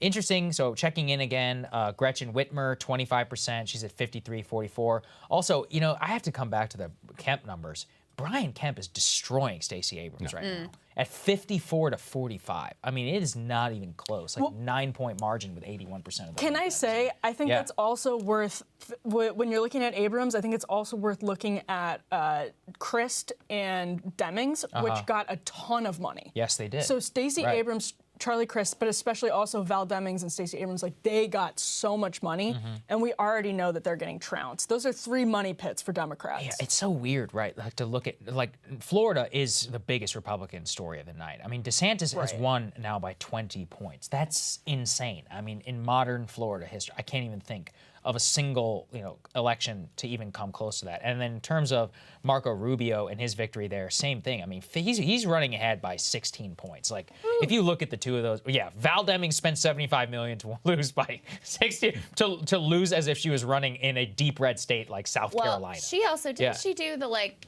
she was a police officer, right? The sheriff. She was a cop. Orlando, She did a kind of like, I'm the sort of like tough on crime. Right. Yeah, and she was a really good candidate, and it's a shame that Democrats had to waste her in an unwinnable race. like Beasley was not a very good candidate. Beasley was fine as far as she's kind of a run-of-the-mill Democrat, not objectionable to anybody, but wasn't blowing anybody away. Whereas Val Demings had some real political skill that she brought to this race. It was that's going to move the needle maybe 2 points. Right. Whereas and that might be something that Beasley ends up needing. Like if Beasley runs in Florida, maybe she loses by 25. Right. No. So we've been talking a lot about ticket splitters, which, considering how hardened, how partisan, whatever, the fact that ticket splitters are obviously a really significant part of the story is quite interesting. And in Arizona, you have this dynamic again, although maybe somewhat less extreme than we see in other places. Right now, Kari Lake is running about 4% ahead of Blake Masters in Maricopa County. So that's tough. That's I guess if you do the election denial, but you're good on TV. But here's the thing: does anybody? She is good though. Look, I will say this about her career. That lady is a star. I honestly, and I say this with no pleasure, I think she will be She will be president. Here's the way I'm telling you. It's clear that she's going to win, though. Huh? Yeah, she does have a haircut. You know what? It really. I mean, I got to look at the projections with her, but it's definitely not clear she wins at this point. I mean, considering Kelly has a significant lead over Masters, enough for the New York Times to say the race is leaning toward Kelly. At the very least, it's going to be close. Think about it this way. What are the chances that Lake wins by 4 or more at this point? It's not even clear. She'll probably win, right? Not totally clear that she'll win. But if she wins by less than 4 and Masters is running 4 points behind her, then he's toast. He needs to close the gap. He needs to be running a little bit closer to Lake, unless you think Lake's going to win with this significant gap. I'm not sure. Yeah, maybe you guys are right, because maybe somebody help me understand this, right? Because you've got 40-some% of the vote in. You've got Katie Hobbs at 55 and Kari Lake at 45. But in the Senate, it's actually Blake Masters is running 4 points behind that, but Mark Kelly is retaining the same amount of votes. So does that mean that there's ticket splitting going on with Katie Hobbs, or are we seeing a significant underperformance here with Kari Lake? I mean, the other question, a lot of Lake Kelly voters. So right now we've got Maricopa still only at 53%, but as I understand it, that one is that was the major bellwether, right? Where Biden, I think he won by 51% or something, so that was a big event. We still only got 53% in there. There are 2 counties in Arizona where we don't have any vote in at all. I'm not unfamiliar enough with the geography of Arizona to say. The rest of the counties, it does look like it's around 50 to 60 something% that are reporting in. So this could be premature in the way that we're talking here, right, Emily, about Arizona? Or are we seeing an underperformance like we are pretty much all across the board? Yeah, I mean, I do think it's early, but if we are seeing similar numbers to what we saw in Pennsylvania, if we're seeing similar numbers to what we saw with the Spanberger district, then we would expect this to be within a margin of 1 or 2% for both Kari Lake and Blake Masters, with Masters running a little bit behind her probably. And one thing I wanted to toss to you guys was I pulled this quote from Dave Wasserman just yesterday. He said, encouraging news for Dems in the final NBC News poll. Voting enthusiasm gap closes from 78% to 69% pro-R to, and this is way counter-narrative from what the legacy media was talking about the last few days, to 73 to 73%. The enthusiasm gap closed in the days leading up to the election with, as you've been pointing out, Crystal, super high gas prices, a very unpopular unpopular president, the consumer price index crazy high, real wages down, 8%, all of these different things, bad housing market. Now, Wasserman continued, biggest problem for Dems is still independence. Just 28% approve of Biden and 66 to 28% say cost of living is more important than abortion. But when you have Democrats with that same level of enthusiasm in a final NBC News poll, 73 to 73%, that is telling. That's very interesting. I do really feel like that's almost the key story of this election as we see it so far. Because, again, if it was normal midterm election, party in power, economy is terrible, people are angry, not happy, presidential approval rating really low, you would see much worse results than even what we know already. And so I really do think what is different is that you do have that Democratic enthusiasm number. I do think that is the story of what makes this election different than other midterm elections. And I think that comes from a couple places. I mean, number one, Donald Trump continues to be, he's not on the ballot. He's a very motivating factor. It doesn't help that he's out there like, maybe I'm going to announce I'm going to run tonight or maybe next week or whatever. That's a good point. Yeah, I mean, that, that was probably not helpful. So there's a sense of like the stakes are existential. And then I do also think that previously Biden's approval rating with Democrats was really not great. And once he did some stuff that they liked, his approval rating with Democrats went up really significantly. And they sort of like rallied around him, and that was responsible for his uptick in terms of the approval rating. And so I think it's the combination of like, actually, they're kind of good with some of the things Biden's been getting accomplished. They feel like he's been a decent president. Even though they, continue to tell pollsters they'd rather have someone else next time around. But they're like, okay, you're getting some stuff done, and we really don't want these people in there, and Donald Trump is ready to run for president. We got to go vote. To me, those dynamics are what is making this result different from what the typical midterm result would be. Here's an interesting call, again, from our friends. The trigger happy, but still interesting nonetheless. They're calling the race for Maggie Hassan. They're saying that Maggie Hassan wins re-election there. Also, here's a really interesting stat from Pennsylvania, and this gets to exactly what you were talking about with outperforming Biden. He's outperforming it in all 8 of those districts, Crystal, that you had highlighted before. All 8 of the Pennsylvania counties that fully have reported their vote, he's outperforming them in every single one of them, meaning that Oz will have to significantly outrun Trump in the Philly suburbs. Well, now, I think that's still possible. Right. Sure. Yeah. I do think that is one, Emily was talking about sort of the media narrative around Herschel Walker. I mean, there is like a media narrative around John Fetterman too, and the impact of his stroke. And, ultimately I highlighted this earlier, even after seeing the debate performance, and that was very difficult for everybody to watch, and understanding there are, very significant lingering effects of the stroke, people still like John Fetterman a lot more than they like Dr. Oz. And at the end of the day, I mean, if he pulls this out and he ultimately wins, I think that's going to be a lot of the reason why. I was just saying, I was just texting with a Fetterman person. Yeah, how are they feeling? Said Oz only got bad news so far. We got to make sure we hold our own in the suburbs, which goes to your point. That is a really big deal. Feels good, knock on wood.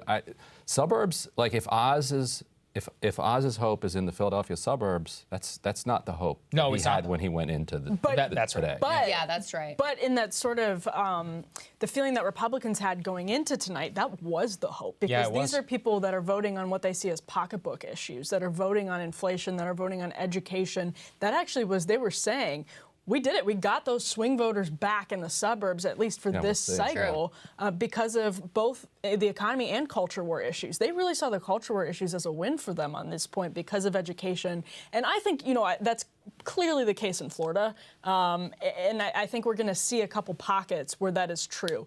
But it's clearly not going to be true in different pockets. And that might be the real story going out of this. And a really counter-narrative question that I want to toss to you guys is whether abortion and democracy, very counter-narrative, were so helpful enough with the Democratic base that they offset, perhaps, some Republican gains. I'm not saying that happened, but I'm saying what if, actually, the internal numbers that Democrats had when they were poll testing, talking about democracy, waxing poetic about democracy, and talking about Dobbs, what if that actually did help them in the Philly suburbs significantly? I think abortion and democracy are actually shorthands for what Crystal was saying earlier.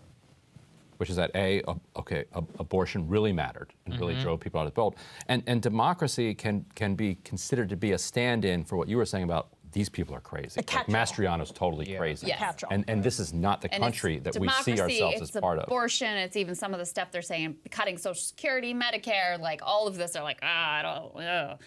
This was what came out in the New York Times Siena College poll that I personally was very skeptical of. I was like, this looks very rosy for Democrats, and they've been off before, and I don't really think so. It was very off in 2020. Yes. Yeah. One of their big takeaways was overall, people want Republicans to control the Senate, but they don't like the Republican candidates. They prefer the Democratic candidates in their state. And so I think that's, part of what you are seeing ultimately play out here. I also remember, Sagar, we covered that Wall Street Journal poll that had white suburban women fleeing the Democratic Party and moving abruptly to the Republican Party from the time of like Roe versus Wade and the maximalist Democratic hopes to the close of the election. That I'm really starting to question, because especially when you look at New Hampshire, right? This is a lot of white people in that state, a lot of college-educated people in that state, a lot of suburban white college-educated people in that state, clearly did not have some big shift to the right over either pocketbook issues or any culture war issues that they were trying to run on either. Go ahead, Ryan. Throw out a point that might be crazy, but you're not going to hear it anywhere else. All of the talk on the economy from the media has been about inflation. Yeah. Inflation matters to people, obviously. You see it at the gas pump, the grocery store, not dismissing that. We are in one of the best jobs economies and wage economies. Great point. That we have been in 50 years. Yeah.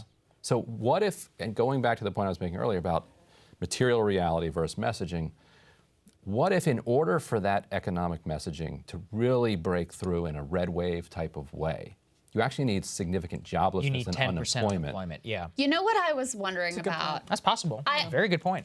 I think it's an interesting point. I don't quite buy it, because you have so consistently people saying, like, my finances suck, I've been hurt by it, my wages are going down because of inflation, gas prices are hurting me. So I think people are genuinely feeling the pain. What I wondered about, though, is like, when you ask people what's causing inflation, they mostly don't say Joe Biden. They mostly are like corporate profits, supply chain issues, Ukraine war. So I wonder if there was, an attempt to totally pin this, like, this is Joe Biden's fault, that people just didn't really buy. They actually had kind of a more realistic view of the economy. There's inflation everywhere, and we had COVID, and all this crazy shit just happened. So I don't know that you can really totally lay the blame at their feet. And then I've been very critical of the Democratic lack of messaging on the economy, which I still think was a missed opportunity. But perhaps there's a critique of the Republican lack of messaging on what they would actually do economically, and it turns out it wasn't enough just to say, like, inflation's bad, inflation's bad, inflation's bad, when people aren't really persuaded that that is in fact all Joe Biden's fault. That is a fantastic point. And look, I think there will be a lot of takeaways from this election. I still think, it could be premature, all of this. Of course, we can only work with the data that we have. Also did want to give people an update, which is kind of funny. Maricopa County says they will expect to have all their ballots counted by Friday. So thank you, Maricopa. We really appreciate the work that you have put in over the last 2 years to make sure that we don't have to live through the hell of 2020. If they didn't have to spend the last 2 years. What have people been doing for the last 2 years? What they've been doing is then recounting because and like dodging death threats. Stop! All right, okay, you Crystal, guys ready for you've got a this big one? Yeah. Fetterman, according to the New York Times, now has a 73% chance of winning. That's big. Yeah, that is big. That's a big one. So Dr. Oz won't have to move to Pennsylvania. He's got 8 houses. He's got 8 houses. How many houses did he decide? When you're that rich, you don't live anywhere. You just simply float amongst. Remember which sounds kind of nice. Asked how many houses he had, and he was like, "Well, legitimately, I only have 3 or something." Are we talking about tax shelters? Are we talking about houses? Are we talking about investments? Are we talking about safe houses? Well, okay, so a little and this is from Third Way. So Third Way did their survey, big centrist group, I saw that this morning. and they had this report where they said to the conversation we were just having about the economy. They said a majority of voters, 53%, also worry that continued Democratic control of Congress will make inflation worse, while less than a quarter say the same about Republican control, and 56% say Democrats are not focused enough on the economy, while only 36% say the same about their opponents.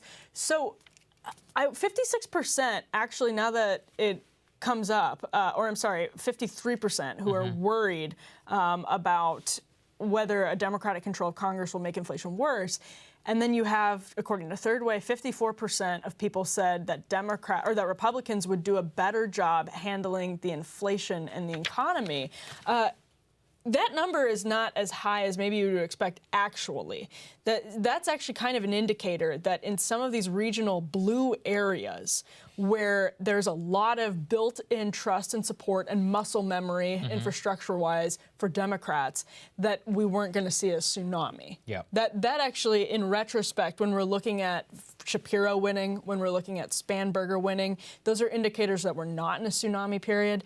That kind of gets to it. And maybe that in these blue enclaves, people genuinely, that 44% of voters trust Democrats more. Yeah, it's very, like all of the data that is coming out is really just, it shows us that trying to base our priors on 2018, because 2018, the polls actually were quite off, 2020 and 2016, of course, it's difficult. And, we have no choice but to come with the data and the biases of the modern history that we have. But in general, like what we're seeing here is that I'm even looking at, Dems might actually gain a seat in this one district in Ohio, in Cincinnati. Like I'm looking at data that also, there we go. In the, Emily pulled this up here from Nate Silver. In House races as toss-up or lean, Democrats are leading in 17 and Republicans only in 7. I mean, that is just simply not the scenario which I think a lot of us expected. I think the takeaways from this are going to be really interesting. With the 73% there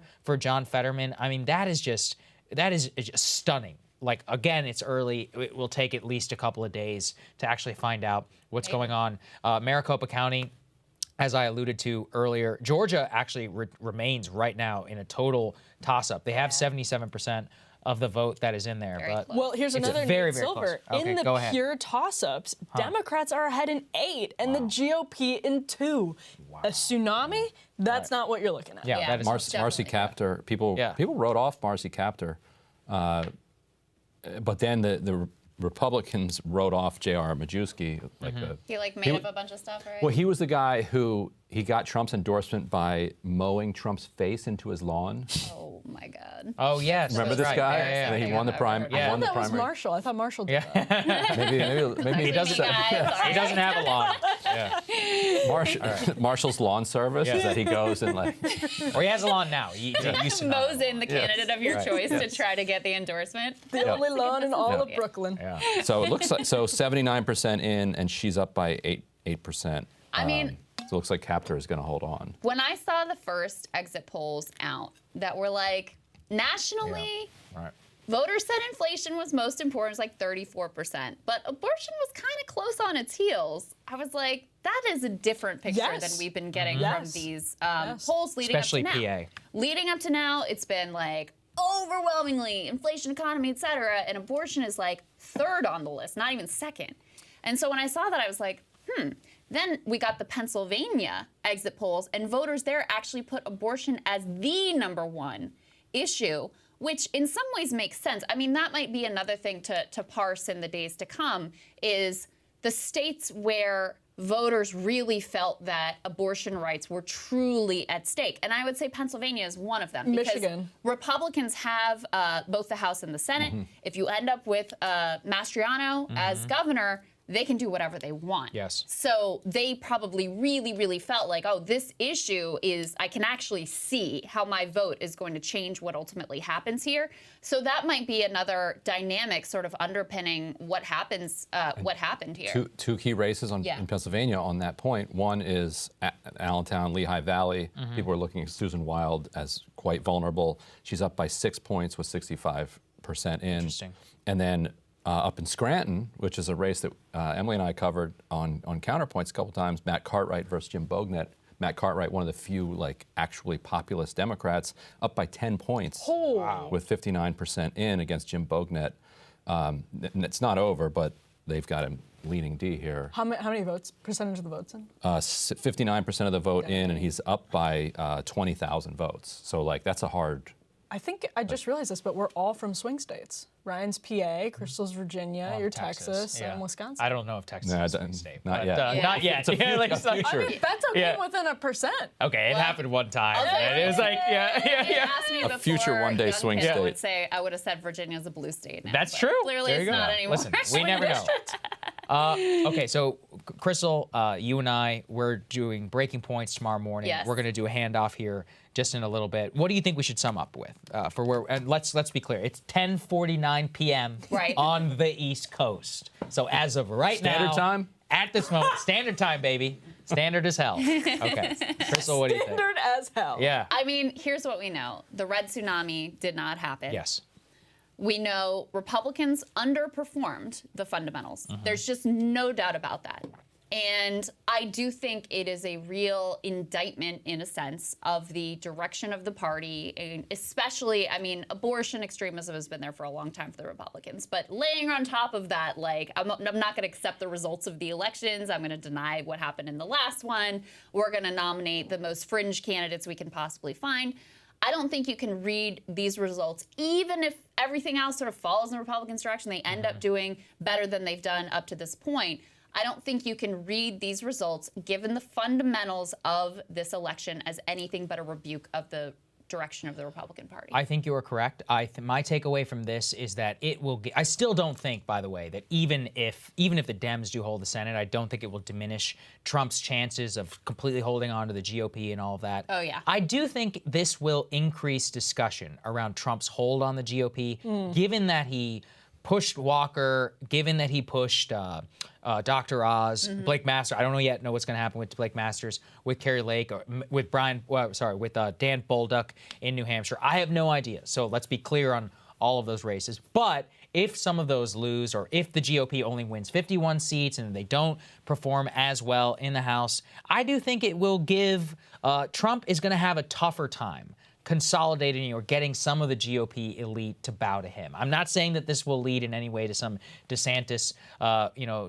win or any of that, but it will be difficult to say this Republican governor who just blew out Florida, turned it into a red state, and won by 20 points in a way that you never could have. Outperformed you. He outperformed you dramatically. Yeah, I mean, by what, 16 points? 16 points, right? Trump won by 3.5. DeSantis is now up by 20, so 17 points there. 16.5. Sorry for who's a worse everybody who's out there. Charlie Crist or Joe Biden? But see, this is going to be a tough one. Definitely because correct. Trump was planning on running for in 2024 on the back of a red wave, on the expected red wave. Now, I still think he's going to run. I still think he will win the nomination, to be clear, but this will make it a little bit more interesting. We're going to have to see what the copy wants to come up with. And I think it will make Mitch McConnell and all of them be willing to buck him much longer than they would have in the event of a red wave scenario. Yeah, so, that's a very interesting and good point. Because, I mean, he's announcing next week. Right. And the thought was there's going to be a red tsunami. Right. Tsunami. So you know it's time for me It's been 4 hours, folks. There's going to be red tsunami. I'm going to take credit. Yeah. Now, you taking credit for the 12 House seats that they pick up, and maybe they get to 50-50 again in the Senate?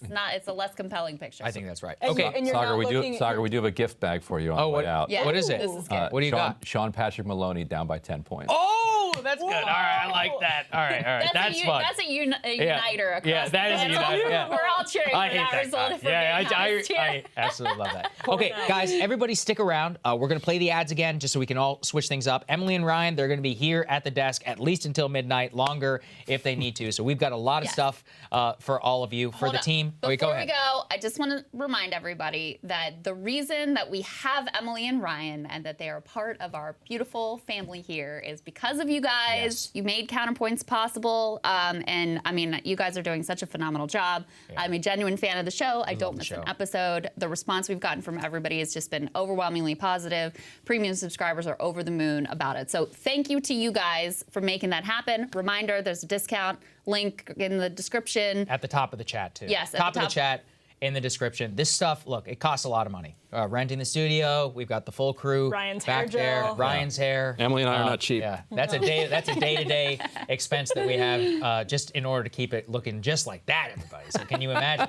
All right, so look, here's the deal. Now the election, we're nearing the end for that. So we have to gear up also for 2024. So if you enjoyed it's this, upon us, we've got y'all. 2 years now to build so we can have an even better election live stream in that year. So to all of you who've helped us, it is just so, we can't thank you all enough in order to make this possible. It's very nice to be at this desk and not over at the Hill desk for an election night. So you guys stick around.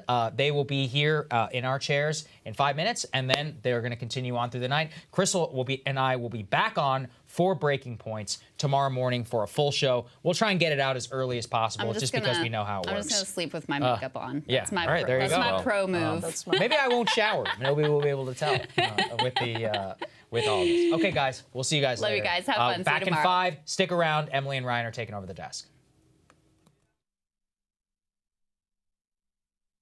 The Socialist Squad is leading the charge to defund our police. Defunding the police has to happen. We need to defund the police. We need to completely dismantle the Minneapolis Police Department. No surprise, crime is on the rise. Mandela Barnes would eagerly join their squad.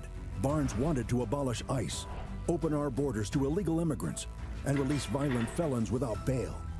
Mandela Barnes, dangerously liberal on crime. I'm Ron Johnson, and I approve this message. Made in America is more than just a slogan. It's smart policy. When we manufacture things here, our shelves are stocked, and it creates jobs you can raise a family on. Like my parents had. My mom was a teacher, and my dad worked third shift. I'm tired of the excuses from millionaires running the Senate. I'll bring manufacturing back here, so folks like you who actually earn your paychecks finally get a fair shot. I'm Mandela Barnes, and I approve this message.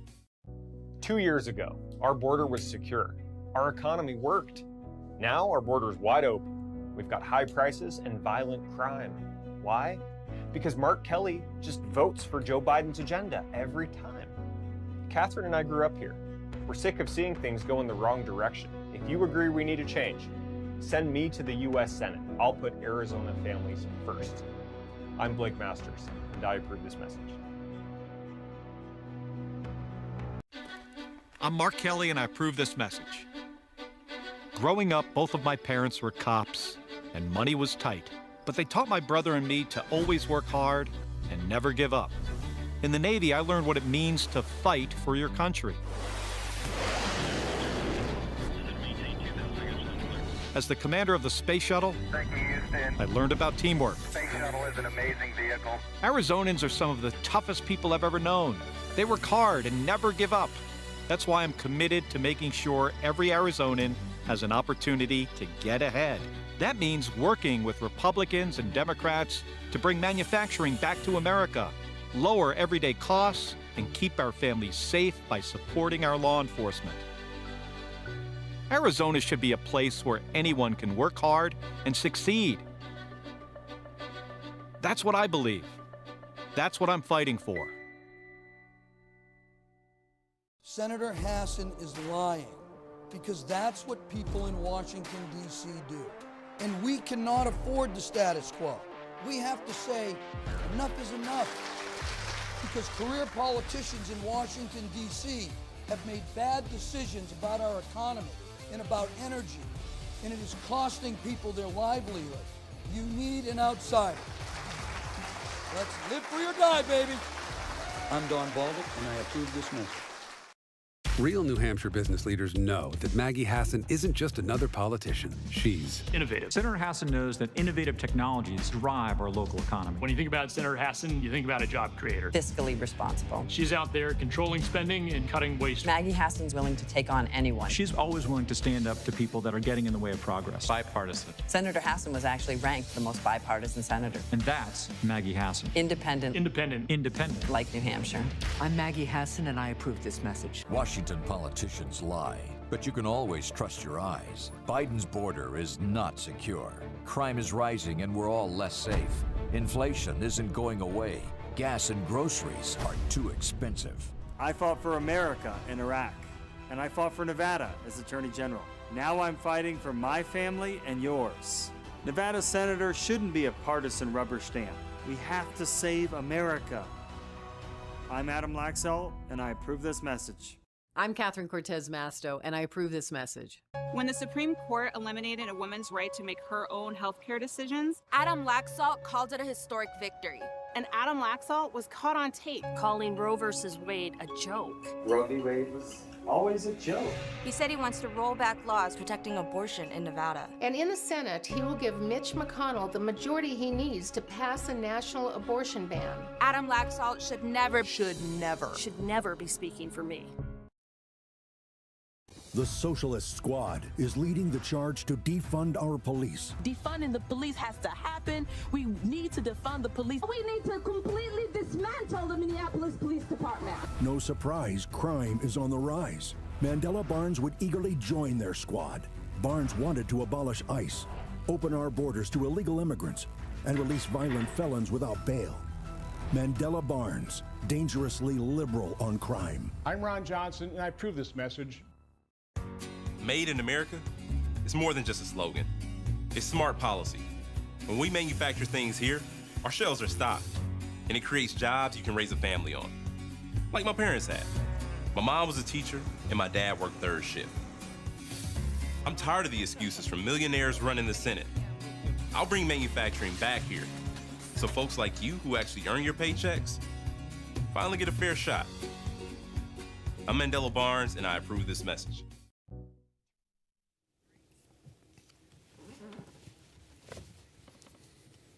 Welcome back to the live stream.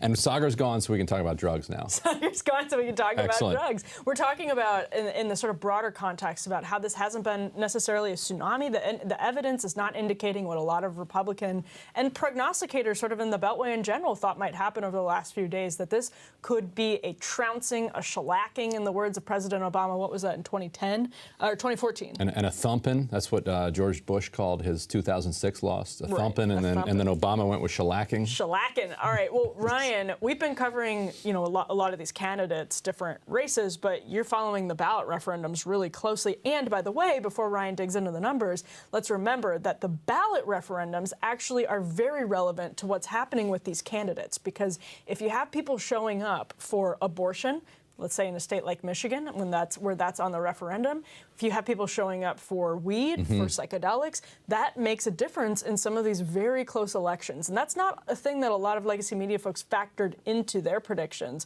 What is it looking like right now? Because it's so hard to know who's going to come out. And usually, it is. Usually you can tell on the side of the intensity. So if it's a psychedelic referendum, for instance, like in Colorado, there aren't many people who are like rabidly hostile to psychedelics and are like only going to vote so that they can vote against psychedelics. But you are going to have just a handful of people who will hear that it's on the ballot and they'll come out. Now, the numbers have gone way down. You want to check Boebert while I'm looking at this, by the way? Yeah, that's a great point. So Colorado Proposition 122, this is to decriminalize a bunch of different psychedelics.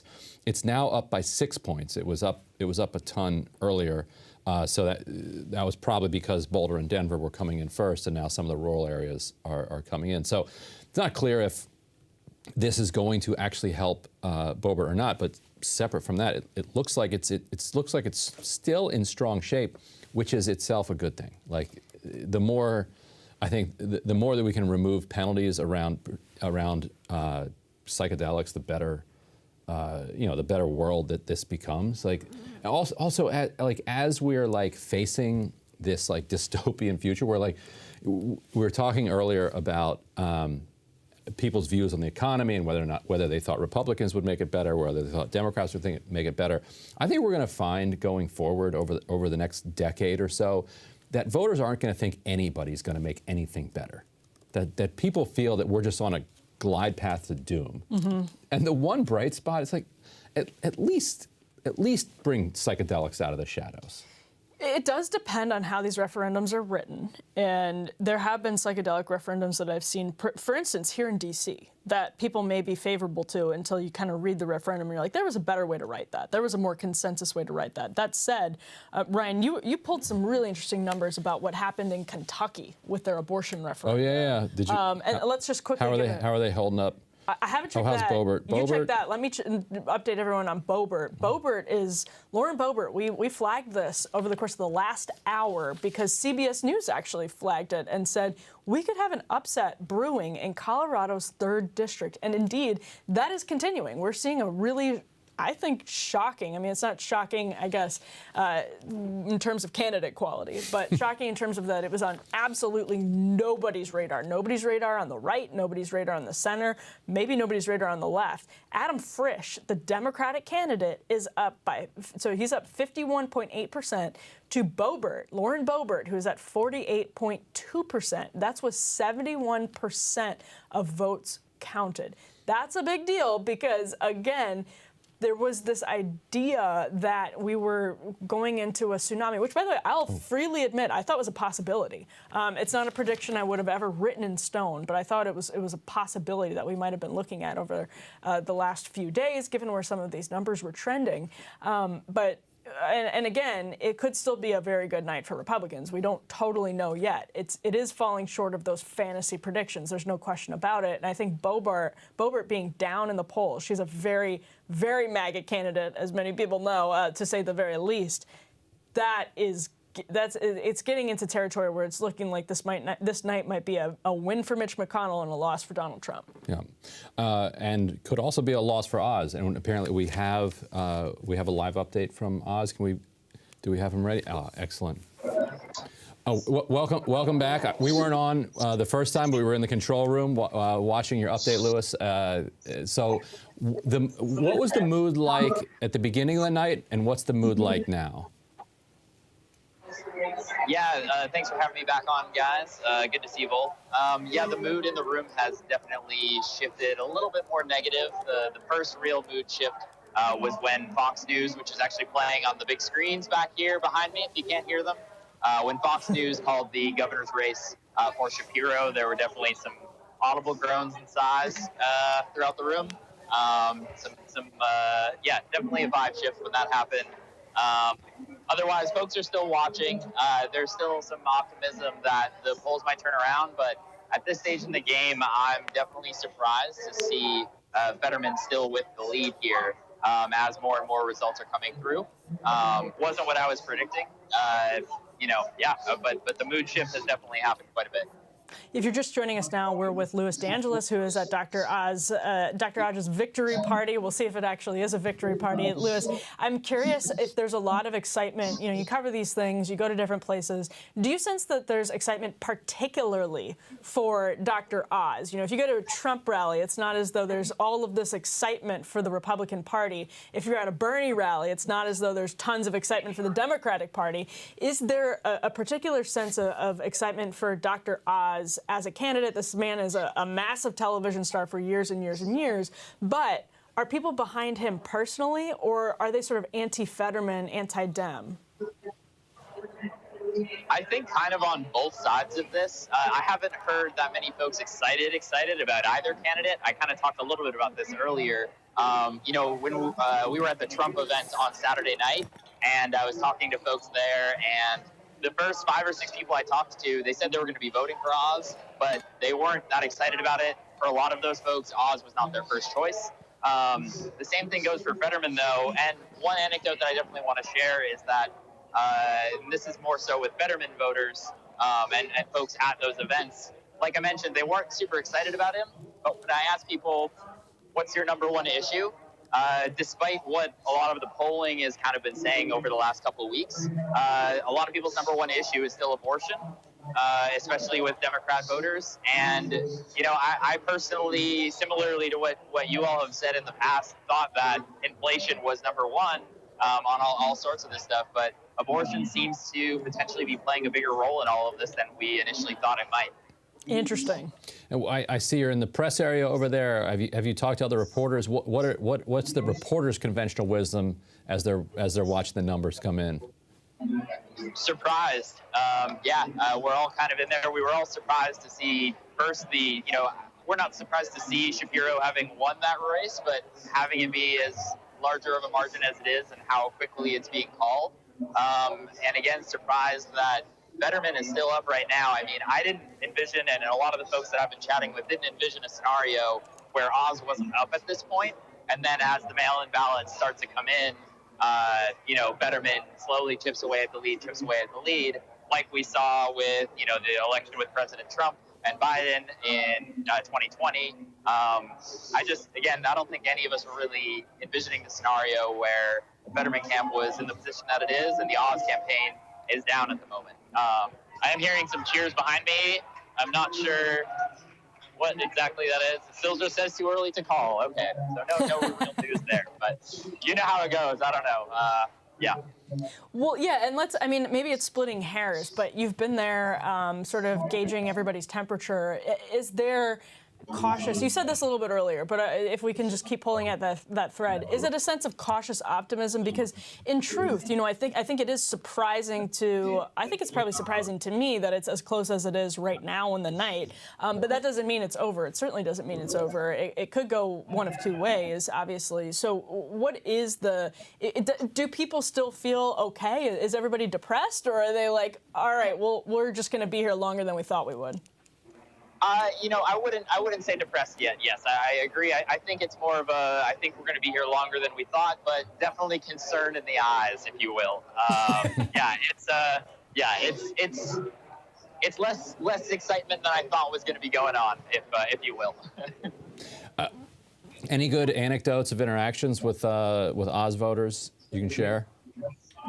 Yeah, for sure. I talked a little bit about this one earlier, but first I met a bunch of different folks who were Oz voters, but they were also Shapiro voters. A couple of volunteers for the Oz campaign that I spoke with earlier. Obviously, like when folks who are out canvassing and whatnot, usually the parties work together. And if you're putting out signs for one candidate, you might also be doing it for the other. And a lot of the Oz volunteers were telling me that they weren't necessarily excited about putting Mastriano signs out as well, as they don't necessarily support him. They think he goes a little bit too far on issues like abortion. They think he goes a little too far on some of the certifying of the election comments that he's made in the past. So that was an interesting anecdote. Another interesting thing that happened in the room, and I want to shout out one of these people. After I was on the first time, a Breaking Point's premium member from the crowd in here came out and found me. Her name is Samantha. I told her I would shout her out, so if she's still listening, I'm sure she'll probably pop back over. And then actually an Oz staff person came over, and the Oz staff member was listening to Breaking Points in his ear and came and found me as well, which is pretty cool, I gotta say. That's awesome. That's awesome. Yeah, what kind of swag do you have that shows that you're like Breaking Points? I actually don't have any Breaking Point swag with me. Maybe you guys can hook it up for next time. Yeah, happy to. But, happy to. Well, counterpoints. Yeah. We'll hook you up with counterpoints. Yes, we'll have the breaking crossed out. Yes, Crystal and Sagar did not offer me that earlier, so you guys, we'll do the counterpoint stuff for sure. Excellent. So she just saw you, and the staffer heard you. So that's how they knew you were. They saw me. They saw it, and they came and found me in the press area. The press area very much weaseled into a tiny little cooped-up area. We don't have much space to move around, so. If folks are interested, I can try to, and then I'll let you guys get back to it. I can give a quick little, we'll see if it works. If it doesn't, feel free to pull away. Yeah, give it a shot. But if viewers are interested, so we'll try to give like people a high school little bit of an idea. Yes, it's actually at an athletic club. Think like a country club type vibe, but without the little bit of the room here. On the other side of all the cameras there. is a little area where we've got our laptops and whatnot set up. But I will say I do think that we're probably the only real independent outlet here, which is pretty awesome as well. Mostly just the big guys are here, local TV stations and whatnot, but definitely not seeing any other independent outlets. Well, Louis, we'll try to get back to you later. Go ask them. Go ask folks there what the hell happened. How their man couldn't sell this. He's been able to sell all sorts of things to anybody. Sold all kinds of stuff. But he couldn't sell this. Well, we don't know. He may come back. We don't know. And but by the way, we might not have really confidence in these results for the next few days because they're having a lot of issues counting in Philadelphia based on different cases and reconciliation and dated ballots and all that good stuff. Right. Louis, thank you so much. That was fantastic. We really appreciate it. Yeah, thanks for having me, guys. Awesome. All right. New York Times still has him up by 50,000 votes, and New York Times is slower, so you might have Fetterman up by 50,000 votes. Fetterman up by 50,000 votes. And that's not a small gap at this point. Like, that's 71% in, 50,000 up. You'd rather be Fetterman. You'd absolutely rather be Fetterman. Yeah, and especially with the remaining. I mean, this is your home turf, quite literally. Yeah, you got the Philadelphia suburbs. You got, yeah. And they're still counting. So Philadelphia, do they count mail-in ballots later? Yes. So that's what I thought. That's a big advantage. Yes, and it's because there was a lawsuit that banned them from counting them earlier by Republicans, and so they're moving them through now. But that's why it's taking longer. So if you hear anybody complaining that Philadelphia takes so long, it's because Republicans sued them and stopped them from counting them earlier in the way that other counties are allowed to do. So you would, if you were Fetterman, you were down by 50,000, you might be thinking like, hey, I still have some hope. I'm probably going to lose, but I have a hope. Fetterman being up by 50,000 at this point, I think he's feeling pretty good. We'll see, but like you said, like the suburbs, how the suburbs come in and how the culture wars, shake out. We'll talk to Terry Schilling, who's been, waging the culture war all over the country in this campaign. Is probably disappointed at these results so far. Yeah, I don't know. I mean, a lot of that was a lot of those efforts, and we'll ask Terry. I think he spent about $15 million on ads, if I'm correct. And a lot of that used to be a lot of money. Yeah, a lot of that, though, is in Arizona. And we just don't know what's happening in Arizona. We don't know what's happening with Catherine Cortez Masto. These are some big places. I mean, Oregon is another place where you haven't had a governor that's Republican since the 1980s. We have no idea what's happening in that race. But what we do have are indicators, for instance, from Virginia 7. That's Crystal's district, where Abigail Spanberger seems to have eked out that win. It's been called. She's eked out that win, and that was supposed to be one of the bellwether districts that not just for a tsunami, but just for a red wave. So a red wave would have been if Yesli Varga wins Virginia 07, the Republican just knocks out the incumbent Abigail Spanberger. It is a different district. But if that were the case, then people said, all right, then we can look at Jennifer Wexton. Then we can look at Virginia 10. If she loses, then we're in for a tsunami. And that hasn't been the case. One thing that I think is important to start teasing out here, though, and this is kind of the big story in the legacy media right now, and I think genuinely sort of across the board, because the narrative going into this was momentum is building for Republicans, momentum is building for Republicans, but at the same time, there was a lot of coverage over the course of the summer about how there were going to be shocking Democratic upsets, whether it's Val Demings toppling Marco Rubio, whether it's that was like a big J.D. Vance losing. J.D. Vance, it's been called for J.D. Vance as far as we know.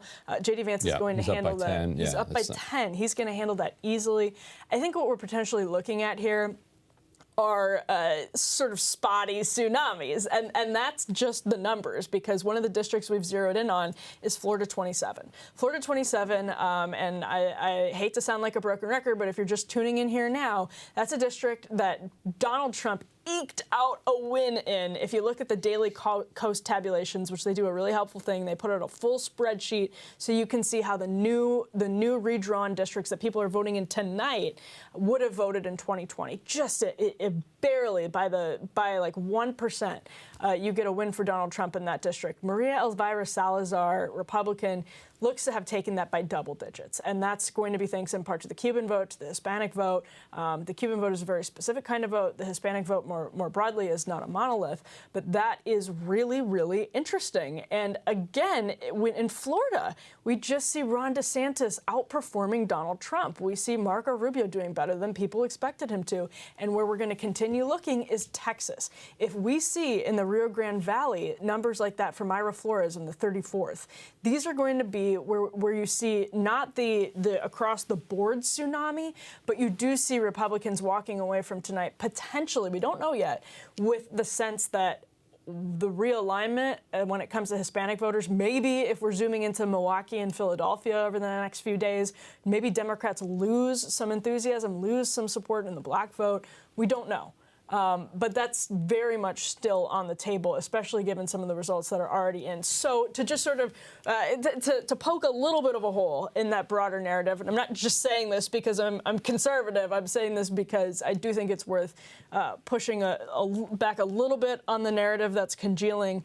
At the same time, though, that top line very much is the case. It's very clear that top line is that the tsunami fantasy that Republicans had been sort of gloating about, I would say, in the last few days. And I really thought was a probability, or a possibility, not a probability, but a possibility. That's not going to pan out. Although if you're going to poke a hole, does this patch the hole back up? We got 1.3 million votes counted in Arizona. No, because only 40% in. So 40% in. 47%. 47%. So Ryan's looking at the Arizona Look at Katie results. Hobbs being up over Carrie Lake. Yeah. So she's up.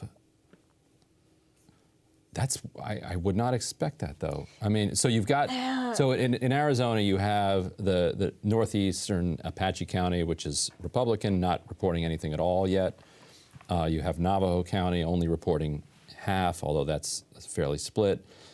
The big, I don't know, I mean, you would expect Carrie Lake to be doing better than this if she was going to win at this point. So compared to, so she's down 57-43 compared to Mark Kelly, who's up 58-40. Oh no, not 58-40. That's in one county. Not what people were expecting. I think it's tough to say with 47% in, but those numbers will change in the very near future. Yeah, it is 58-40 right now. Right, yeah. So those numbers can change a lot. One point, and then, do we have anything in on Texas yet? Because one point, seen. Oh, here, if numbers are starting to come in, yes. 1 point on Miami and South Florida. It's such an unusual place. When Obama was elected, there was this sense that the next generation of Cubans were going to move Democratic, and this was going to become a city that basically voted in the same way that a lot of other cities did eventually, right. As the kind of hostility to Democrats died out. Hostility which is literally still rooted in hostility towards JFK for his betrayal during the Bay of Pigs. Like that's... Yeah, so, but Miami Cubans support the embargo. Right, right, but not the children of those Cubans. So, but a ton of them moved away, and then you also had this mass influx of rich right-wing Venezuelans, Colombians, South Americans, Mexicans across the board. Like so, in Miami went from a place that was very Cuban American dominated to now being a place where basically people with right-wing politics already and wealth from South and Central America are heading. And I think it is reshaping the entire politics of South Florida, combined with a Trumpification of the entire state. But also maybe reshaping the politics of southeastern Texas. And that is, and perhaps we'll see some of it in Arizona. So let's roll through some of this. So Maya Flores, that's one we were looking at, right? Yeah, Mayra Flores, so Texas 34. She's down by 10,000 votes with 67% in. That's super interesting because that's, again, a tsunami would have been Mayra Flores up right now. Comfortable. Right. comfortable. And she, so by she's the way, down 11% against Vicente Gonzalez. she is a very good candidate from the perspective of Republicans. From the perspective of me, I mean, as a conservative journalist, I've talked to her. I think she's a good candidate. We don't know what happens there. Looks like Michelle Vallejo is going to lose. That's a big to Monica de la Cruz. She's down by 11 points with 77% of the vote in. But so this is roughly the same. Now there's a 10% more in 15 here. Now Henry Cuellar cruising, despite that was another big. If that's a tsunami, being a subject of Cuellar loses. Right. If so he's up by 12 points. He's up by 14,000 votes. Greg Casar, incoming squad member, he was obviously always going to win. He's up by 50 points. This is an Austin guy. Let's see, who else? Joaquin Castro. Oh, here, Tony Gonzalez winning comfortably, Republican Tony Gonzalez. What other toss-up? So the Mayra Flores, you said there were like, what, 50-something% in Texas 34? 67% in. 67%. And now she's down by 11 percentage points and 10,000 votes. So they redrew that district. But that's that Republicans felt very good about that race. Right. They loved Mayra Flores. Like, she became like a celebrity, like she's our counter to AOC. And again, like, she's a good candidate. She could come back and win, but it's not looking good for her right now. Well, and it's certainly not an easy, comfortable win either way. And we're looking at Lauren Boebert. Yeah, how's Boebert looking? So, like, let's just be clear. Boebert's at 48%. Yeah, okay, so it's still, the last time we said it was at 71% reporting. Frisch is at 51.9. Boebert's at 48.1. This is not a race that was on anybody's radar. But let's continue on and just say, we had, over the summer, expectations. I mean, Ron Johnson is going to win. There was an expectation that perhaps Ron Johnson wasn't going to win. It looks like right now Ron Johnson is going to win. He's going to be okay. I thought he would win by 8 or 10. You did? Yeah. He's only up by a couple at this point, right? Right. He might still end up. It's early. Yeah. Yeah. Although I imagine the votes in Milwaukee are still outstanding. But so there was this idea that Ron Johnson probably wasn't going to pull it out. There was real chatter that Marco Rubio might lose. That sounds ridiculous, but there was real chatter that J.D. Vance might lose. J.D. Vance has won. So it is the case that we've seen some counter-narrative Republican victories here, and that Republicans that were sort of counted out over the course of the summer have been able to hang on. And so that's why I do think there's a little bit of air being let out of the balloon right now. A lot of air, probably, for Republicans. If you lose Mayra Flores, if you lose, they lost to Shapiro in Pennsylvania. If you're losing New Hampshire, they did lose New Hampshire. That's been called for Maggie Hassan. These were the fantasy things that seemed in reach. That's letting air out of the balloon. There's no question about it. Same thing, or same story, though, in Florida on the flip side. This is big stuff. In Ohio, that's a big win for J.D. Vance, especially when Mitch McConnell didn't want J.D. Vance to do anything.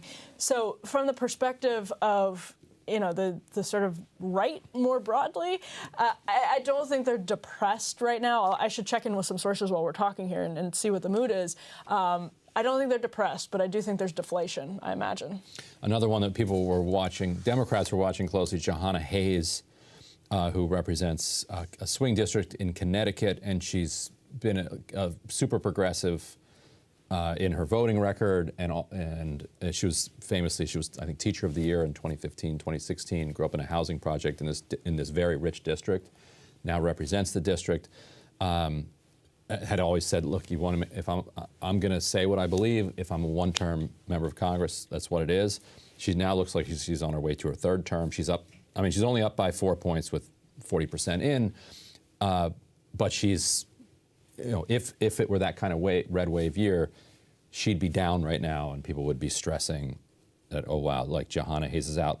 What about Michigan? So Michigan, and Do we have Terry ready? Let's see. Well, he's almost ready. Okay. But Michigan's another good example. That's a fantasy. Okay, That's a fantasy win for Republicans. That it felt like we're at their fingertips. They were going to knock out Gretchen Whitmer because of COVID. It's something we haven't even talked about on the broadcast so far. That is certainly front and center in a lot of voters' minds. School lockdowns. Gretchen Whitmer has really tried to pretend that her legacy of school lockdowns isn't what it is. And isn't what it was, and looks like she's going to pull this out. So interestingly, Alyssa Slotkin, so the Times lists her down by 12 points, but they still list it leaning D, which means there must be a lot of Democratic areas still out. But she has by no means, put that one away. Alyssa Slotkin is one of the, key Democrats that they're trying to knock out. Hillary Scholten is still leaning D, up 52-45 against John Gibbs. Yeah. John Gibbs was the one that Democrats put a bunch of money in behind, right? To try to. That was one of their plays where they're like, we're going to go elect an unelectable right winger, and then we'll own the Republicans that way. They did that with Bolduc in New Hampshire. Was Gibbs the one that beat the moderate Republican that everybody hates? I don't know. Well, so we have actually Terry here. On last week's Counterpoints, we played some ads. Specifically, I think we focused and played this ad from Nevada against Catherine Cortez Masto that was produced by the American Principles Project. And we have Terry Schilling here with us now from the American Principles Project. Terry, welcome to Counterpoints. We're excited to have you here on election night. Hey, thanks so much for having me, Emily and Ryan. It's really great to be here. So you've got an American Principles Project has a decent chunk of change on the line tonight. I think you guys have spent $15 million. Is that just in ads, Terry? No, that's a portion of that's been in ads and direct voter contact. But that's our total spend for this cycle, counting 2021 and 2022. But it's really interesting because while we spent that much in this cycle, the economic groups and the crime groups and all that, the vast majority of spending has been on those top issues. It's really interesting. We have a long night ahead of us. We still have a lot more results to see. We still have Arizona to come in and Nevada. But it's looking like it's not such a big red wave as a lot of people predicted. Yeah, that's what we wanted to ask you about. Go ahead. Yeah, talk us through Arizona here, because what's your understanding of what's in so far and what's still outstanding when it comes to both the Kari Lake race and the Blake Masters Mark Kelly race? Let me pull it up real quick. I was going through it before I was talking with you guys. So it looks like, about half the votes are counted. Lake is she's under about 13 points with 54% to go. Look, we still have a lot to still count. And we'll see what happens, but we don't know. We don't know exactly what happened here. It's obviously not great for Republicans. I know that we were really hoping for a much bigger night here, but we'll see. The good thing about elections is that they're clarifying, right? It's a moment where you get to see where the American people actually are. They cast their votes. They tell you what they want, who they don't want in office, and you have to reassess things. And ultimately, we had a really big winner tonight, and I think that's Ron DeSantis. He won Florida, as it stands right now, by 20 points. That's a big deal. And so we have to ask ourselves, why did Ron DeSantis win in Florida, which he barely won in 2018, right? He won it by, I think, less than a percentage point in 2018, but now he's won by 20 points. Why did that happen, and why are Republicans now still floundering? I would argue that Republicans still lack a real message, a real vision that they've presented to the American people. It was an anti-Biden message. It was an anti-progressive message, but it was not an inspirational message. They did not cast a bold vision that showed Americans where they wanted to take the country. And ultimately, I think until they give that vision where they want to take the country, voters are going to not be motivated to vote for them. And I want to talk to you about Nevada, Terry, because you spent a bit there. But before we get to that, I actually want to tease out maybe this distinction that's interesting, because going into this for the last week or so, the legacy media was talking a lot about, and we talked about it, frankly, about how Democrats had not sort of come to the right argument when it comes to the economy. They did not spend as much on all of these other issues as they did on abortion. All of the other issues combined, yes, they spent enough ad money on to overcome how much they spent on abortion, but they spent way more on abortion than any other single issue. Now, I think there's an argument that was about turnout, but people like to talk about how Democrats this election were obsessed with the culture war and that hurt them. I actually don't know that that's going to be the case, because midterm elections are about turnout and abortion can motivate the Democratic base. On the flip side, Terry, tell us about the culture war type ads that you guys at American Principles Project have been running, because I think, personally, there's sort of the smart approach, the smart conservative approach to some of these big questions that, frankly, the RNC itself should have been on top of 10 years ago, let alone 5 years ago, and you guys are running on now. What are some of the issues that you guys highlighted, and do you still feel like they could be really consequential as the numbers come in? Yeah, so look, the big things that we focused on was protecting children. Right, protecting children from gender transitions that are being pushed on them by big pharmaceutical companies and transgender activists, but also protecting children from being sexualized by pornographic material in schools, like the book Genderqueer, which is a graphic novel that depicts sex between minors, among other things. And it freaked out the parents in Dearborn, Michigan. Even CARE got behind some of those parents that were overwhelmingly Muslim in Dearborn, Michigan. And again, CARE is not a typically conservative organization on politics, American politics. But sorry, Terry, I interrupted you. No, it's okay. You made a very good point.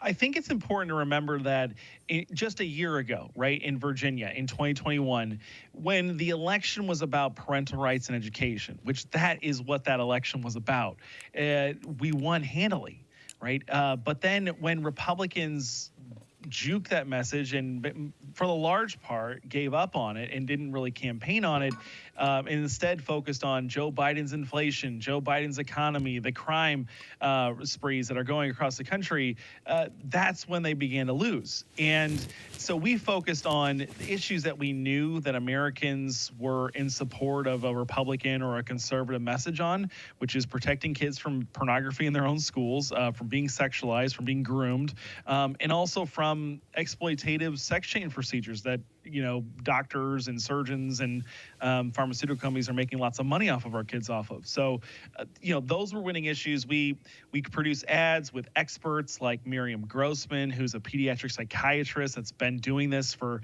decades. We told stories from a mother in California, Abby Martinez, who lost her daughter to transgenderism, right? Had the daughter ripped from the home.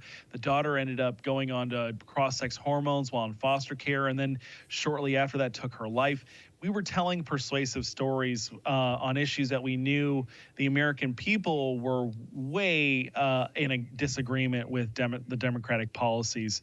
It was really tough to get Republicans on side with these. But what we're seeing is that the Republicans who really went on offense on these issues, like J.D. Vance, like Ron DeSantis, they're winning their elections handily. They're getting called very early.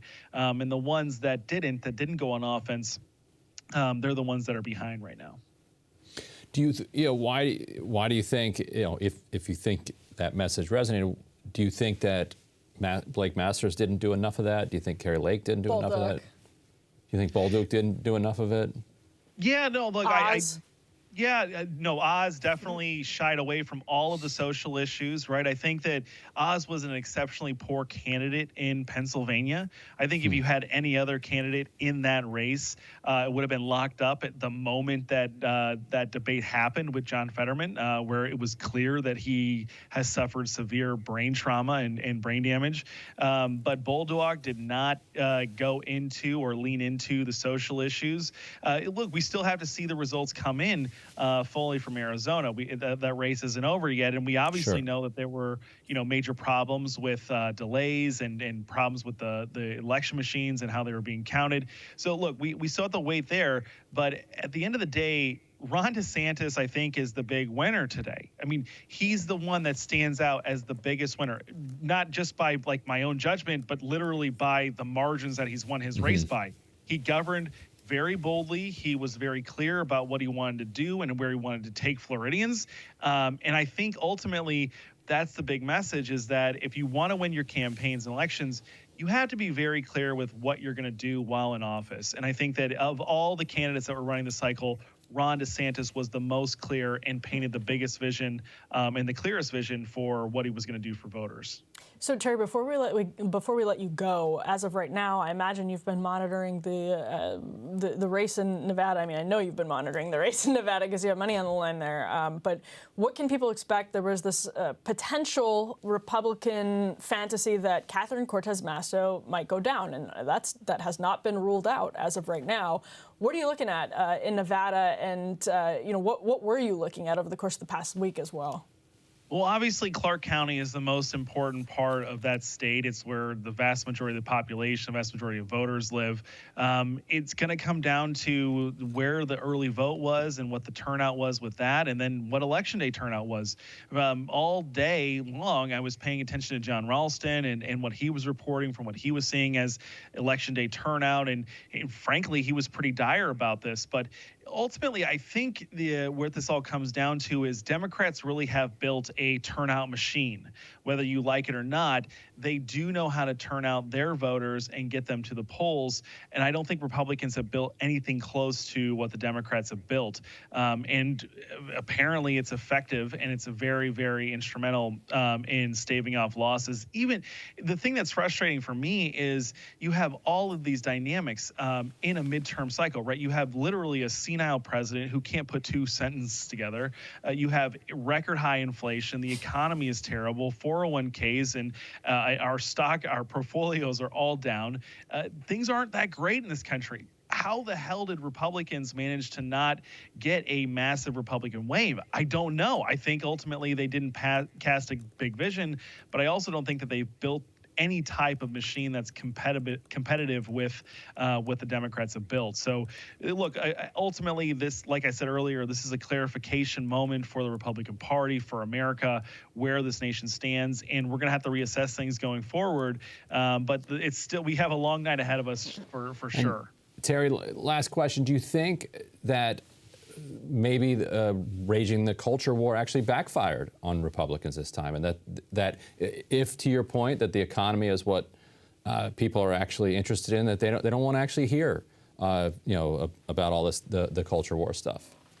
I disagree with that. I don't think that, opposing sex changes for minors or opposing giving children pornography in schools is going to create any type of backlash. It doesn't make any sense. And frankly, if that is the case, if opposing those two issues is going to cause you to lose elections, then America is not salvageable in a lot of ways, right? I mean, like, you have a nation where little children are being given, being sexualized in schools and being given sex changes. Like, how are those people going to vote going up? They're definitely not going to be voting for tax cuts for billionaires and major corporations in the future. I'll tell you that. But ultimately, I think that what this is it's a lack of leadership in the Republican Party. I think, Kevin McCarthy, right, in the last few weeks of the election, what's he talking about? Entitlement reform. That was not what this election was. It was not what this election was about. He put gasoline on the fire, right? So we're talking about entitlement reform. We're talking about cutting spending. I get it, but the economy was on the line. Inflation was on the line. You had to have a real policy proposal that would address the major concerns of the American people, and I just don't think Republicans met those concerns. They just thought that they would be good enough and perform well enough just by saying that they weren't Joe Biden. That's obviously not the case. Well, Terry, thanks for your time. Appreciate it. We'll go back to a couple more updates. Appreciate it, Terry. Terry Schilling of the American Principles Project. Thank you so much. Thank you so much, guys. Terry. Yep. So there was some hope. Republicans had some hope that Paul LePage might be competitive. He's behind Janet Mills by 9 points right now, only 58% in. So, not over yet, but it's not panning out the way. Also, Terry, when Terry, the substance aside, when Terry was saying that maybe the country's not salvageable.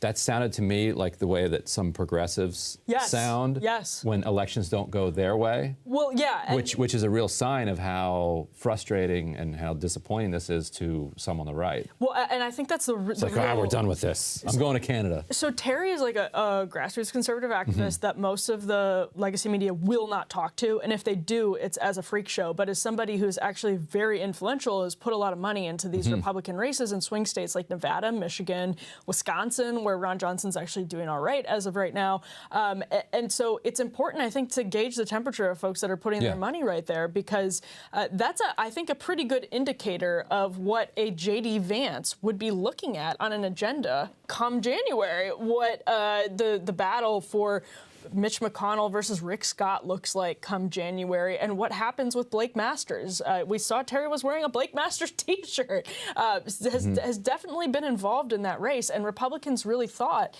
that taking offense, Carrie Lake multiple times said, when reporters would ask her about abortions, she said, no, you need to ask Democrats this question about what restrictions they support on abortion, and Republicans had a lot of I don't know what the right word is, enthusiasm or optimism, that some of these candidates who were flipping the script in maybe a Trumpian way and were willing to lean into the culture war in a way that Glenn Youngkin pulled off last year in Virginia. That would be the key to a tsunami, not just to a good night, but to a tsunami. And so I think what we're getting from that interview is that the right's grassroots, and Terry's a good gauge of that. The right's grassroots is going to want more. They're going to want pedal to the metal, as opposed to saying, like the Republican autopsy in 2012, which was, let's back off. Let's back off of all of these social and cultural issues. This was the Reince Priebus RNC, put out the 2012 autopsy after Mitt Romney lost and said, we will never be winning Hispanic voters if we continue on this track. We will never be winning.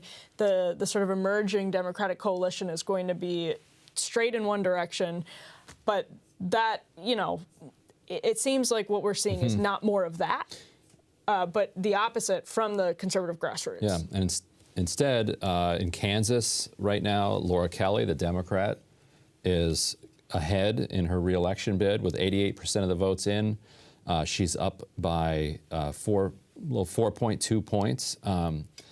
She was considered to be someone who had a good shot at re-election. It wouldn't be a total shock that she wins, but for people who are from outside of Kansas, they might wait a minute, a Democrat is winning re-election in Kansas. Thought this was going to be a red wave. Gretchen Whitmer still up at this point by 3.4 points with 40% in. 40%? Yeah, 40% so in at this point. So that has narrowed a good bit. What was she up before? So Wayne County has 8% in. Wayne County only has 8% in at this point. So, no, so Gretchen Whitmer was and is, I think, continues to be a real, if we're in a tsunami, that's a good pickup for Republicans, because Tudor Dixon, from their perspective, ran a good campaign, especially in the home stretch. And Gretchen Whitmer, I think, is a bad candidate. I think she really botched her COVID response. I think she's been similar to Kathy Hochul in being dismissive of parents' concerns, and the same way that Hochul has been dismissive of concerns about crime. But she's still up right now. There are a lot of votes that are remaining. Right, Hochul was 77% in, still is up by 9 points. Tough to see how Zeldin makes that up. And another reach that Republicans were going for was in New Mexico. Michelle Lujan Grisham was seen as vulnerable. Like they thought that maybe they could knock her out in a real red wave. With how many we got in? About 500,000 votes in, 70% of the votes counted. She's up by about 7 points so far. Could still lose, but again, this is where Democrats would prefer to be, rather than hoping that they can come back. All right, we're getting some numbers from Oregon. Yes. This is the race where Betsy Johnson, who is the independent Democrat, bankrolled by the Nike CEO. What a political system. Right. Well, it's just wonderful. Like Betsy Johnson. By the way, Nike itself bankrolled by China. Yeah. And so Betsy Johnson herself, if she decides to run as a third-party candidate, it's a free country, do what you want. She's going to get 1 or 2%. But then a billionaire is like, you know what? I think this would be funny. And just bankrolls her entire campaign and becomes a credible one. She's doing worse so far, at least, than Republicans had hoped. She's at 9% of the vote, but a very close race with fewer than half the votes in, just under half the votes in. You have the Democrat over the Republican by 1 point. You know, this is one that that I think Republicans, correct me if I'm wrong here, would really love to win, to show that like Antifa and the wokesters out in Oregon, you know, really got their comeuppance. Yeah, I mean, and let's look at this right now. The Oregon governor's race, it's another one like Gretchen Whitmer, but even more dramatic than Gretchen Whitmer, that Republicans said, if these polls are correct, because there was a shocking level of closeness between Kotek and Drazen in the remaining days of the race for Oregon's governorship. Right now, with 47% of the votes in, Oregon has not had a Republican governor, mind you, since the 1980s. That's 45.5% to 44.6%. So that's within a percentage point in freaking Oregon, and we don't know if that stands. I think it's very possible Drazen ends up losing that by a few points. And if that's the case, I mean, I think Republicans will still feel okay about it. But if Drazen pulls that off, whatever happens in Pennsylvania gets sort of counterbalanced by that. And the downstream implications for that are, well, then what happens to Mitch McConnell? And do you then need to listen more to the Terry Schillings of the world? Do you need to listen, less? This becomes a question, like, is there a real pickup opportunity from Democrats if you have the right candidate? And I don't know. I don't have a good answer to that. But in Oregon, it's still not clear cut. And there's no universe in which we should be saying, in Oregon, it still isn't clear cut at this point. And so we'll see. Again, I think it's still possible that Drazen loses, probably more likely than not. We don't know. It's hard to say. But I think that's worth looking at. Back in the Senate with Fetterman and Oz, Fetterman, with more than 95% of the votes in Erie County, has beaten Dr. Oz up there, 53 to 44. What's that tell you? I mean, this shouldn't be Democratic country up. This is the very northwest tip of the state. This is a very rural area. For pro-Trump area. Let's see. How did Trump? Let's see. How did Trump vote? Erie County. Because I think that's the real story here is if Oz is dramatically underperforming Trump, you're getting a good kind of answer to that question. Because, again, you look at DeSantis overperforming Trump, but so far there's no real clear-cut narrative about some of those other candidates. J.D. Vance did fairly well, but did Erie County go for Biden? It looks like this was a Clinton to Trump. Hold on, let me see. So the other thing I'll say is Wisconsin right now. Okay, so it was 68. So the final unofficial results: Biden 68,000, Trump 66,000. So it's very, very, very tight. And Trump had beaten Hillary in 2016 in Erie County, and so now you have Fetterman winning this by 12,000. So listen to this. All right, this is from Vox, and I want to pick up on something that Crystal said last hour, which was really, I thought it was really interesting about, and you were talking about this as well, just sort of whether Republicans, and we read the third way data about how Republicans were generally more trusted on the economy and inflation than Democrats, and most people are saying that they think if Democrats control Congress, inflation will get worse. That's from the third way survey that came out in the last week. Here's from Vox. Republicans have spent $157 million on crime-related ads at the national level, compared to $105 million on the economy and inflation, according to data from the ad analysis firm Ad Impact. So that's $157 million on crime, and then $105 million on the economy and inflation. Now, Vox continues, the breakdown is even starker in the Pennsylvania Senate race, where Republicans have spent nearly $12 million on crime ads compared to $2.5 million on the economy and inflation. Where this race stands right now is a potential Fetterman win. Yeah. Is it because... Hillary very narrowly won Erie County, by the way. I just very checked narrowly, okay. Against Trump. Biden very narrowly won it. Fetterman is crushing Oz in Erie County. Another Fetterman person says, quote, "We feel fucking good." Okay, and they said that to you? Yeah. All right, so you have a source from Fetterman saying we feel fucking good, which is a big deal right now at 11:52, because if the red tsunami prediction was panning out right now, if the red wave prediction was panning out right now, you just probably wouldn't see that. They would not be feeling fucking good. They would not be feeling like. So if we, again, like you could still see certain places Republicans doing better than people think. We don't know what's going to happen in Arizona. We don't know what's going to happen in Nevada. We don't know what's going to happen in Oregon. That is all very true. But what is not true is that we're in some giant wave. And Ryan, I want to toss that question to you. Did Republicans talk too much about crime? Because the conventional Beltway wisdom going into tonight was the Republicans, or that Democrats talked too little about crime. I think this is going back to something that I've been thinking about more, that a lot of what we do is pointless.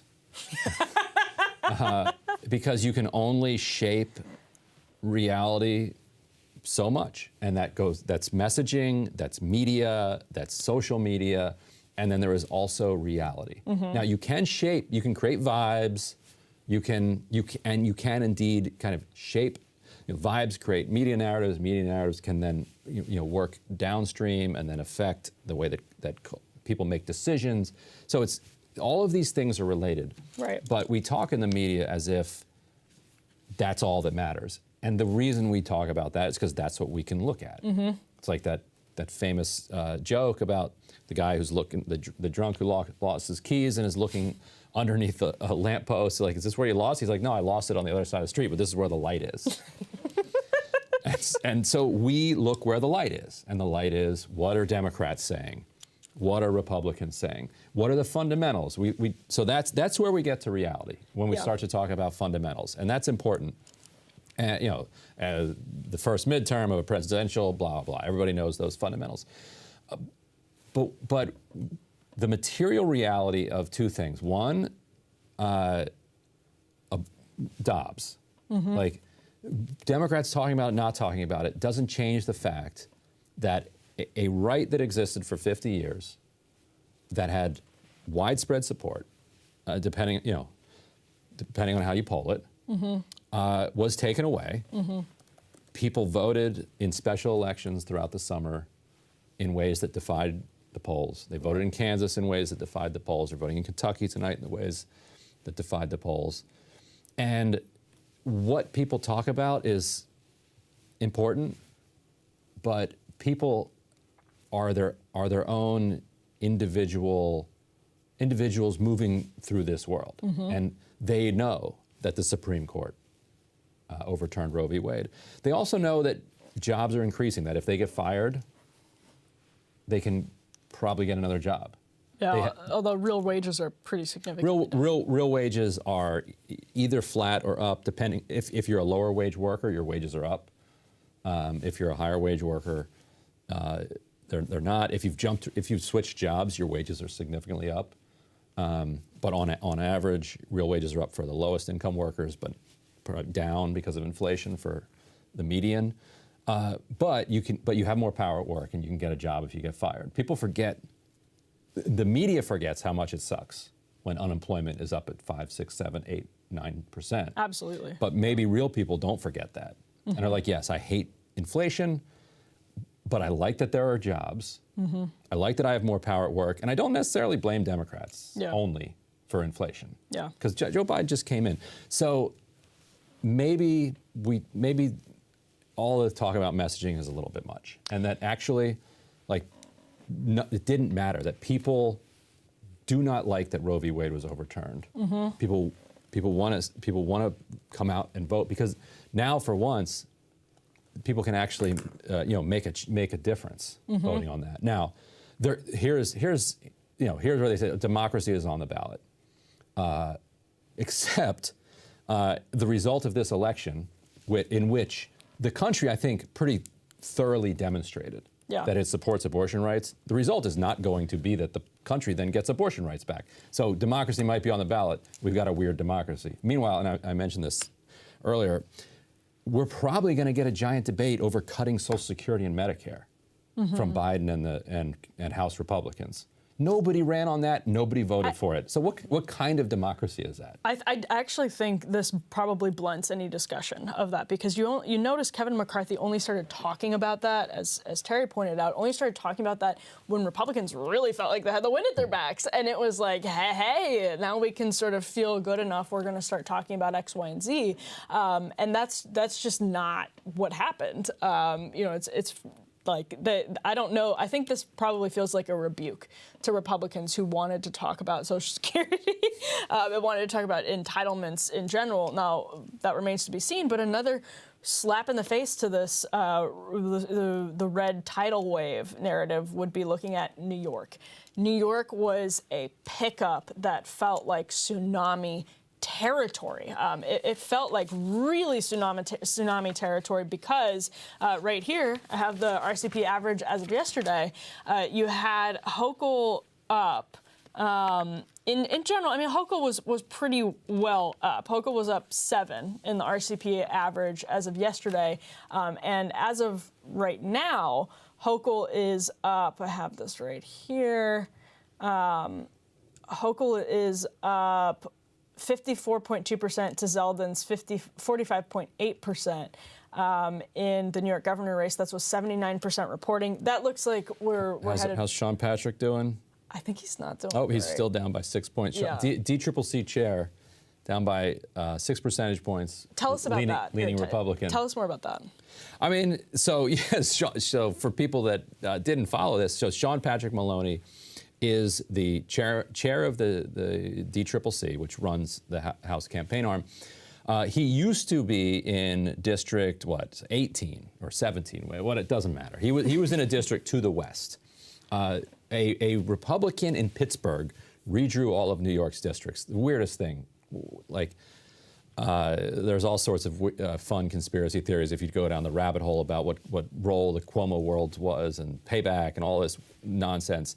But anyway, so in the middle of the races, they redraw all of New York's congressional districts. Immediately, Sean Patrick Maloney, who's the chair of the DCCC, announces he's leaving the district he's in, which was like a deep split district, basically, right, to jump into a district that's more favorable for him.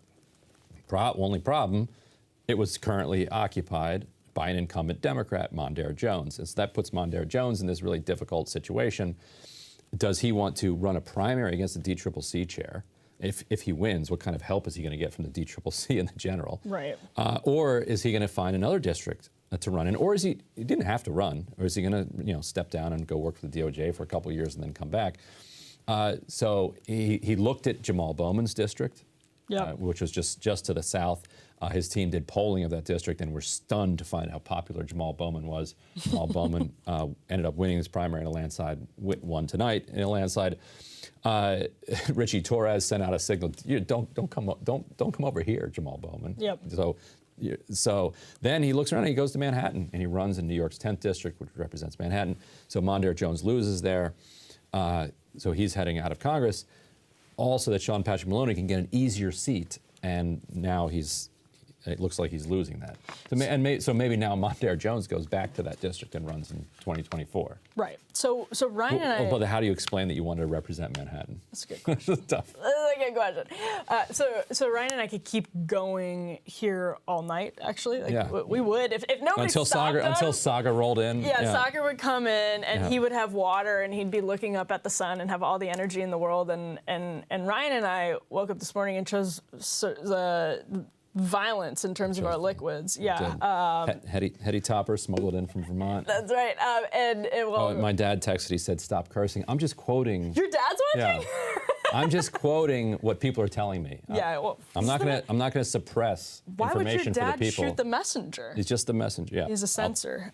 I'll tell them. Yeah. No, this is not water. It's wine. But all that said, we could keep going here, but the team needs to get up. By a point. Pat Ryan up by a point. See, yeah. the team, but the crew has to get up for tomorrow. Yeah, right. The crew has. And so do you guys. You guys probably work tomorrow. Yeah. But Soccer and Crystal are coming in early to get results out to you guys right away. And frankly, I think that makes the most sense because Philadelphia right now announced just in the last couple of days that it was going to be really hard for them to get any vote clarity on what happened in Philadelphia. Because the Republicans sued them. Well, but Republicans sued them because of the mass influx of mail-in ballots, which I forgot to say earlier when you were making that point.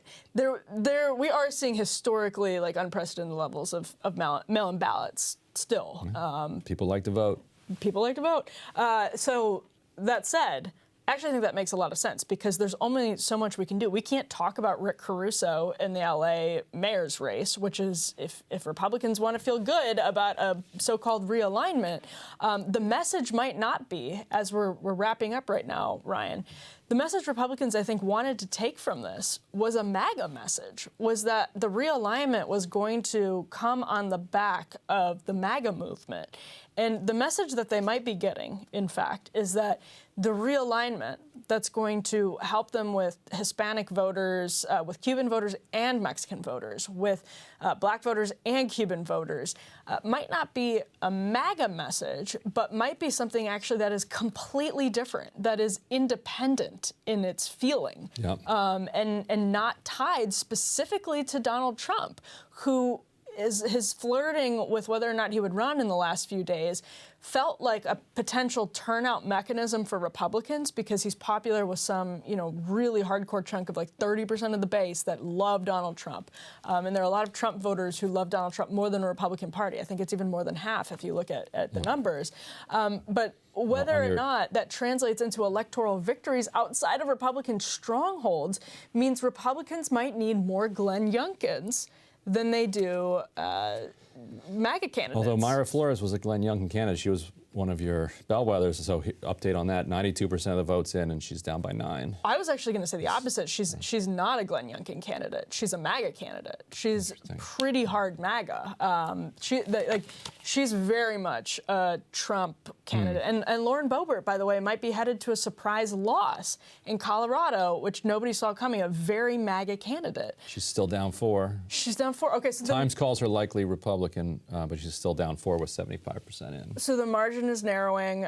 Okay, so that could easily flip. But if she's in a close race, I mean, that could still prove the point. We don't know yet. Right. And again, that's why Sagar and Crystal are coming in bright and early. But the point remains that... I'll stop looking. Yeah, that's a good idea. Maybe we should close this. Yeah. But yeah, the point remains that this could be going in a direction that's okay for Republicans and okay for Democrats. And okay for Democrats is better than expected for Democrats, and okay for Republicans is worse than expected for Republicans. If you really need a fix, I've been doing a live chat, which I've been neglecting on my Substack, which is called Bad News. Tell us what Ken did. Oh yeah, so my Substack is called Bad News. Ken's, I forget what his is called, but how could you forget? Probably just Ken Klippenstein. Yeah. So I tried out this chat function. It's live chat. It's going on right now.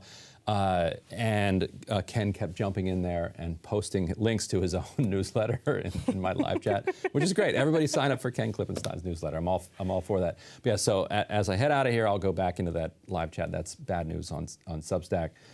Emily, it's been fun. And I guess we'll see you on Thursday, and you guys will see Sagar and Crystal tomorrow morning. That's right. You have full Breaking Points coverage all week because it's election week, obviously. And Crystal ended their sort of part of the broadcast tonight just by thanking premium subscribers. Yeah, the crew was telling us that a bunch of subscriptions were coming in tonight. That's what makes this possible. It's awesome. That's what makes having people on the road possible. That's what makes bringing Status Coup and Jordan Chariton's reporters from the ground in. So thank you for doing that. Keep those subscriptions coming in so we can keep growing. So we've got a presidential election coming up. All we can say is thank you. We appreciate it so much. And Sagar and Crystal will be back here with you all tomorrow morning. That's the right call because a lot of the stuff, it's going to be morning until we have concrete answers. So thank you to everybody for tuning in. They'll see you back here bright and early. All right, get some sleep.